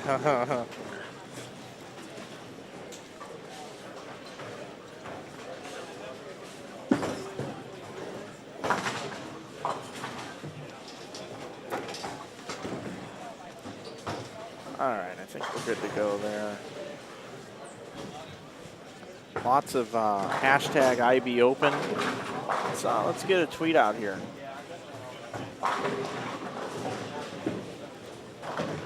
Dakota Vostri says, I am fried. Out here competing in today's event.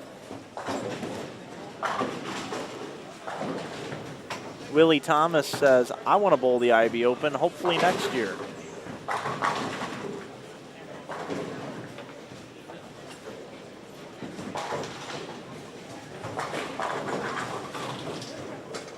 Nice.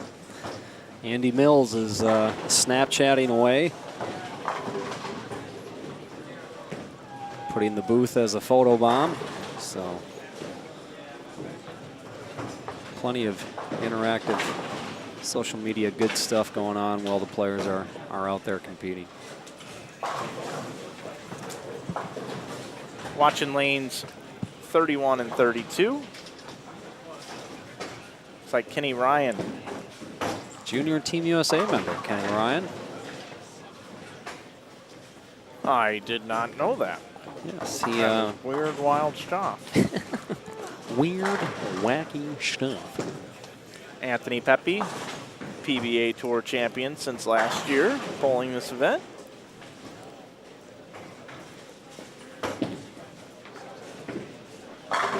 Playing way out as always. You know, some people were telling me there's not quite as much bump outside.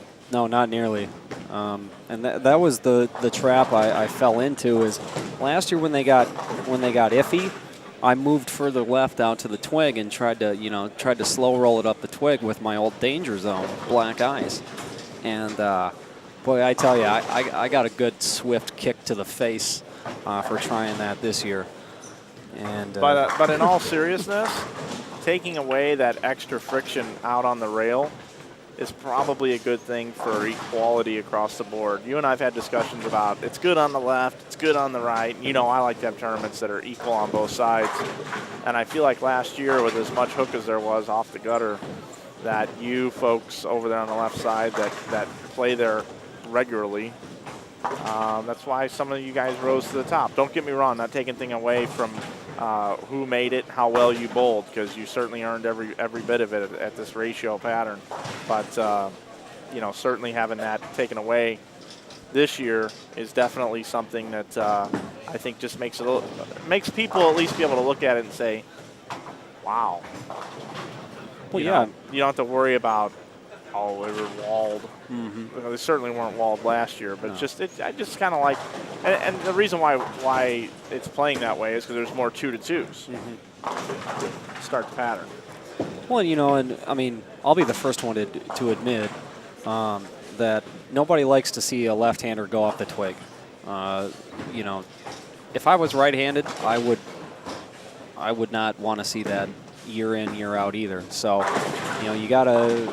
That's just part of the battle about being left-handed. When you have it, you make the most of it. When you don't have it as good, you grind and you do the best you can to you know, survive in advance, sneak a check, sneak in, do all those sorts of things. So that's just part of the game of being left-handed, and that's you know, I wish it wasn't that way, but Tania's shot should not count. She did not have an 8-pin. She didn't? She did not.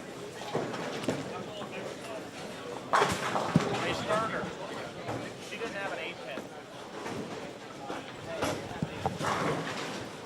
I thought something looked funny in that rack.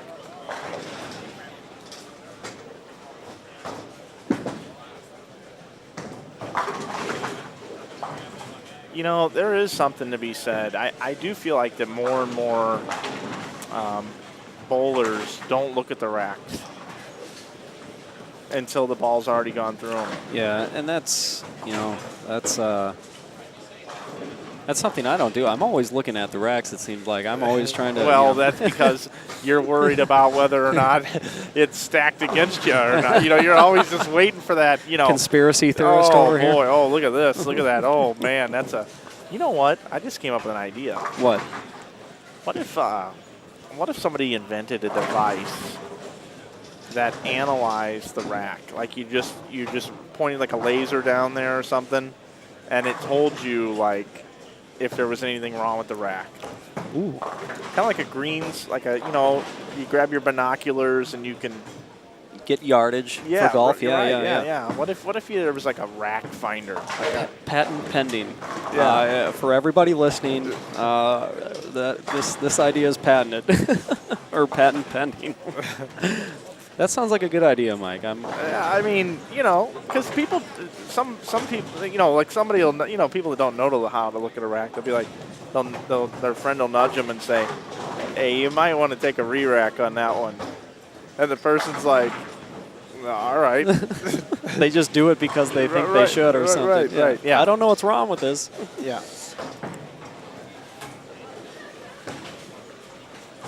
Bowling centers would have to charge a lot more per game, though, because if everybody started doing this, there'd be all these re-racks all the time. Oh, yeah. Maybe somebody invented it, and the proprietors bought them out and said, no, this is not coming to market. Like the automotive companies buying out all the electric car ideas and stuff, burying that. No, that can't happen. Hey, everybody, you're watching game number 6, continuing coverage 2015 Logo Infusion inside bowling.com Open, brought to you by Kegel. And thank you to the great brand of Ebonite for bringing us all of the coverage this weekend into your living rooms. Without them, we could not make this possible. We thank all of our sponsors for their involvement. And Randy Schickert, president of Ebonite. I almost said eBay. Ooh. President of Ebonite, great guy. Got to meet him down in Costa Rica. And, what a great ambassador of the company. And Randy, thank you so much for stepping up to support Mike and to support the great sport of bowling. Greatly appreciated.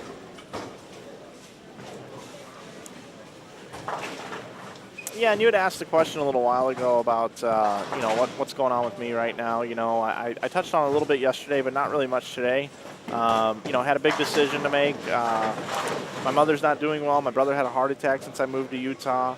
The state of bowling in St. Louis needs some help still. Had a few people reach out to me and really express that they wish that I was here in the area. I left behind some great friends, including FJ and some of the other folks. Things at Storm were not bad. There's been some recent turnover. I was very close with my ex-boss, who moved on to take a job with USBC. Spent some time talking with Mr. Chrisman and Mr. Sims, trying to just kind of decide what my future looks like. The biggest factor in this pie chart was that, I miss St. Louis. I just do. I'm a huge Cardinals and Rams and Blues fan. Blues foremost before all. Last night was tough on me with them losing 4-1. But it was just something that was a group decision. It was, at Storm, you got to put your time in. A lot of the people that are there have been there a very long time. And I had an opportunity to come back home, and I will move back home eventually. I still live in Utah. And run inside bowling full time. If I wanted to stream 52 weeks a year, I could. There's that much demand and people that would like for us to do that. I've reached out to some industry partners of InsideBowling.com and talked about some digital marketing platforms and services that I can assist with. Pretty versed in that and can help promote their products.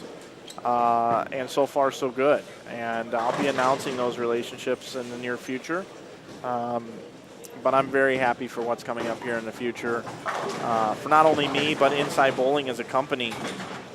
And excited about what's going to be coming forth for for Kim and myself and Muffin and Mimi moving back from Utah back to St. Louis. And we think it's a good decision, and I left on great terms with Storm. And I want to thank Storm for their sponsorship of this event the last couple of years and everything that they gave to me and the opportunity that they gave to me there. I learned a lot, got to meet some great people, and I'll continue to be friends with many, many of them over there. But right now, it's getting back to St. Louis. It's partnering with who wants to be part of Inside Bowling. And we just keep cruising along that gravy train, you know? That's good to hear. And I know I've always been trying to stay in touch with you from time to time. And, you know, the St. Louis area is pretty lucky to have you coming back with all the great things that you bring with you. Not only Inside Bowling, but all the positive energy that radiates around you. When we had dinner last night, I joked with FJ that you probably could have sold land on Pluto, and we both would have bought it and felt good about buying it from you. So that's pretty cool. Glad things are going well for you. Yeah, thanks, man. Hey, I got a pretty cool thing to tell everybody about. If you go over to InsideBowling.com, and there's this banner that says InsideBowling.com open, view details. If you click on that, there's this new blue button that says view brackets. Okay? Mm-hmm. So if you click on the view brackets, you can pick Friday night or Saturday morning, and I'm not sure if Friday night got fully updated. Oh, it looks like that it did. But for instance, let's just look at Saturday. And let's just start game 2. You can click on game number 2, and you can go through and look at all of the brackets that started game number 2. And you can see, you know, who's doing what. So Andrew Anderson defeated A.J. Chapman in this particular one, 276 to 244. And it gives you an idea of just kind of how the brackets are going.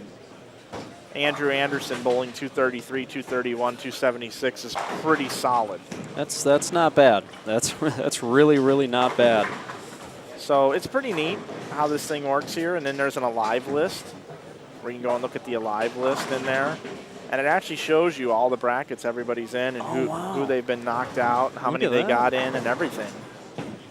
Oh, looks like Harvey hit the all-in button for Andrew Anderson. He's in 297 brackets.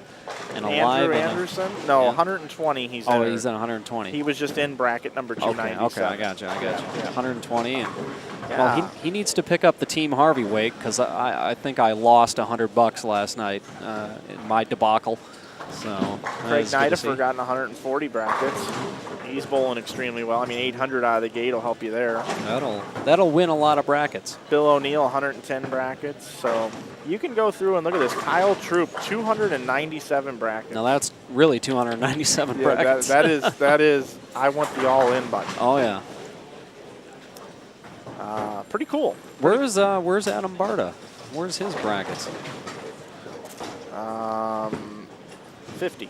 Wow, that's surprising. Usually Mr. Barta has like a Brinks truck with him on call. I think Adam's pretty smart about it, and I think in a field like this, he reduces his investment a little bit. Well, it does make sense. You're bowling against an elite level field. Yeah, that was the funny thing. I was just talking to a guy in the parking lot. It was his first time bowling, and he goes, "Man, I can't believe how many good bowlers are here." And I said, "Yeah," I said, "there's probably going to be about 300 entries and about 300 people who could win the tournament. So it's a very, very tough field." Take you over back down to 31 and 32, Rob Gottschall.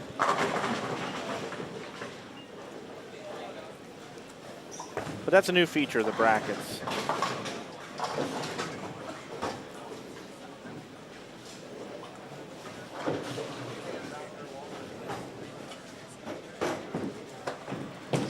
See Greg Thomas on lane 30. Was just up.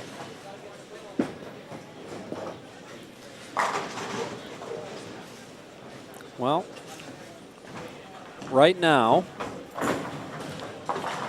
Actually, I don't have a whole lot to feel bad. I guess I didn't bowl as bad as I gave myself credit for, because I'm third high lefty in the tournament so far, and I've got a pretty good gap between third and fourth lefty. So I didn't figure myself all that bad, although the top 32 is indiscriminate. So I definitely need to get my act together this evening.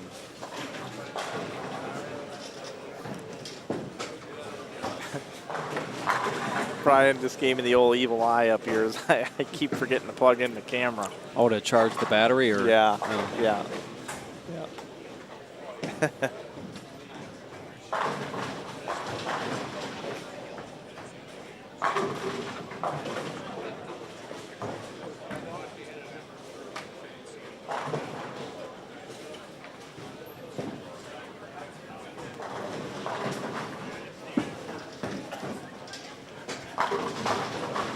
So Brian Burkhart, who's part of our staff, who does everything basically, And an Eagle winner. Don't forget about that. And an Eagle winner, He yeah. He is a USBC Eagle winner. I feel like Brian should be like the CEO of like Best Buy.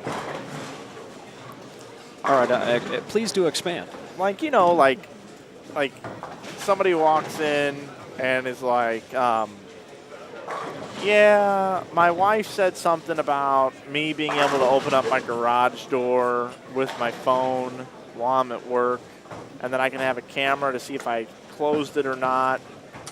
And I'm wondering if I can reduce on energy by having my refrigerator a little bit warmer during the day, but when I get home and I know I'm going to open the door 6.7 times a day, it cools down when I know I'm going to be at home. And I was wondering if there was a way that I could improve my security system and blah, blah, blah. And Brian would look at him and say, yeah, here, you got an iPad on you? You're going to need and then he would just rattle off the entire shopping list. And then would say, you need me to hook it up for you? Now, what would be cool is if he was, you know, like wearing a nice suit, and he just had like a nice desk in the middle of the store with velvet roped line. Right. And, you know, it says CEO of Best Buy. Yeah. You know, they got a couple guys in suits with sunglasses and earpieces. Yeah. He could be like the CEO of What Do You Need? Yeah. That could be his company. What do you need? That would be perfect. What do you need? Yeah, what do you need? Yeah, well, what do you need? That idea is patent pending as well. I love it. Yeah, what do you need? What? Oh, I can do that. Yeah. What do you need? Oh, I can do that.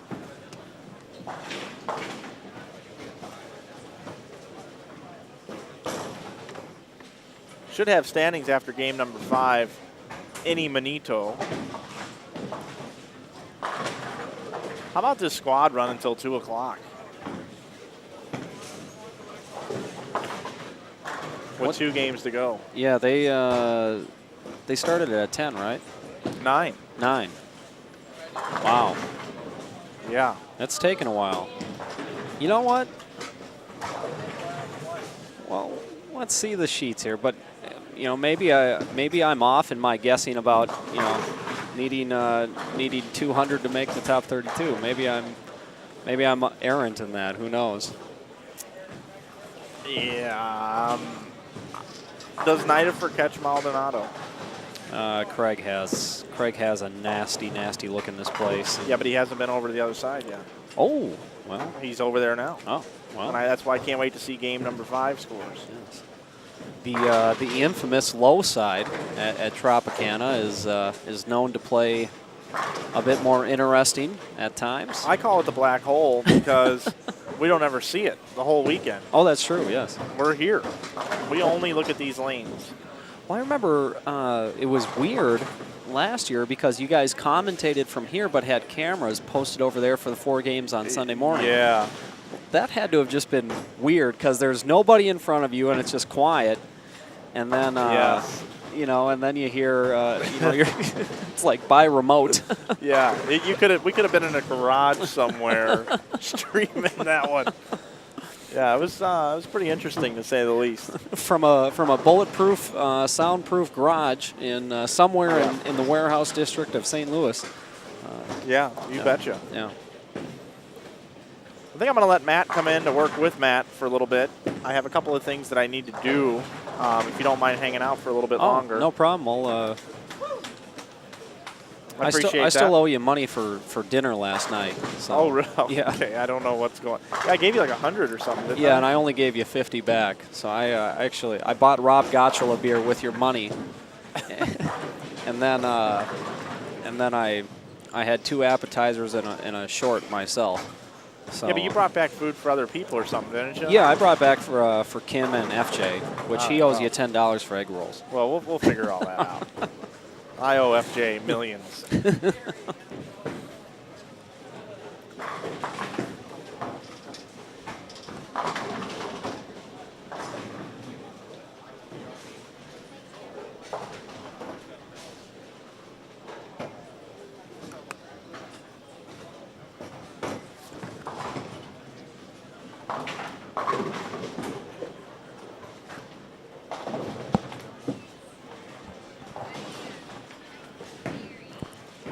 Well, Matt, it's just like Thursday night league. Yeah.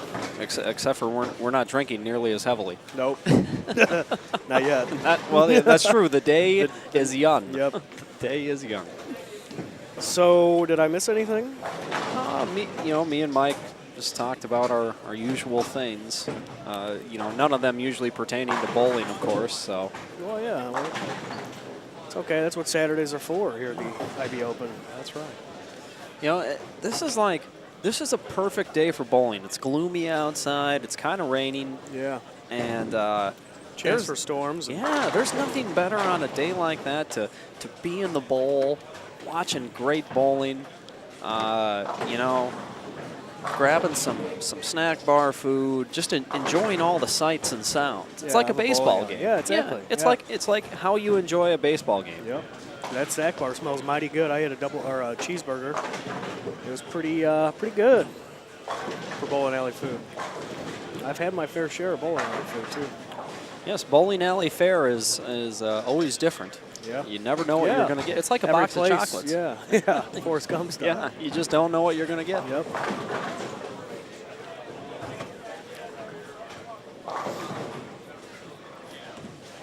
Well, and this year, we're definitely seeing this is very, very far right or left for the right to be.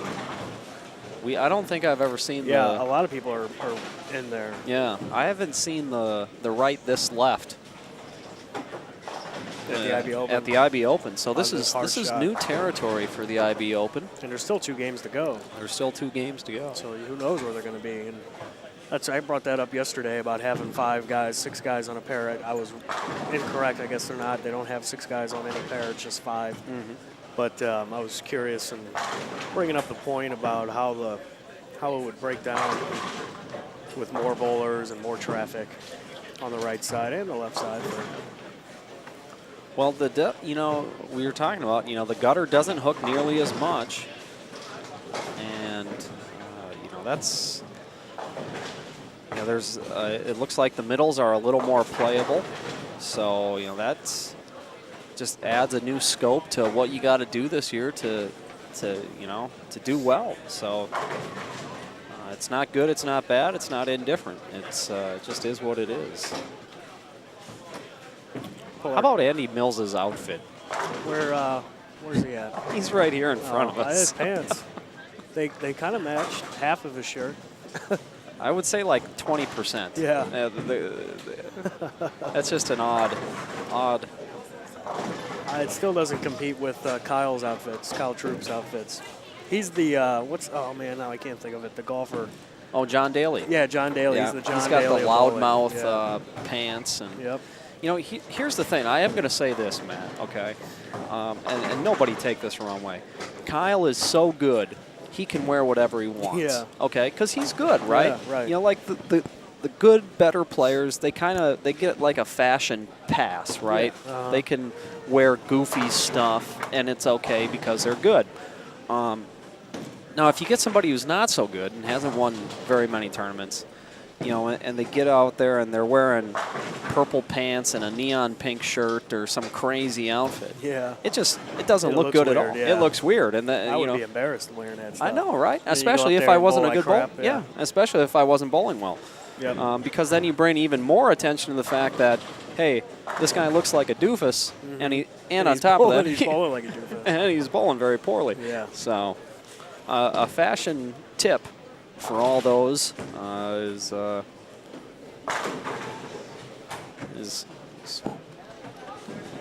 you know, unless you have the resume, try to keep it normal. Humble it up a little bit. Yeah, humble it up a little bit. Definitely humble it up.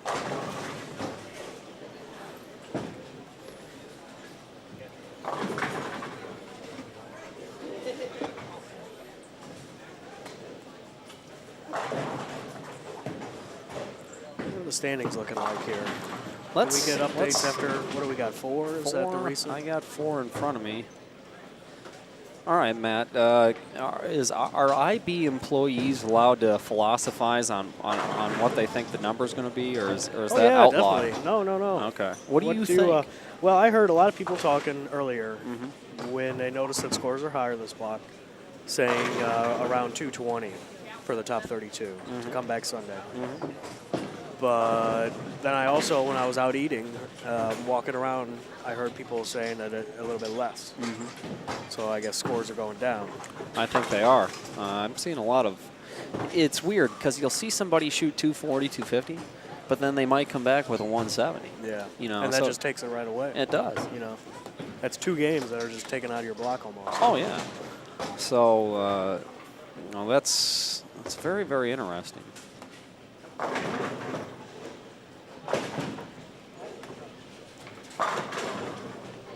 That's a nasty man. I've seen. That's Kevin Williams. Kevin Williams. Yeah. He's left so many 8 pins. The last game he was on 39 and 40, I think, and he left like 3 8 pins. Smash. Well, that's definitely trying to create the right roll through the pins to carry. Yeah. You think that has anything to do with the racks? Well, racks. I mean, look at Bill O'Neill's performance last year in the finals. Yeah. And Craig Nidifer. Yeah. Both And those. that's on a bad rack pair. Yeah, I mean, both those guys fell victim to some very bad hits. Yeah. And it was due to the racks. I don't think it was due to their ball roll not being correct for what the pins wanted.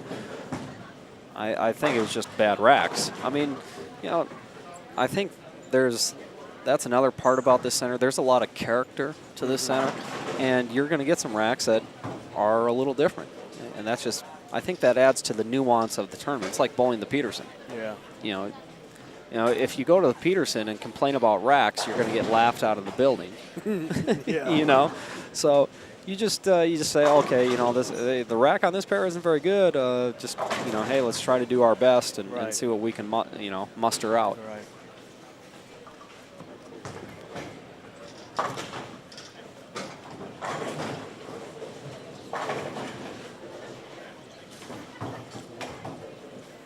Our first look. This is my first look at Anthony Pepe. This block. He's down in the standings pretty far. He's not bowling all that especially well. He's doing what I tried to do last night, and that was try to go out to the crack and find something there. And I promise, Scout's honor, there's nothing there. Yeah. You don't have to worry about trying to find something there, because you can throw one about as good as you're going to throw it, and it'll strike. And then the next shot, if it's not as good as you're going to throw it, it's a split. It's a fatal mistake. Yeah, and that's, you know, me and Mike were talking about, if you can just avoid the big holes, you know, and just a double, okay, you know, some more spares, a triple, some more spares. If you can do that, I think you got a great shot at it. Like JT Action Jackson is looking for something. Must have left something on this side. Yeah, he's searching. Yep, he's looking hard. Yep. What do you think of that fedora? Oh, it's like a ghillie hat. Yeah. I think it's like is it a ghillie hat or is it? I don't know what you call that. It looks like a ghillie hat. Yeah, it's like a crossover. Yeah, But no, you're right. It is a fedora. I am not cool enough or rich enough to wear that hat, and he is. Yeah. So. Was he in the he was in the CDW commercial? I know. Yes. Was he in the one with Charles Barkley, or was he was in a different one? I believe. I think But he was in a different. I know one. he did a couple of them. I think. Yeah, he was like grilling outside. Yeah, right, yeah. Because I remember I was watching, I had to double take. I'm like, holy crap, Yeah, that's that's JT. what I did. Yeah, because I think they showed up during bowling one week. I think actually. Yeah, And I was like, holy cow. yeah. So see, it goes back to that whole dress thing. You know, he's got the style He's and the swag to do it. he pull does it off. Yeah. So I don't. No, neither do I.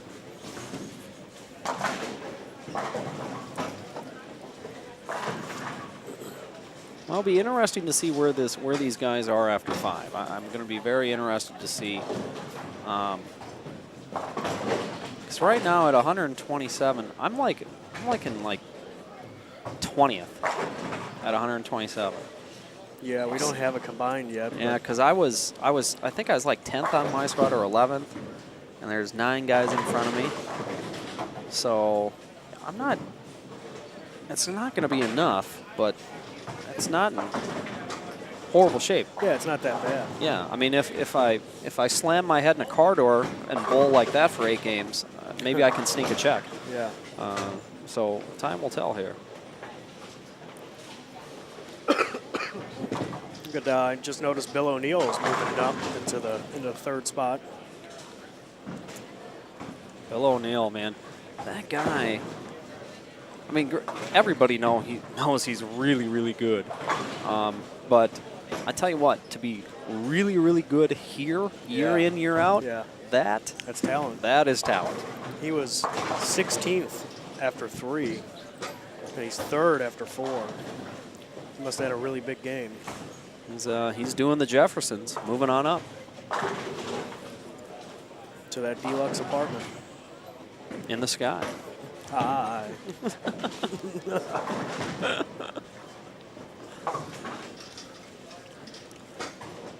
Zeke Bate, I think he's bowling all right this game. He was down there too. Oh, was he? Well, not that far. 19th. Oh, 19th. After Zeke 4. Bate, 101. I think he had. I don't know what he had last game. I'm trying to remember. I think he just shot 220. This is 6, right? Yeah. Okay.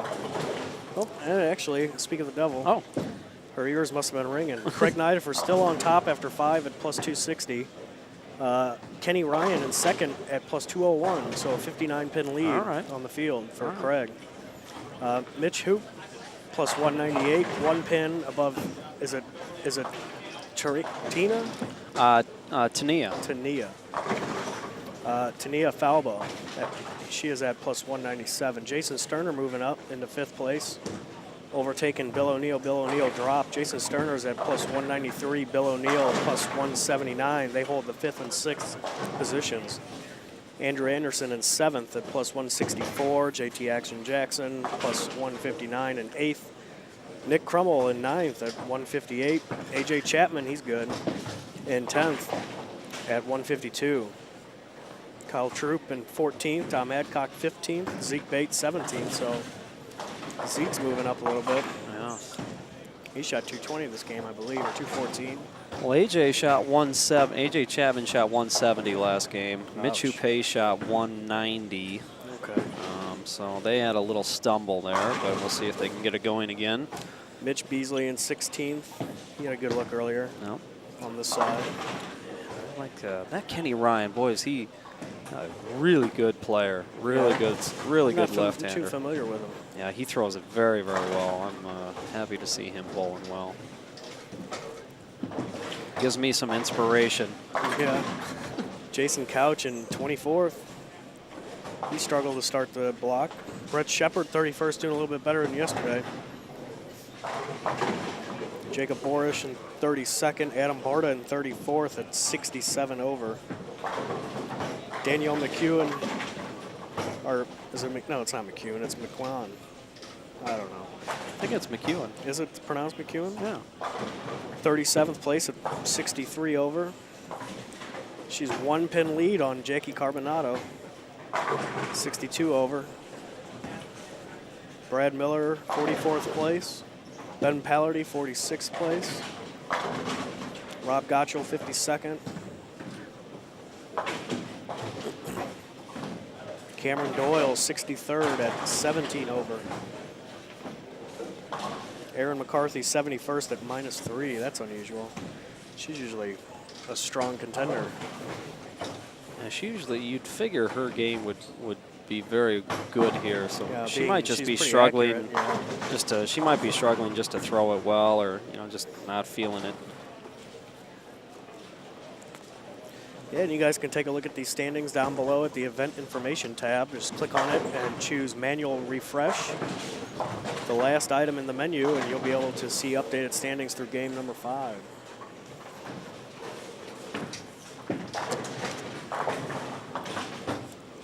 Well, so some people are wrapping up game 6 and starting 7.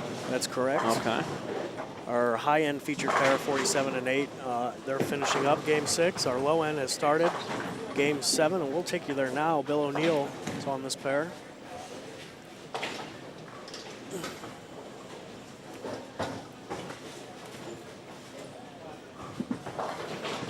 I need to get some glasses. I had saying I had a GoFundMe account last night for getting me glasses. Of course, that was a lie. But I might actually start one. I should have brought mine with. I don't bowl in them anymore, but I should have Yeah. brought mine with. I used to wear them all the time, and I ended up losing them at work one time. Yeah. So I take them off to work because they bother me. And I take them off when I got to work, and I went to go find them when I got off of work. And either I couldn't see them, or somebody took them, or knocked them into the trash, or something happened to them where I lost them. And I've been blind ever since.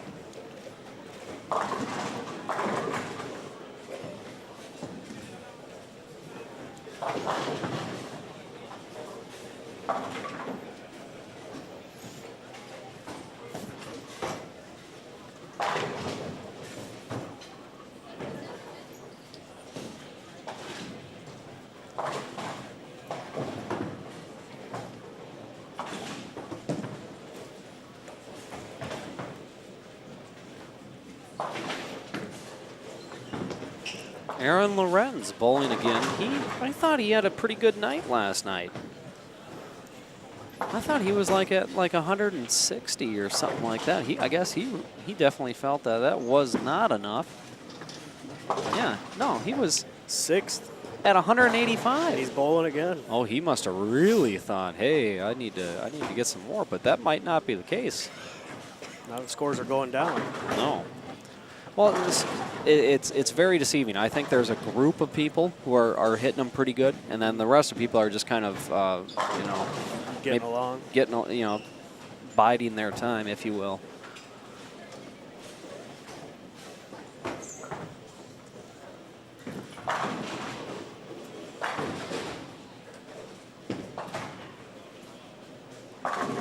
So C squad starts. It's supposed to start at 3. However, it's 2 o'clock. There's 2 games left.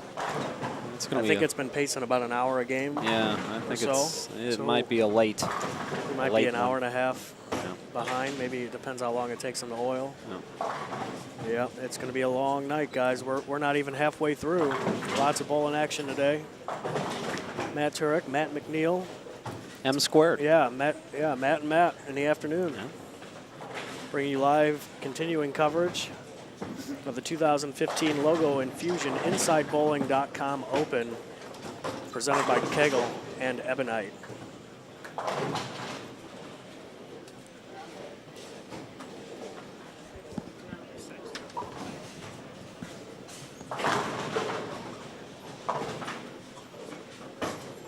This is the beginning of Game 7.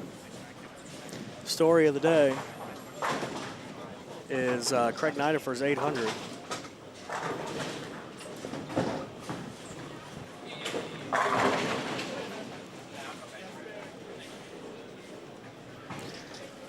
And we got a celebrity's phone in the booth here. JT Action Jackson stopping by to get us to charge his phone. We're full service up here in the booth, man. Well, you know, for a man of JT Action Jackson's stature, Yeah, that's right. you have to, you know, accommodate. Yep, and I'm just glad he didn't ask me to go out and get him a latte or something like that. Yeah. You know, and God knows I'd probably mess it up, and then he'd throw it in my face or something like that. You know, like. Yeah.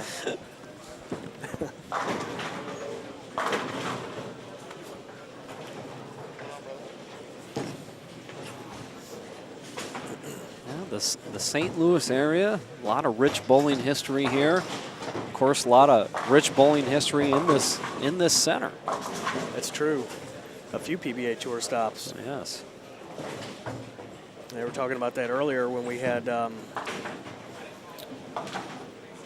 one of the Orfs in the booth, bringing up the last time when Pete Weber was here bowling in the I guess the early '90s, I believe it was. I could be wrong, but you would probably know more than I. Oh, was Richie Orf?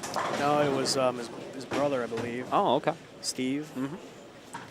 Nice guy. Yeah. First time I've met him, he apparently knows my dad very well.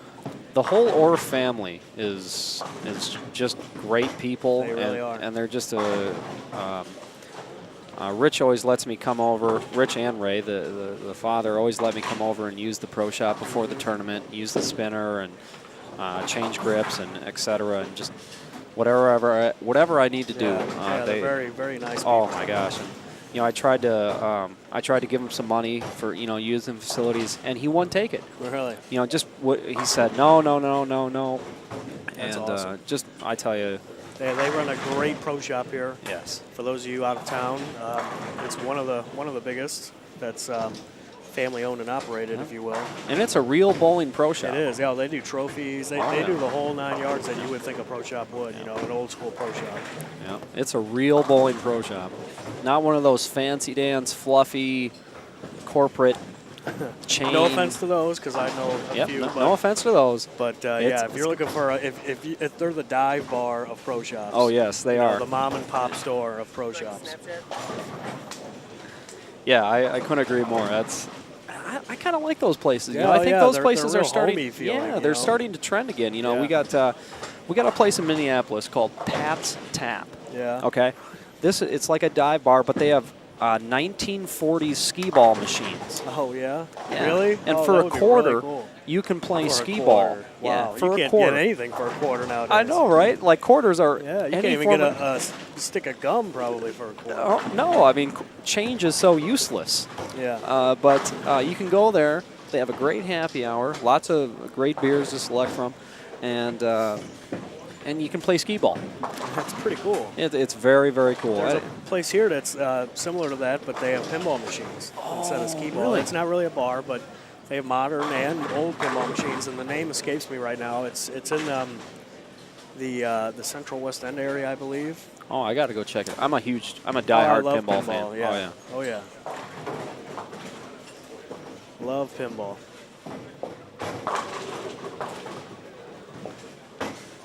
Have you ever been to the Pinball Hall of Fame in Las Vegas? I have not, no. Now that is a And place. I was in Las Vegas a few years back, or a year ago actually. I should have went, man. Yeah, That sounds awesome. It is very, very cool.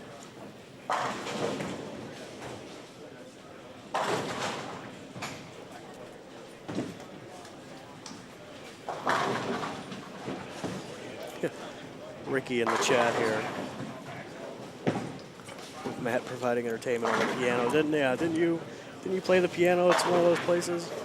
There's a picture on Facebook I think I saw a while back. In Las Vegas, the house band at one of the places, there's a bar in the Link.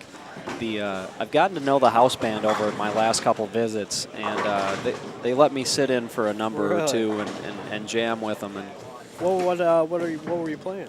well, it's a very interesting band, and they do like pop songs and they mash them up kind of. Yeah. So we started out with Sweet Home Alabama by Leonard Skinner, and then unbeknownst to me, granted he kept it in the same key, which was fine, so I was able to follow along. But he just went from Sweet Home Alabama to Fresh Prince of Bel-Air. Oh my God, that's a stretch. But awesome. it sounded great. Yeah. They do a lot of good stuff like that. So That sounds cool. Yeah, it's a very cool atmosphere, and pretty lucky to be able to sit in and play with those guys when I come to town.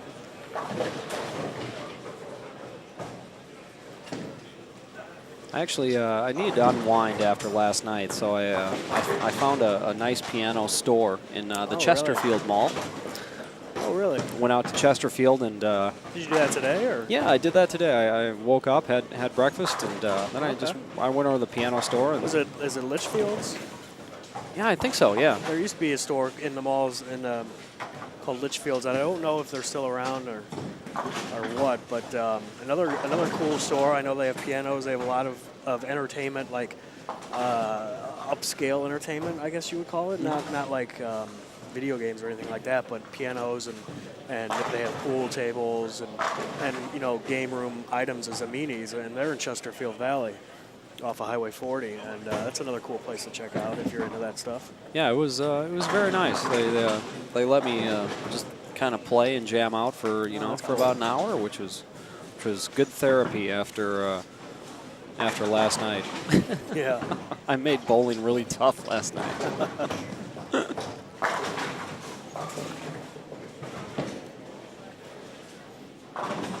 Well, we've been getting off on some tangents here, but yeah, we have. Game 7's getting by. Trying to look around at some scores. I don't really see too many strings through about 5 frames. Most people are through 4. 41 and 42 are just started this game. Tom Adcock got on that pair. Tom Adcock's just like the workhorse of bowling. Yeah. Like he goes out and bowls everything. He goes out and bowls everything, and then he's always up there. Like, yeah. And it's sneaky. You know, he just kind of sneaks up behind you, and then before you know it, there's this tall guy with glasses standing right behind you, and he's like, "Hi, I'm Tom Adcock." I'm Tom Adcock. Yeah, he just gets it done. It's very cool to watch. He won the holiday doubles. Yeah. With Jason Queen. Yeah, and they beat out Adam Barton and Liz Johnson, and Liz, commending her, she bowled with half an injury. Yes. Yeah, FJ there, Adcock is the ultimate grinder. That's very true. Oh, yeah.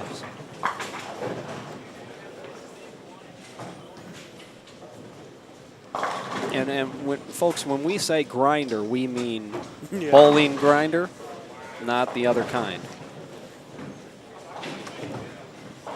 I know it was 420 not all that long ago, so I figured I'd cover our bases here for the legal team. Exactly. Listening in, Big Brother.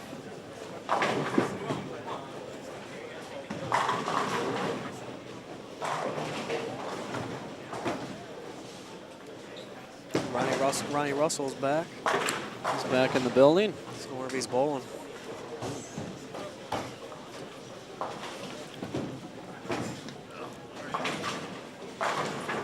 Don't really know Ronnie. He seems like a nice guy. Super nice guy. I actually met him in Indianapolis. We were bowling a college tournament there 2 years ago. Okay. And he just came up, introduced himself, and it was just a super nice guy. Really nice guy to be around and chat with. That's cool.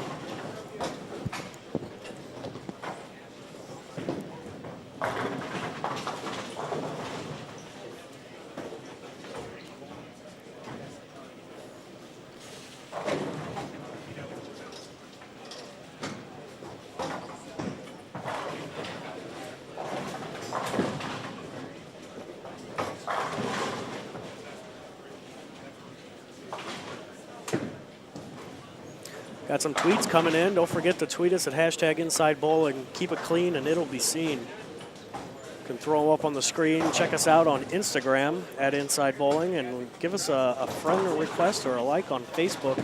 Subscribe to our YouTube channel. All this footage is going to be archived here in the coming weeks on our YouTube channel for you to go back and check it out.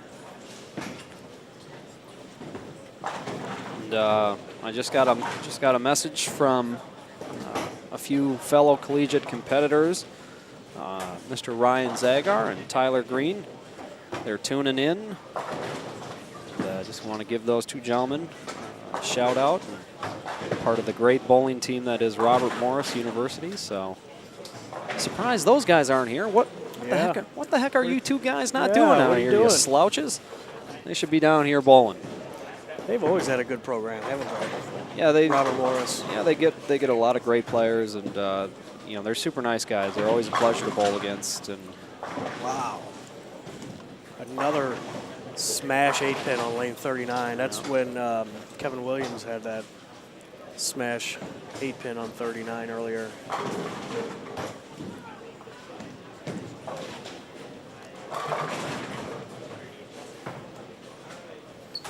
Get a look at Zeke Bate here on our featured pair, 47 and 48. He's going after a 3-6-10. You ever seen that guy dance? Zeke Bate, he Yeah. can dance. He can do the moonwalk very, very well. Really? Yeah, he tried teaching me how to do it one time, and I looked like a pig on roller skates. But Zeke looked very good doing it. So Zeke's not doing too bad. I think. He started kind of low, but he's moving up the chain. That's, yeah, 17th after 5. Plus 113.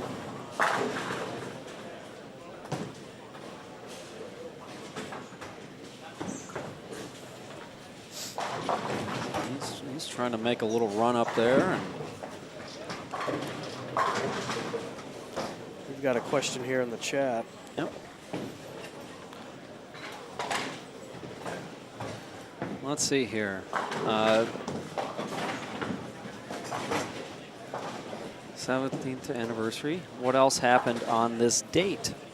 I know this question. This is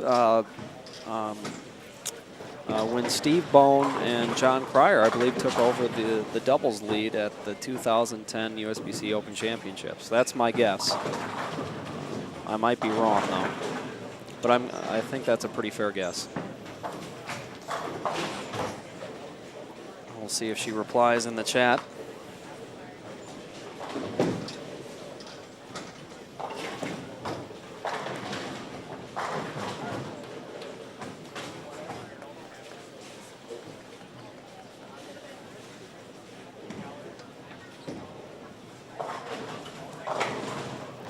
I've been getting text messages from my Thursday night team all day today. So I have to, when you got on the air there, Oh, yeah. infamous leadoff bowler. Yes. Yeah. She's probably yelling at me right now. Most likely. My phone's going to light up here any Most minute. likely. Most likely. But I got to give a shout out to my Thursday team watching at home. They were up here last night. Kurt bowled and didn't do too well, but at least he got out and shoot up and gave it his all.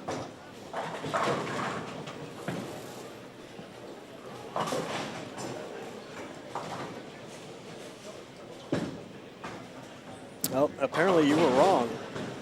No? Apparently it was the day that you took over the all events record in Reno. Well, how about, see, you know, people say I'm egotistical and got a big head, but I'm trying to think about other people, not about myself. I guess 5 years ago today, that was, well, what is the date today? April 25th. Yeah. That makes sense. Very, very magical day, very special day.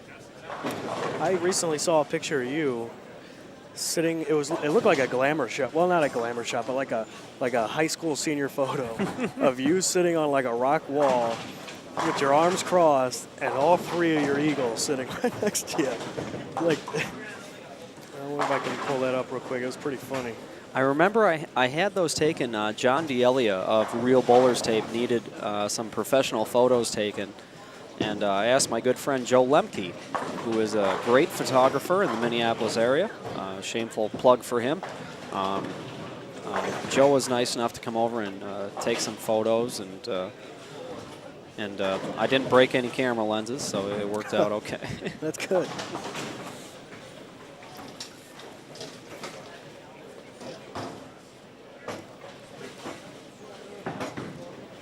Yep, FJ's right. Mike Fagan's going to shoot up again next block.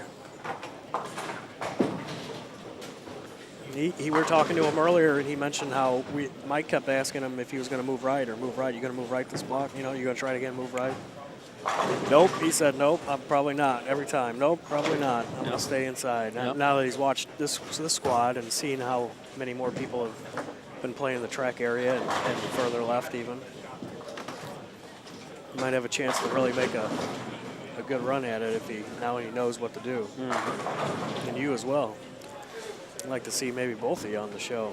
That would be Come back tomorrow. That one, I won't complain with that. I tell you what, with how my look was the first 4 games, if I can, I tell you what, if there's not that many left-handers in that top 32, boy, I tell you, I like my chances if I can just sneak in there and just kind of make it through qualifying, sneak into that top 32.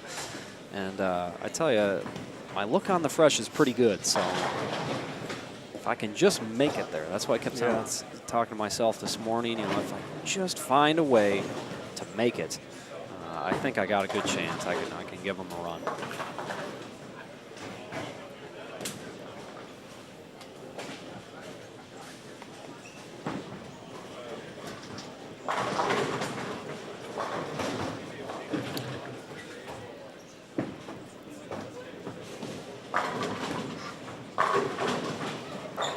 I'm really shocked to see this many people plus.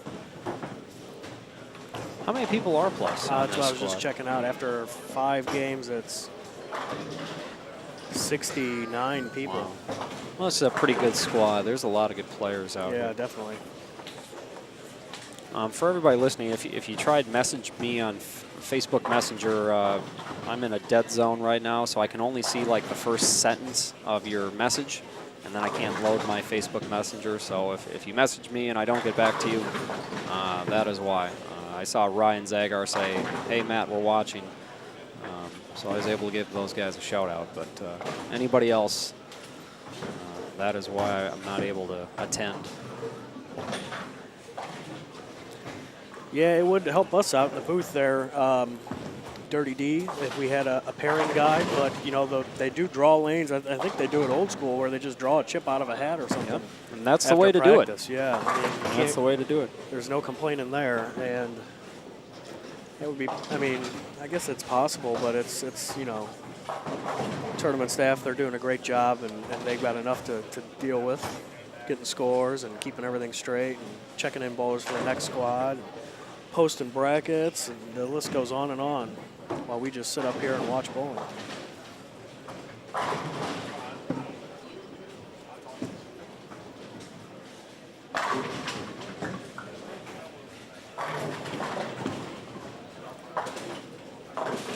I see a string down on 45 and 6 there. That's Jason Sterner. Oh, is it? That is Mr. There's a couple Sterner of fans, and I know in the something. chat, Ron Inman, a good big fan of Jason Sterner. He was tuning in earlier. I'm not sure if he is still in the chat.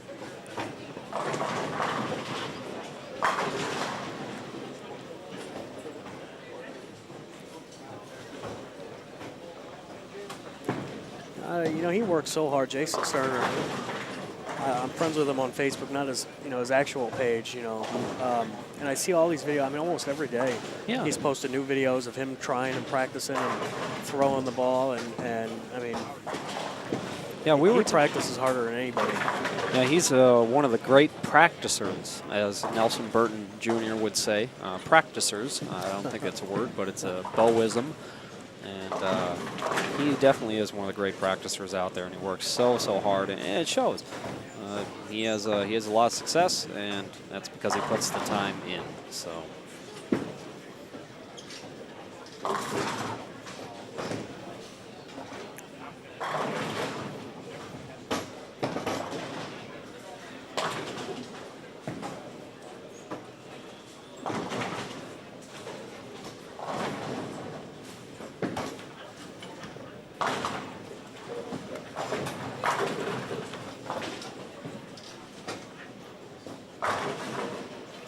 Kind of a feast or famine. You see guys either shooting a good game, or you see them shooting 170. Yeah. And I'm looking around now, and I'm seeing a lot of open frames too. Yeah, lots of holes. And that's obviously the key to succeeding on a tough shot like this. getting a double or a turkey here and there and staying clean is great. But, Yeah. you know, I mean, there's splits and People are missing spares. yeah, missing multi-pins like 3-6-10 we just seen get chopped, and that's what hurts you. Yeah, I tell you, I missed 2 makeables yesterday, which, you know, that's not bad, but I tell you what, I really wish I could have those 20 pins. Yeah. I mean, I'd Oh, feel, yeah. I mean, looking at how things are shaping up, I'd be like, man, 150, that's kind of close, you know. I mean, I'm going to bowl again no matter what. But, man, 150, that's not a horrible spot to be in by the looks of it. Right. So we shall see. Aaron Lorenz is the real surprise. 185 yesterday, I believe. 180 something. And he's out here again grinding away today. But we'll see what happens. Where's he at? He bowled last night. Oh. So you'd have to pull up last night's standings. I think he was 5th on the squad. Oh, that's right. 6th. 6th. 185. 185. So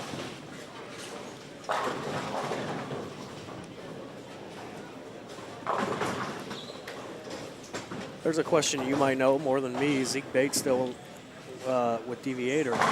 he is not. He has not been with DV8 for a while. So he is a free agent.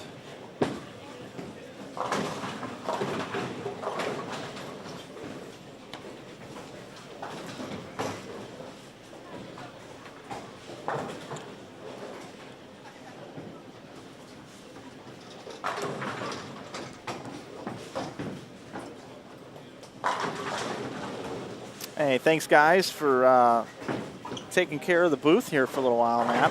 What's going on? Game 5 standings came out. Game 6 is over. Game 7 is underway. Get me up to speed. If I just joined the broadcast, tell me what's happened since I've left. There's a little shuffling and bustling up there. There's a couple guys having some good games. There's a couple guys having some not so good games. Mitch Hupe is on pace for 150 this game, but on the other side of the coin, Jason Sterner has the front 7. AJ Chapman, who had 170 last game, he's on pace for 220, and with a strike here in the 9th, he could get on 230 pace. He doesn't get it, but I talked to a gentleman, very highly respected gentleman. I don't want to mention his name, back on the concourse, and he said, Jason Sterner is my pick to win this tournament. well, you gotta like that. He said, I've been watching him bowl, and I like what he's got out there right now. And I like his demeanor and the way he's going about business. So calm, man. Everything's business as usual. Mike, look at this game on 38. Look at letter C on lane 38 there. Double spare, 4-bagger, open. For 191. That was 197. 197. That was Kenny Ryan on pace for 230, and that's how easy it can slip away here, Mike. And Kenny Ryan was sitting in 2nd place. Yes. Interesting. Very interesting. Very, very interesting. Jason Sterner, I'll keep striking. You just saw that on the right side of your, or the left side of your screen there. How many's he got? 8, 9, 8. I'm gonna go down there with a wireless. I believe. Sounds good to me. I believe he has 8. Yes. I need 2 more batteries, I think, Matt. All right. That's all we got left in this bag. No, it's but not. I did see this giant shopping bag full of batteries. Oh. Are those dead or alive? They're all good. Oh, nice. That's what the shopping bag's for. You should bring it into the booth really quick. I want to show everybody why we keep a butter knife with us. In case I get out of control. We keep a butter knife in here to remove the batteries out of the backpacks. Ash was like, what? I'm just buttering some bread, Ashley.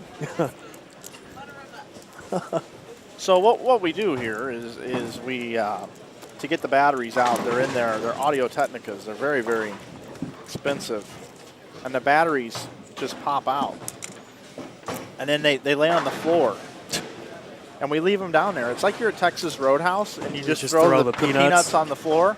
No. I just throw the batteries on the floor. One day. And then we put in 2 new ones. And then when somebody trips and Yeah. falls. Yeah. It's going to be like a banana peel. No, we kick them You're gonna down see under. legs We up in kick the them air. deep under there. Oh, okay, perfect. And then at the end of the weekend, we take a picture of all the batteries that we've used. Ah, very nice. Yeah, oh yeah, yeah, that's what we kinda do. cool. So now this works. This is my headset pack. Okay. And then this is my wireless mic. And my name's Mike. And I'm going to take this down to the lanes with the wireless camera and bring you pictures of Jason Sterner. It's like a behind-the-scenes look at how But we it all how we run starts the with the booth. butter knife. Just so you know. There you have it. That's how it works. Simply ingenious. Or crazy. There's got to be an easier way, really. That's how it works.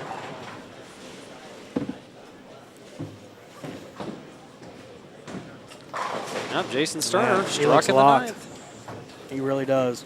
He's looking good.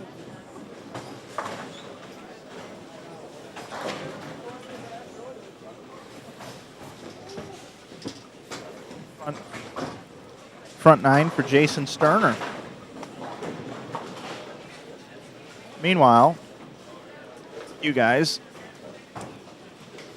standings after game number 6. Kenny Ryan, your new leader, at plus 267. Craig Nidifer sits at plus 263 in second. That's right, folks. Lead change. Andrew Anderson in third at plus 209. Tania Falbo in fourth at plus 201. Jason Sterner has now moved to fifth, bowling a big game here in game number 7 at plus 198. Mitch Hupé, right? Mitch Hupé is plus 190 in sixth place. Jared Erickson sits seventh. Bill O'Neill in eighth at plus 169. Nicholas Crummel in ninth at plus 159. And rounding out your top 10, one of my favorite people in the field, Anthony Simonson, is at plus 158. If you want to find out more about how your favorite bowler is bowling, go over to InsideBowling.com, click on the IBTV link, go down below, click on your event information tabs, and you'll have exactly what you need. Little Anthony Simonson, two-hander, Texas. I think if Paul Simon would have been born in the 90s, his name would have been Paul Simonson. A little more trendy, hip name. Well, who would Paul Simon have hung out at the schoolyard with? Would he have hung out with Julio or Anthony? No, it would have been like Bill? Rowdy. Rowdy. Like Rowdy or something like that. Rowdy. Rowdy Morrow. Rowdy Morrow. Rowdy Morrow. Yes. St. Louis. Yep, Pete Weber bowled Rowdy Morrow in the finals of the Firestone Tournament of Champions back in the late 80s. You guys should see this crowd down here. Why don't we show this, We're man? going to show it. We got, I mean, it's congestion. We got a bit of a crowd down here forming. Everybody's down here watching this. You see this? People are ducking under me thinking I actually got something going on here. All right, you can take it off me. All right. Take it back to 47 and 8, our featured pair, our finals pair.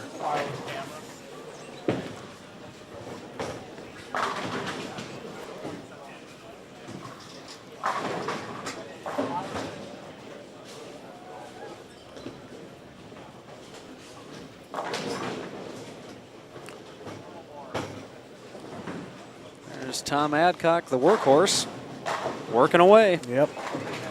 That's a fine shot there. Yes. I think they let Tom out of like the Budweiser. What's the name of the horse?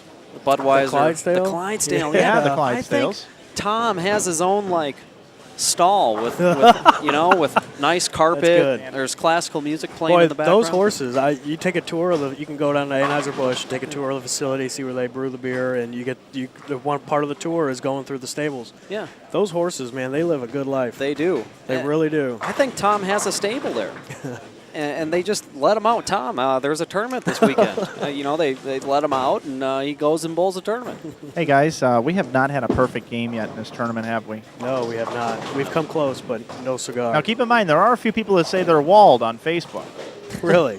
But we do still have that happening. Well, there's always those folks. Hey, update for Tania Falbo fans. 181 this game. A hard-fought 181. She opened in the fifth frame. Rest of the game was clean. She's just grinding away down here, looking for a big last game.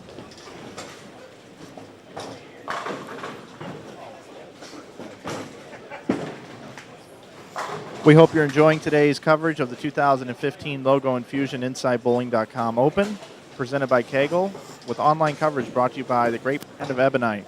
I'm Mike Flanagan alongside Matt Turek and past champion, defending champion, Matt McNeil. And in just a moment, we're going to take your eyes down to lanes 45 and 46, where we have Jason Sterner with the front 9.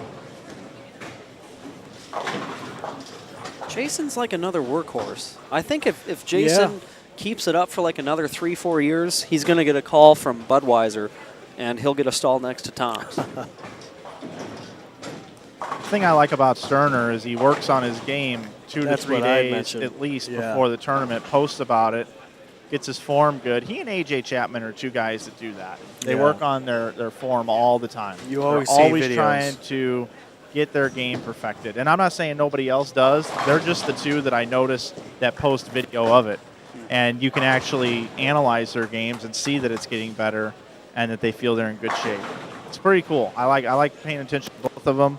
Make sure you look them both up on Facebook, Twitter, Instagram, all that good stuff.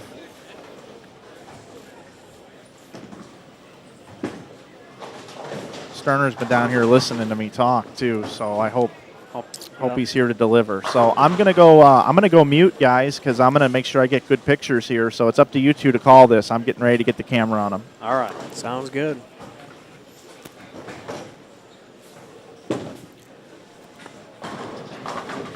We have Matt Turek alongside Matt McNeil here at the 2015 Logo Infusion InsideBowling.com Open. We have Jason Sterner with the front 9 going for 10. Uh-oh. Oh, just perfect. He didn't look like he liked it. It looked a little, I mean, his reaction looked a little off, but I think that was left. It looked a little left. That was left, and he looks like he thinks he got lucky there. Yep, that tells you he's playing them right. If you can get a little miss there, and ball holds the line to the pocket. Let's see what he does here in the 11th, front 10.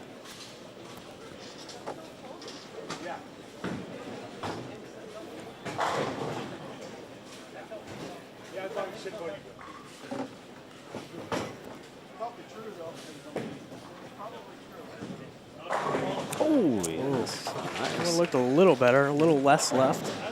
All right, Late 10 kick out. What do you got? Well, this is what I got. I'm going to use a Bowism here for when he called Bob Benoit's 300. You know, Chris, there's not much you can do. 12th ball for 300. Internet live stream. Just keep your eye on your target and hope the dear Lord wants you to have it.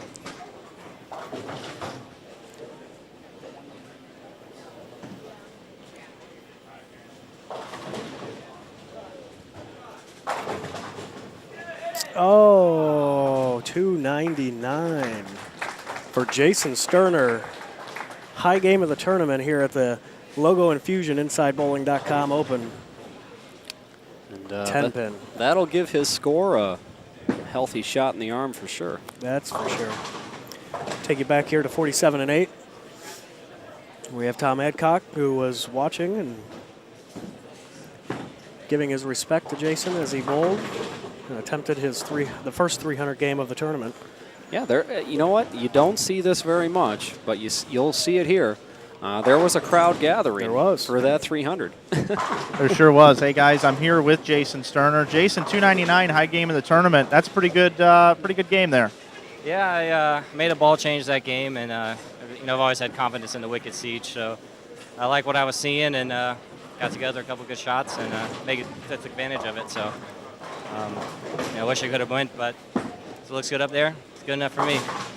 Yeah, I think you're in 5th going into that game. I mean, 99 is a huge score here, so you're going to be in good shape going into the last game. Yeah, it's better than last year. Last year I was riding the bubble. I had to wait till like 8 o'clock that night to find out, but I just want to bowl one more good game and see what happens. Maybe get some bracket money. Well, we're happy that you're back, man. Good luck to you. Thanks, Mike. Appreciate it. There you have it. Jason Sterner down here, guys. Thanks, Mike. Mike doing the lane side reporting down there with Jason Sterner and doing a great job as always. And just it's fun to watch. Fun to watch. The lanes are not easy. even though he just made them look easy. Yeah, he did make They them are look definitely easy. not easy by any means. $2.99. Pretty cool. And if Double B is watching, Mike, plug the camera back in this time. B squared. Yeah, do they still give rings for $2.99s, guys? No, I don't think so. Hey, I'm just having fun. I'm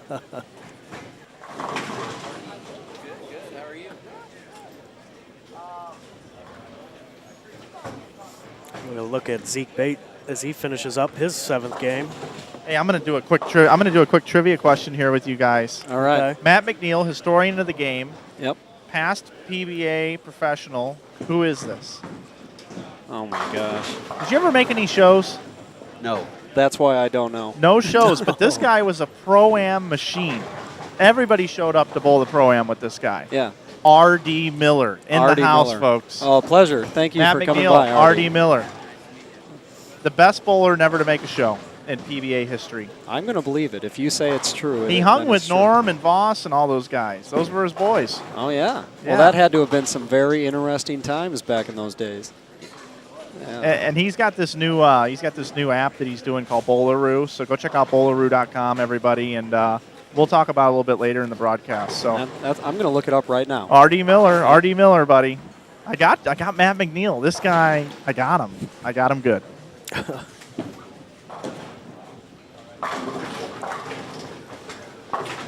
Just watch Bill O'Neill throw an excellent shot. He's starting game number 8 with a strike, spare strike. Yeah, Bill O'Neill, I tell you, that guy always bowls well here, always up in contention. And, You never want to count him out. Sitting No, 8th God, place no. after 6th. No, he's in good shape. He's very, very good shape. So we will see what happens. My jug of water is calling me. I'm going to take a quick restroom break. But Alrighty. I will return. Say that, I almost watched Tom Hess go over the foul line. They're both paired up together on 39 and 40.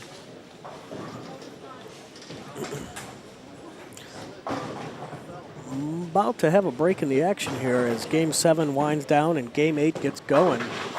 They were finishing up Game 7 on 47 and 8. That's what you're watching right now. I do not see any bowlers down on the low end pair of 31 and 32. However, it will be the same people. It'll be Zeke Bate and his pair moving down to 31 and 32 for this last game of B squad.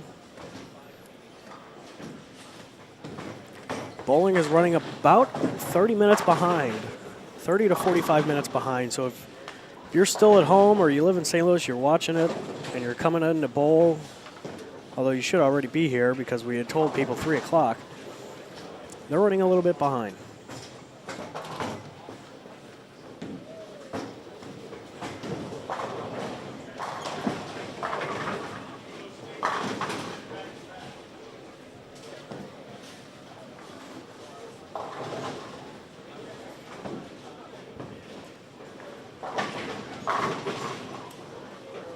They are taking paying out 62 bowlers. They're taking the top 32 after all 3 squads are qualifying for Sunday morning. They call it a semifinal round. It's 4 games. Total pins carry over.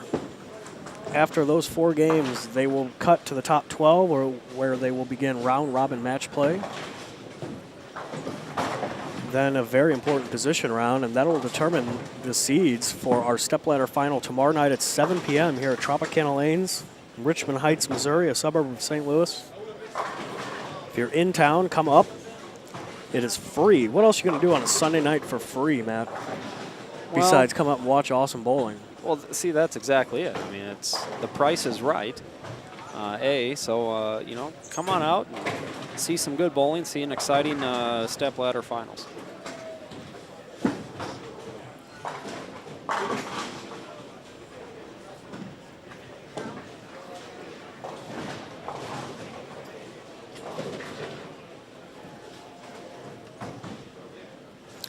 Action has concluded on 47 and 8.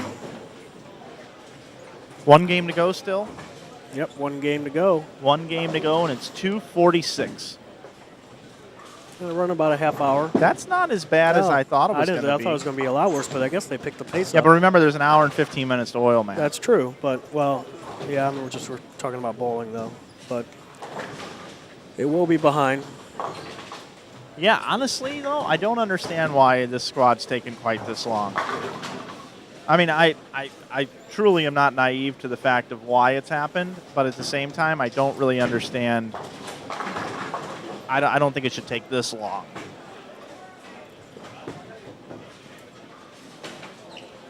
Matt, how important do you think it is that we remain with 8-game blocks? Well, if it's not broken, I guess don't fix it.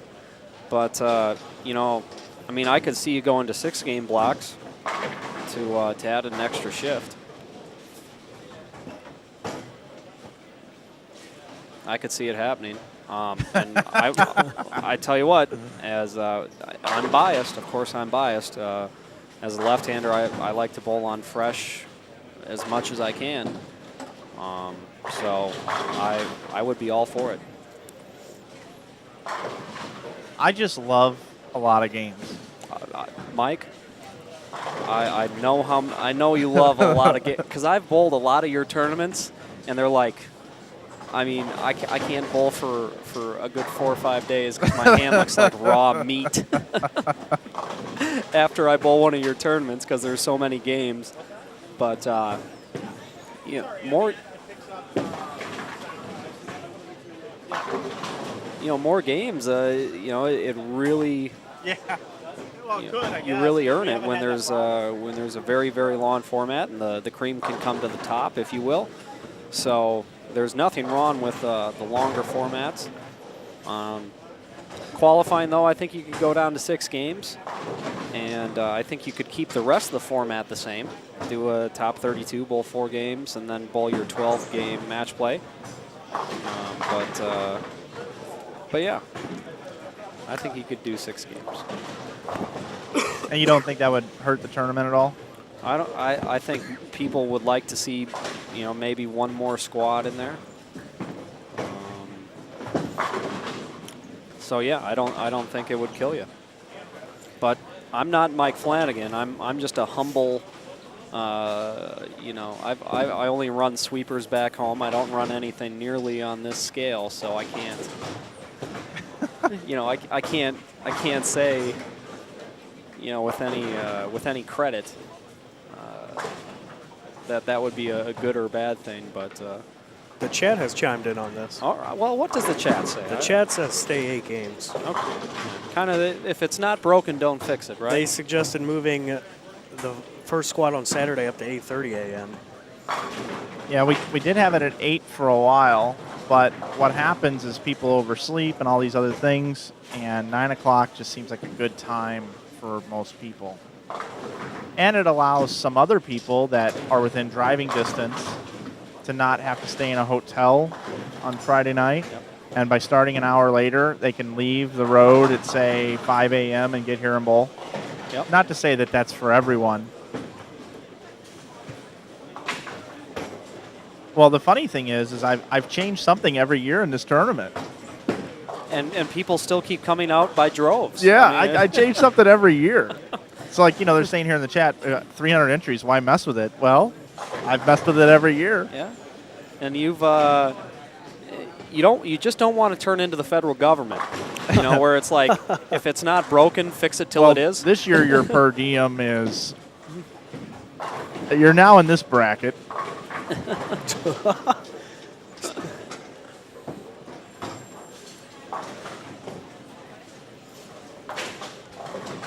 You're watching the beginning of game number 8 of an 8-game qualifying block here in the B squad, otherwise known as Saturday 9 a.m. squad, here at the 2015 Logo Infusion Inside Bowling.com Open, presented by Kegel, with live coverage brought to you by Ebonite. I'm Mike Flanagan, joined by defending champion Matt McNeil up here in the booth. We appreciate you being here, Matt. And, of course, Matt Turek up here working the magical keyboards of making sure you have pictures to see throughout the whole weekend. I try. Been pretty good, though. We haven't had much downtime. Usually you can run into those times where nobody's bowling.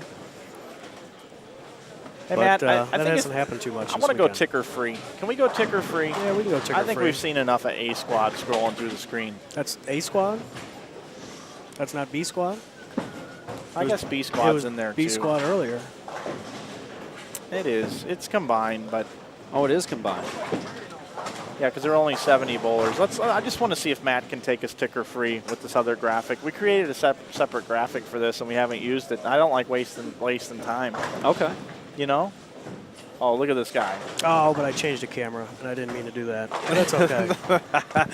Isn't a preview screen awesome? I am getting the hang of this. This is pretty cool. Yeah, the preview screen's nice. The preview screen is nice because you can plan out what you're going to move to. I see Andy Mills. Gangly Andy Mills. I see Andy Mills. He's so gangly. Just a gangly guy. Very gangly. He's got quite a following. He does. I really enjoy hanging out with Andy Mills and his partner in crime, Nick Heilman. And yes, ladies and gentlemen, I'm not sure if you heard us correctly earlier, but R.D. Miller is in the building. He is. R.D. Miller. I wasn't sure if he was going to make it out or not. I really wasn't sure, but he did make it. The R.D. Miller.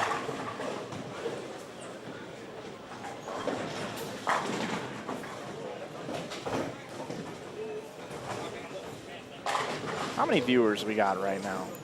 Well, I've not updated my laptop. A mere lately. 269 viewers. I'm surprised with the large following that I'm sure there was some sort of contest Barta was running on his scores. You could win if you guessed his first three game set, you got a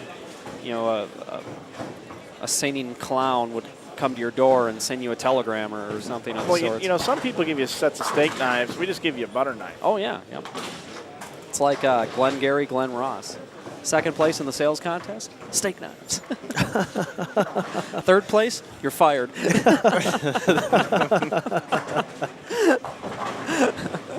But first place was a Cadillac Eldorado. I mean, how do you go?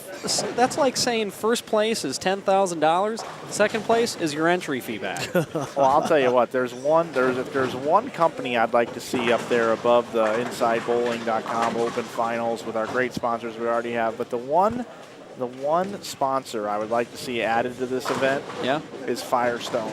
Oh gosh. Wouldn't it be great to have the Firestone? That would be so amazing. You know what would be even better is to move this tournament to Riviera Lanes. Yeah. And have the championship finals on 27-28. Now that would be amazing, and get a trophy that looks like the old Firestone TOC Cup. I'm telling you. Oh boy. I would be in heaven. I mean, I would just be in heaven.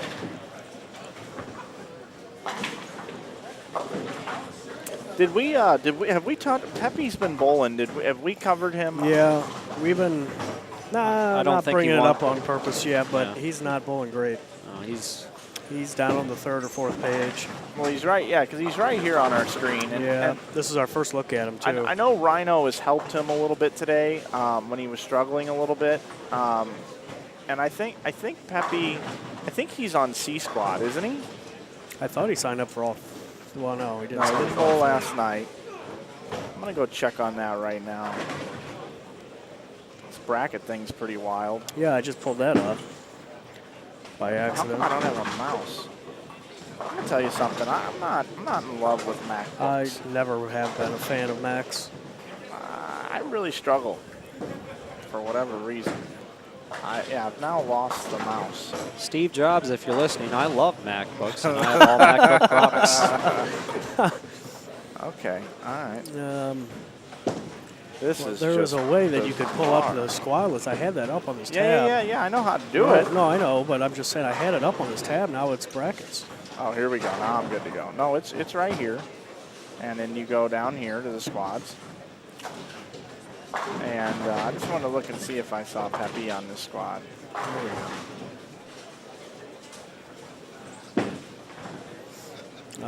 Looks like he did not pay for a re-entry for C squad. I wonder if he's on the list. Interesting. Interesting. Well, I just wanted to touch on this for a minute because it got, I'm going to look and see exactly how many likes this got on Facebook. But Anthony Pepe this week with a post.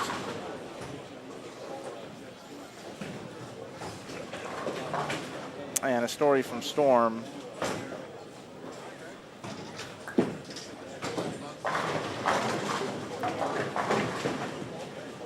Been a lot of stories about it. Well, it's the same story reposted over and over again because he's got tagging on his page. Let's see what happens here.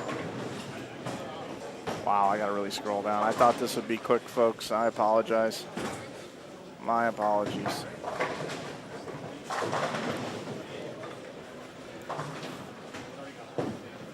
That's it. Okay. 1,568 likes. That's pretty cool. Anthony Pepe, the text messages are unbearable, so I might as well share with you all. I've held back my entire life from who I am as a human being. Was never truly happy because I was hiding my true authentic self. During my adolescence, I thought about how it would be not to be on this earth anymore because no one would understand the pain I was going through. I can't believe I'm saying this after 26 years, but God made me a beautiful, respectful, genuine gay man. He also created everyone equally, so if you can't respect me, go ahead and unfriend me out of your lives. With such an anti-homosexuality society, I'd rather choose to be straight, sadly saying. I'm proud of myself for being gay, for being me. Hope everyone still loves me. Pepe. Happy birthday, Mom. So that came directly from Pepe's page this week, and we at Inside Bowling would like to let you know that we still love you, and that wouldn't have changed any possible way we felt about you, young man. Not at all. And we appreciate you being able to announce that and let people know and feel good about it. So. Yep, one of the guys I've always looked up to. I'll tell everybody till I'm blue in the face that I'm pretty lucky to consider him a friend, and I've always looked up to him. And amazing human being, and he's an amazing bowler as well. So just it takes a lot of courage to do something like that, and I stand up and applaud him for it. Yeah, so good stuff coming out of New York from Pepe. Don't really want to spend a whole lot of time on it, but I thought it was necessary to report upon that announcement just the other day.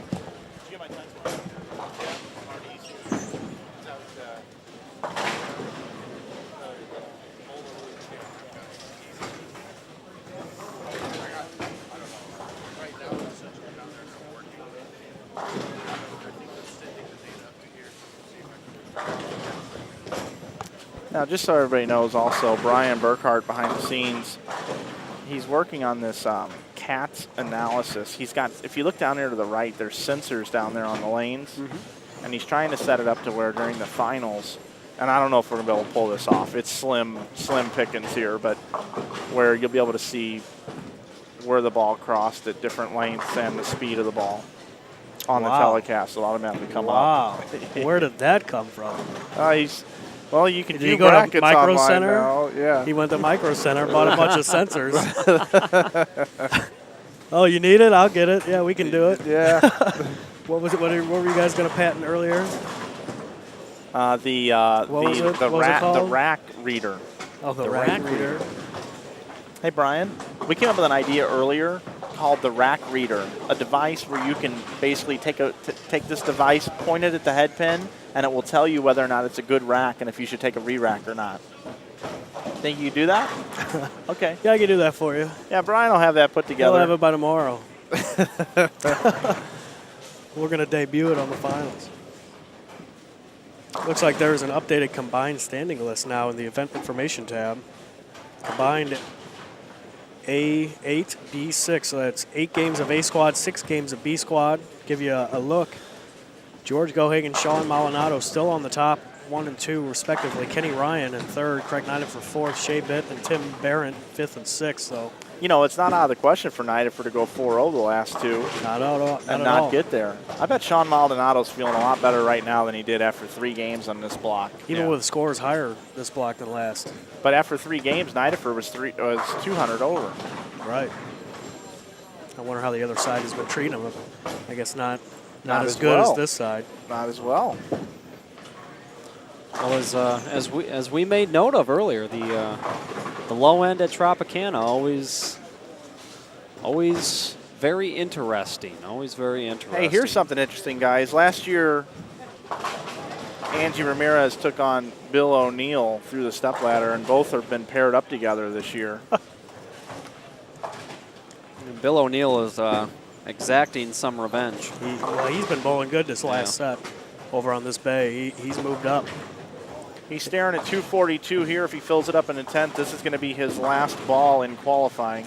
This will get him to almost plus 200 if he can strike, and he does. 242, that's...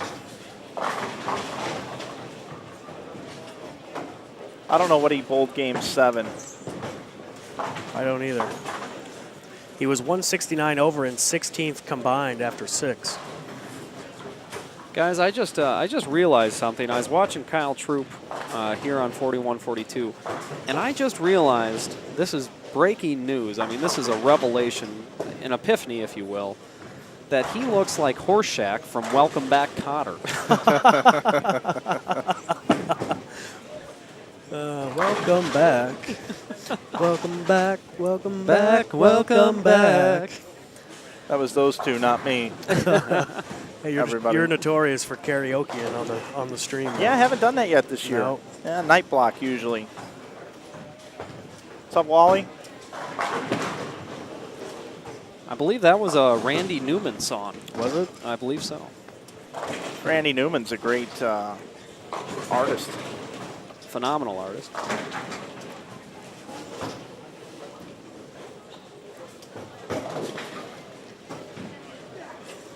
I'm going to try to get Bill O'Neill to talk to me.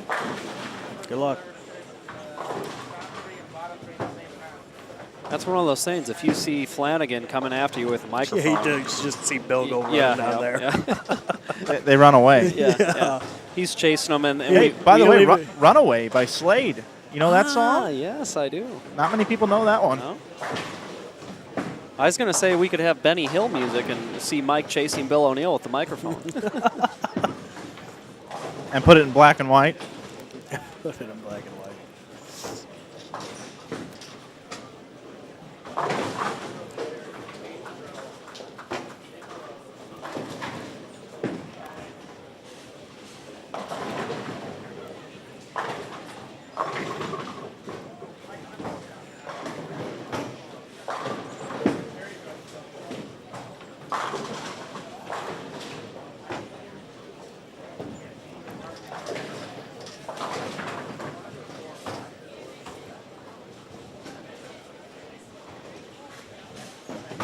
I think Mike got intercepted by Tom Hess down there.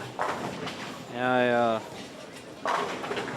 Tom was having a especially good day.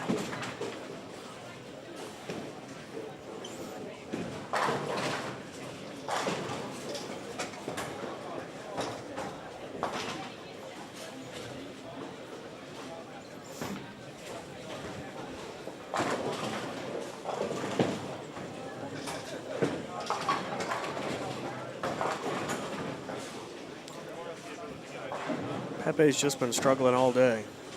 Yeah, I just watched that last shot and just not there. No, I think I'm pretty convinced that you cannot play up the crack this year, and if you're going to try, you're not going to get much for it. Kenny Ryan's right of that. Gohagen was right of that. And those are the two guys on the left side that are having success. So I mean, you gotta look at what's working and try to do that. I mean, you know.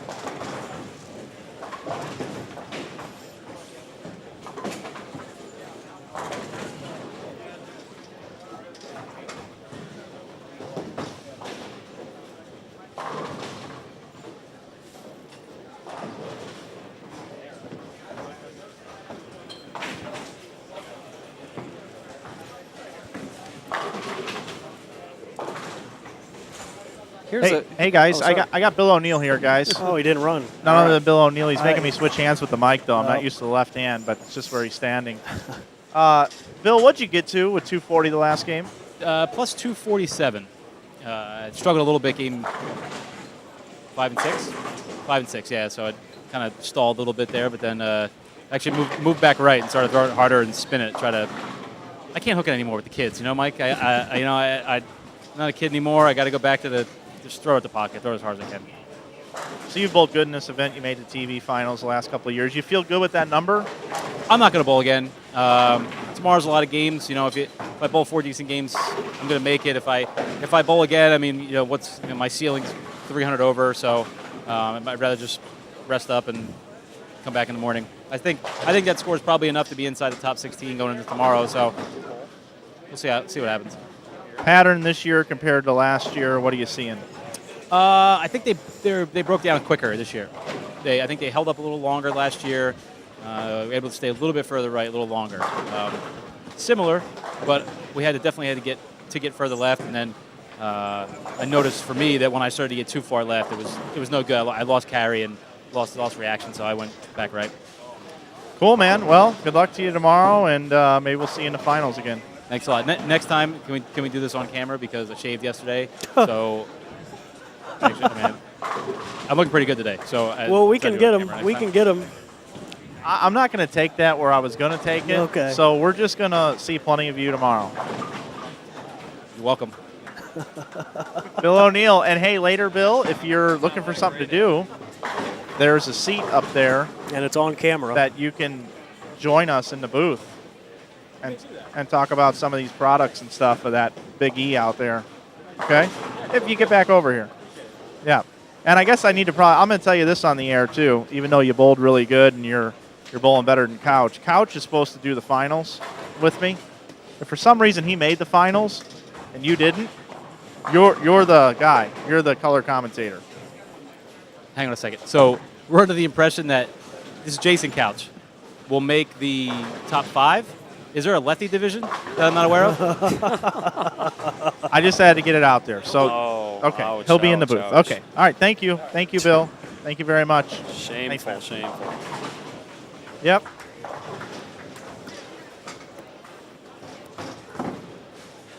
How we doing? I'm squeezing through bowlers here, guys. Well, Bill should be very happy. There's 2 lefties in the top 32 right now, so he should feel very good about the ratios. Oh yeah, Flanagan had made adjustments. Can't have the lefties anymore. He worked with Del Ballard for a long time. He's the captain of the IHL. Sitting president, sir, not captain. Sitting. No, president. I'm the captain. Oh, you're the yeah. That's new what they're gonna captain? say. I'm Del's assistant. Oh yeah. That's No, what we hey, did. I'll tell you what. If Gohagen and Kenny Ryan can do it, it's there. So there's nothing to say about it. You know, that's my theory on it. If one can make it work, then somebody else can too. So.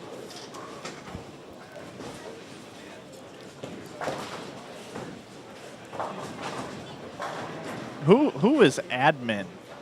I haven't figured that out yet. Who is admin? Mike Flanagan, what EBI balls have you drilled that you like? Who thinks I'm drilling EBI bowling balls right now? I don't know. Apparently admin. I didn't think he had time to bowl. I thought you quit too. I will say that right now I've got a mixed bag, and I have had some balls drilled, but only because I'm bowling a tournament next weekend. I'm running a tournament this weekend. Yep. Now, if you want me to talk about EBI products, because they're a great sponsor of our event, I'll be more than happy to. I watched Rob Gottschall throw a Game Breaker 2 for 780 in team event. That's pretty good.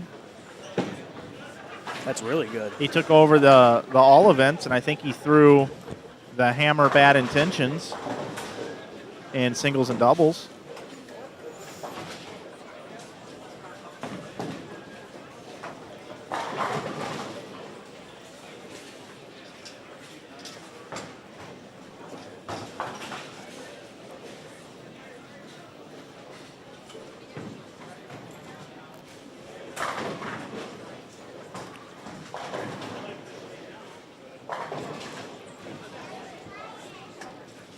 Do we have a Game 7 updated sheet? Or Not yet. No? I was just looking over Game 6. I was trying to look at averages, but I have a question here in the chat.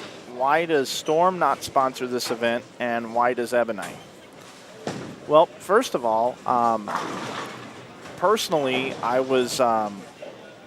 used to work for Storm, and with the transition and when you leave on good terms, and you weren't sure what was going to happen with whether or not it's going to be hosted in this venue, whether or not it was even going to happen here, what distributor you're going to be going through, I decided packaging bowling balls was going to be extremely difficult to do this year because that's a lot of work facilitating bowling balls. They arrive 3 or 4 days early. You have to keep them under lock and key.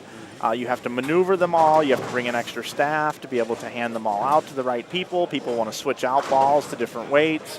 I would have only given about a month's notice to the Storm sales reps. They would have had to change their schedule around to be able to come here.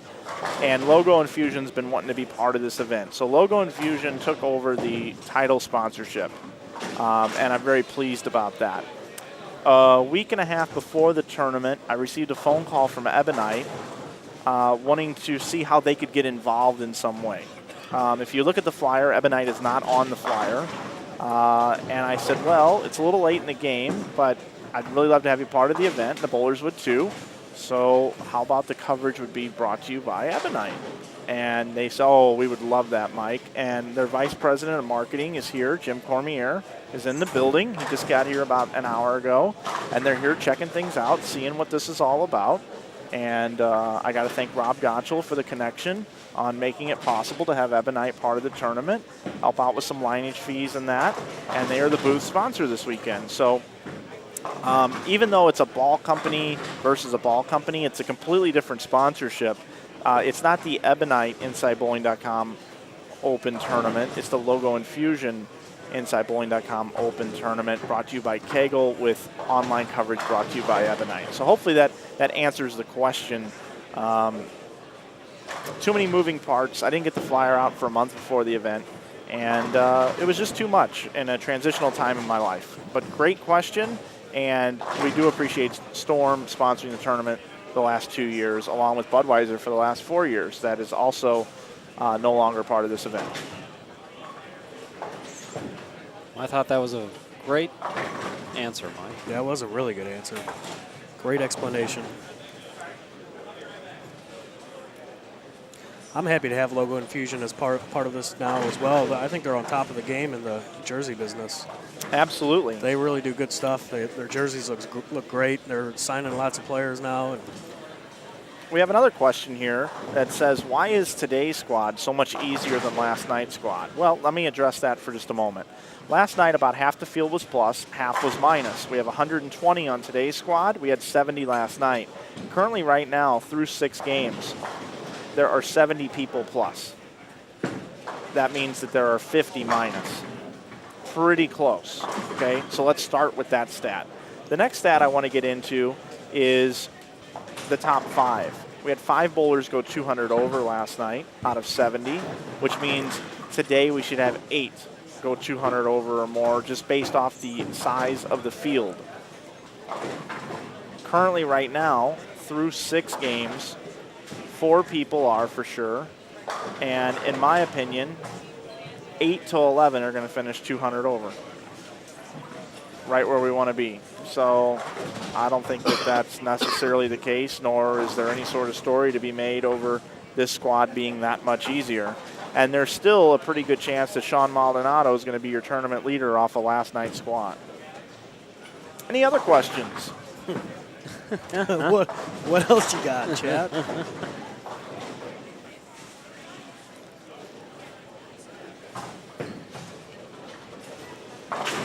How much did they have to pay to be the booth sponsor?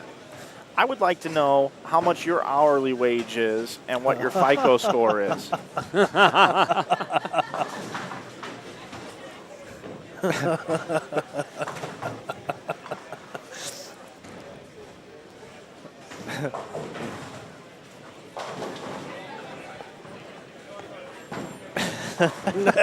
Silence. All right. 7,000 an hour. Guys, question for you. Okay, so how many checks are getting issued? 62. 62. Okay. Yeah. All right. Jackie Robinson, right? No, Yes. that's not 62. No, that's 42. 42. Yeah, I was close. You're only 20 off. Yeah. It's only a third. It's No, okay. wait. I know what it is. I'm only going to pay 42 in honor of Jackie Robinson. Oh. There you go. Yeah. Well, Actually, ladies and gentlemen, this is breaking news. Dun, dun, dun, dun, dun, dun, dun. Here is your prize fund. First place, 10,000. Second place, 800. $561.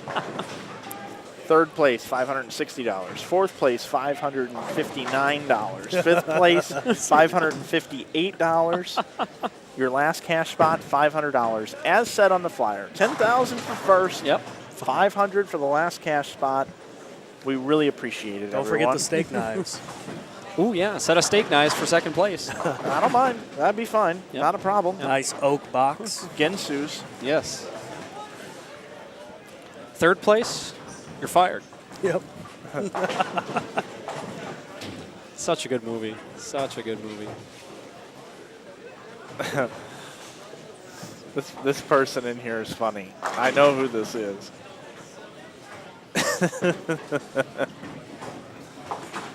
Folds of Honor. Yeah, I've heard a lot of great things about Folds of Honor.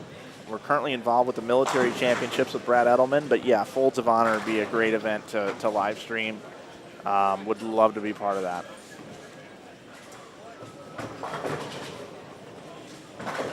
I got this thing typed into the chat here. I went to this Blues game with a buddy of mine a couple weeks ago when I was in town, and there was the women's U.S. World Cup soccer coach was in the suite next to us, and they just put her up on the jumbotron and everything. So this guy says, I heard a rumor that the U.S. Women's World Cup soccer coach was going to bowl this because you and her were good friends. Apparently you just went to a Blues hockey game with her? Don't tell Kim. Oh, trust me. How'd you get into the suite? Was this a playoff game? No. When you're Mike weeks ago. Flanagan, I guess things you always just get the happen. suite. Yeah, Things things just happen. Yeah, I saw the guy on the corner, and he says, do you need tickets? I He said, was yes, like, I yeah. do. Heck yeah. And he goes, well, how about $100 a piece? And I said, no. I said, I'll sit in the nosebleeds. I'm looking for about $40 a piece.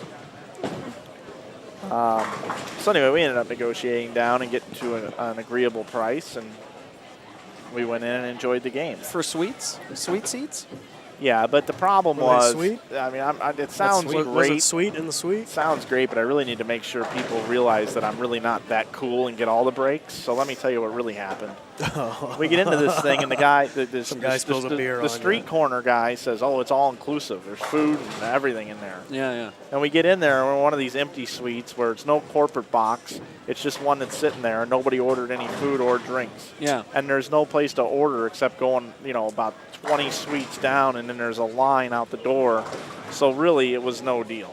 So I don't want anybody to think that, everything's easy peasy in Mike Flanagan's world. So you were in a suite, but you didn't get free drinks and food. Right. Well, that's the whole purpose of being there. Well, that's what I'm saying. Yeah. Oh. Yeah, it just, The appeal is definitely not there now. Oh, right. Yeah. Basically, don't hang out with this guy because nothing good comes his way. Mike, I'll still be your friend. You shot 300? Really? Anthony Simonson. Little 300. Anthony Simonson.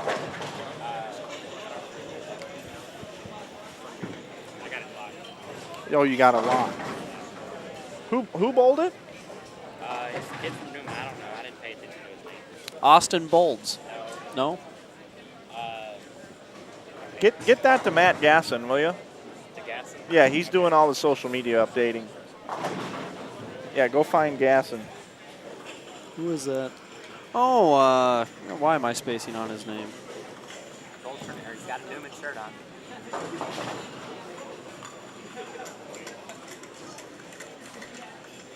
Yep, folks, we got a 300. Get that to Gasson, please. We'll get that posted on our Instagram channel. Yeah, what's his name? What's his name? What's his name?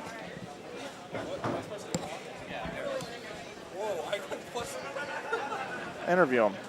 Interview him, he says. Just interview him. Go. Yeah, interview him. All right. For the camera, please state your first and last name and spell your last name. Nathan Brooks, Brooks. Okay, Nathan Brooks. All right. Now that we got that out of the way, Why don't you Nathan, move him? Why don't you move him up in here? Why don't you yeah, let's interview him get right in here? Then we'll get him on the camera. But you got to stay sitting down, Matt, and he's got to like. It's got to be down. like a 3/4 kneel. Yeah. Okay. Now let's get this going. I do this all the time. So I'm here with Nathan Brooks, who just shot the first 300 of the tournament. Congratulations, by the way. Yes, Yeah, very good. Nathan. Congratulations. What did you finish with for the block? Plus 109, so not real good. It's like one of those better late than never things, right? Yeah, it was fun. It was a good time. It was good. What did you make a ball change or something that spurred that last game? I jumped about 2 zones left and just really started getting around the ball and letting the ball do the work. What ball were you using? An IQ2 or solid. Okay. Are you going to bowl C squad? I was thinking about it. I'm entered right now, and I kind of have to figure out what everybody else is doing that I came with, and we'll probably make a decision there. But I don't know. My look on the fresh wasn't that great, but I think I could make some adjustments, and maybe we can see what we can do. All right. Well, congratulations again on a great game. Make sure the office gets you an award form. Okay. You earned that 300. Yeah. Let's get to 109. On this pattern. Yes. Thanks, guys. Congrats, brother. Congratulations. Nice Congrats. bowling.